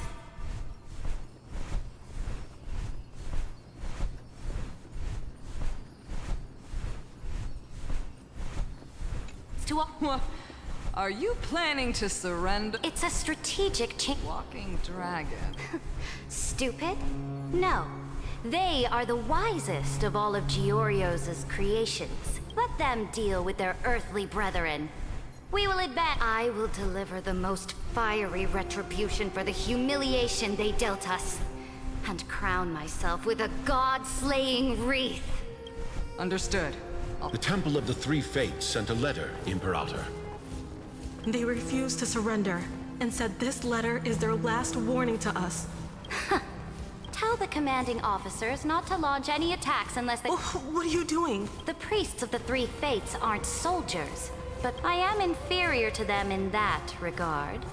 Which means I will be heading to the battlefield myself, just as I have always done. This time, however, I will go alone. I will conduct secret negotiations to ensure fate is on our side. Understood. Why are we not allowed to march out with the army, Imperator? This will be a long voyage. Why are you— That is correct. My departure will create a long staircase for you. You will understand what I mean when news of my death reaches your ears. Saridra, is our journey about to be over? Destroy the old laws and forge new ones. My conquest has reached its limits within the borders of Amphorius. Since the prophecy already decreed that the Imperator would never conquer the stars as she wished, I will bow out here and try no more. More Chrysos heirs bearing divine authority will be born, and many more heroes will arise. Will they demand peace or war? Will they resist tyranny or become the next Imperator? I do not care. The children of the future will decide for themselves. Do not mourn for me. Anyone can kill the Imperator, but the only one who can truly destroy her is Saridra. At the end, I faithfully recorded the most important battles in the Imperator's life. Her conquest was about to be completed at this point in the story. However, for some reason, a memory suddenly entered my mind just as I was about to put down my pen. It was a journey on a fantastical train. I had the honor of having a heart-to-heart conversation with the Imperator under the stars. And I asked her this question at the end of that discussion. How do you want history to remember you? As a hero who gave up her life for the flame chase? Or as a tyrant? She answered so quickly, as if she had made up her mind long ago. I would rather be forgotten than be defined.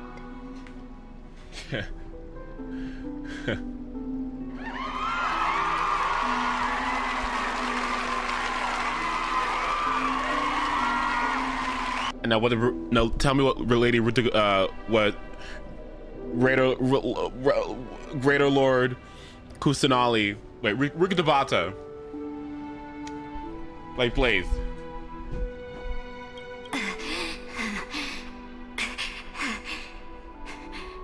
Because the law can be neither eternal nor unchallenged. And only humanity can pen laws into history's pages. Now, I have shattered the greatest law of Amphorius. The game is nearing its end. Dux Gladiorum. Even though you killed the Imperator in the previous 30 million cycles, this time, you finally found your own law. Then, High Sealants, Electra.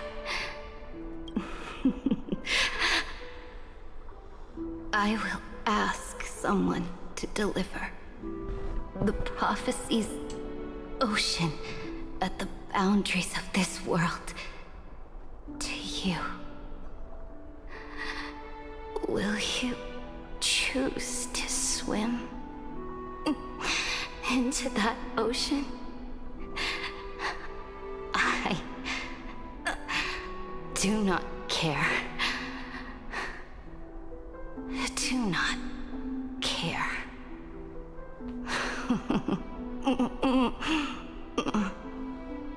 The Imperator muttered about her conquests, and news of her death spread in the city.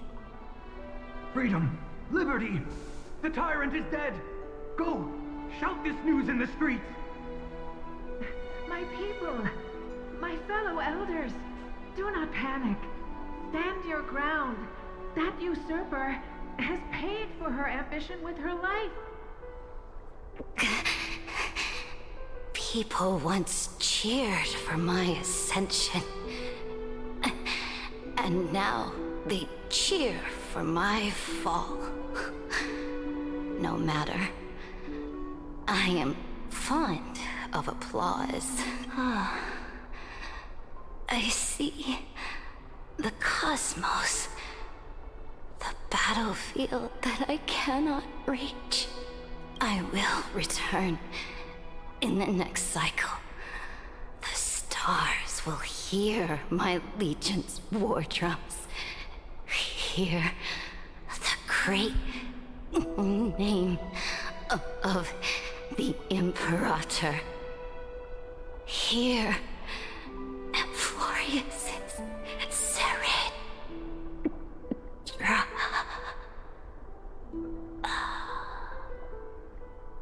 To this day, we do not know which rule the Imperator overwrote at the cost of her life. Perhaps the truth will only be revealed at the moment of checkmate, just like every chess game she ever played. With with fucking Iron Tomb is like at 99.999%, and he's like, I will bring about the end. of the universe. But then it's like, please enter your password. And he's like, what? The password? Huh? And then that's when Cyrene hits him with a giant arrow, and then he explodes, and then he dies, and everyone dies. The end. We only know her death inflamed Akama. On one side of the city, those who defended liberty toppled her statues to the ground. On the other side, her supporters put themselves between the masses and her monuments, declaring loudly that the Sovereign is still among the people.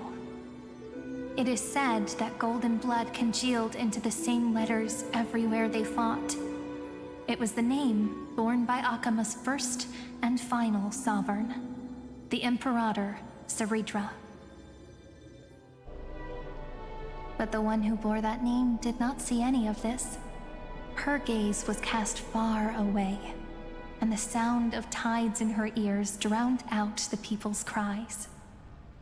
What was the Imperator thinking about in that prophesized ocean at the boundaries of this world? In that shallow puddle of stagnant water, was she reminiscing about her past conquests? Or repenting for the millions killed for the flame chase? It was neither. The Imperator only saw how the surface of the water gleamed like that crude chessboard, dissected by light and shadow in the afternoon when her teacher played against her for the first time. Look at this chessboard. What do the pieces look like? They are strangely beautiful. They look like the stars in the night sky ablaze.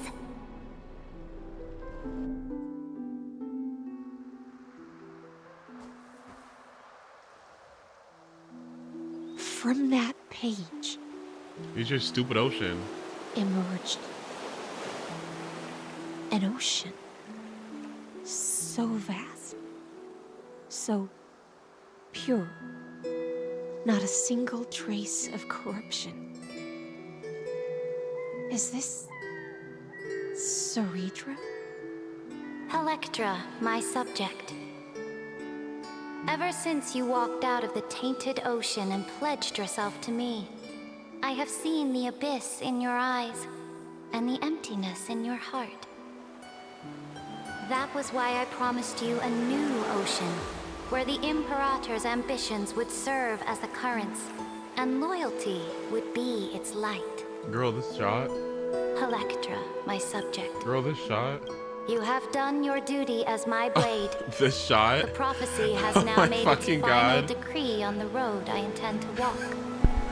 Like, okay. My conquest is doomed to never reach the Oh stars. my God. Okay, I'm pinning it.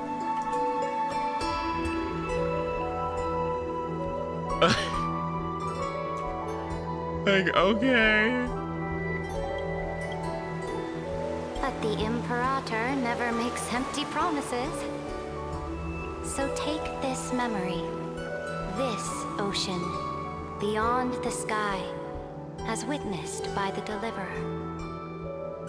This is the final gift that the Imperator can leave for her subject.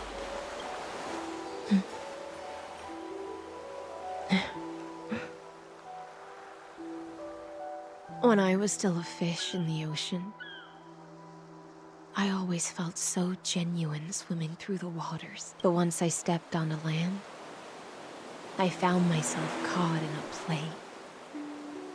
Every land dweller wore a mask in their life. So I, too, Oh God, I want to skip. donned a costume and tried to find my role in this show. I became your blade in war and the violin strings at banquets. Do you still not get it? I do not long for the oceanic depths of my homeland. Nor do I crave the swelling seas beyond the sky. Perhaps even I don't know what I want. I still don't know where I should swim to even at the end. But I know one thing right now. A fish is simply a fish. and she can never leave the ocean she's in. But whether under the ocean or on land, we two prisoners who can never escape this cave can still look outside the cave and see the stars.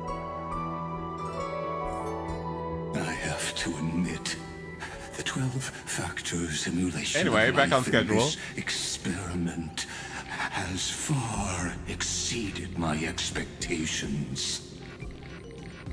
Make your choice then, Senior Society member. Do you want to keep walking down the wrong path and be remembered for your incorrect conclusions? Or do you want to return to the audience's seat and give yourself, Amphorius, and the entire cosmos a more fitting end? I must refuse. A dead man never fears death. I should ban you, Udon. Did I not make myself clear? Have you forgotten about our dear Lord of Silence? You wouldn't want her to consider your 8 other clones as cancers within the erudition and chop them all up, would you?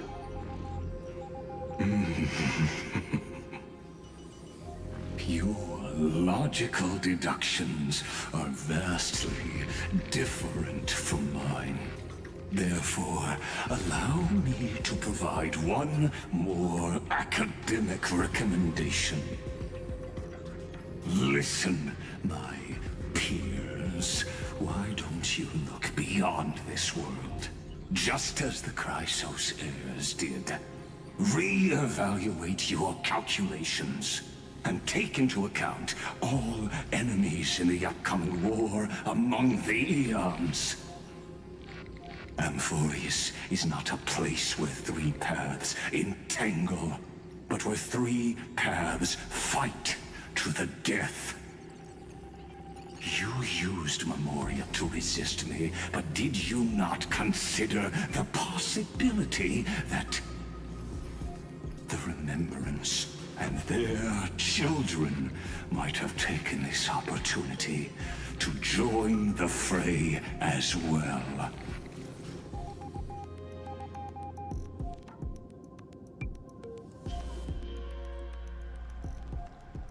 Hey! Oh. So this isn't just silence. It's the answer. What was the last thing he said to you before you parted the waters at the Scale Gorge waterscape? A tricky question, but one with a simple answer. He didn't say anything back then, right?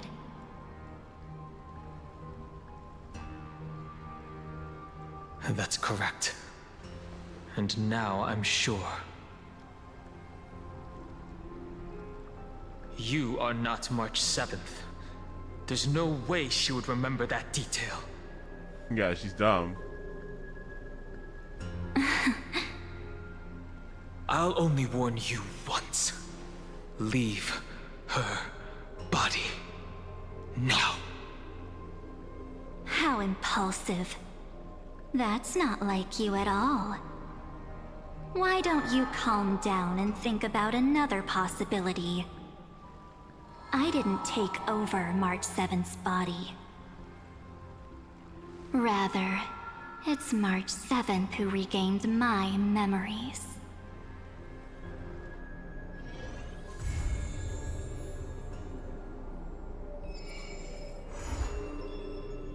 Oh my god.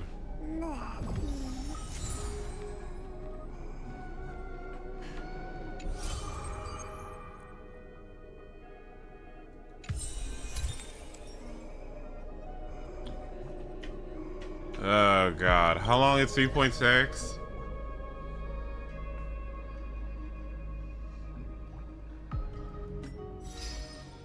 Morning? Well, good night. Ooh.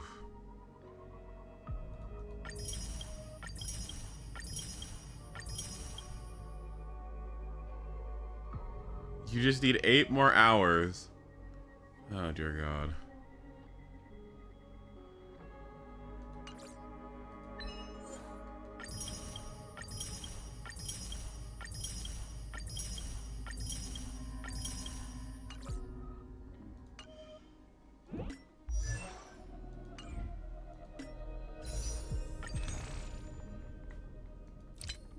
$1. $1.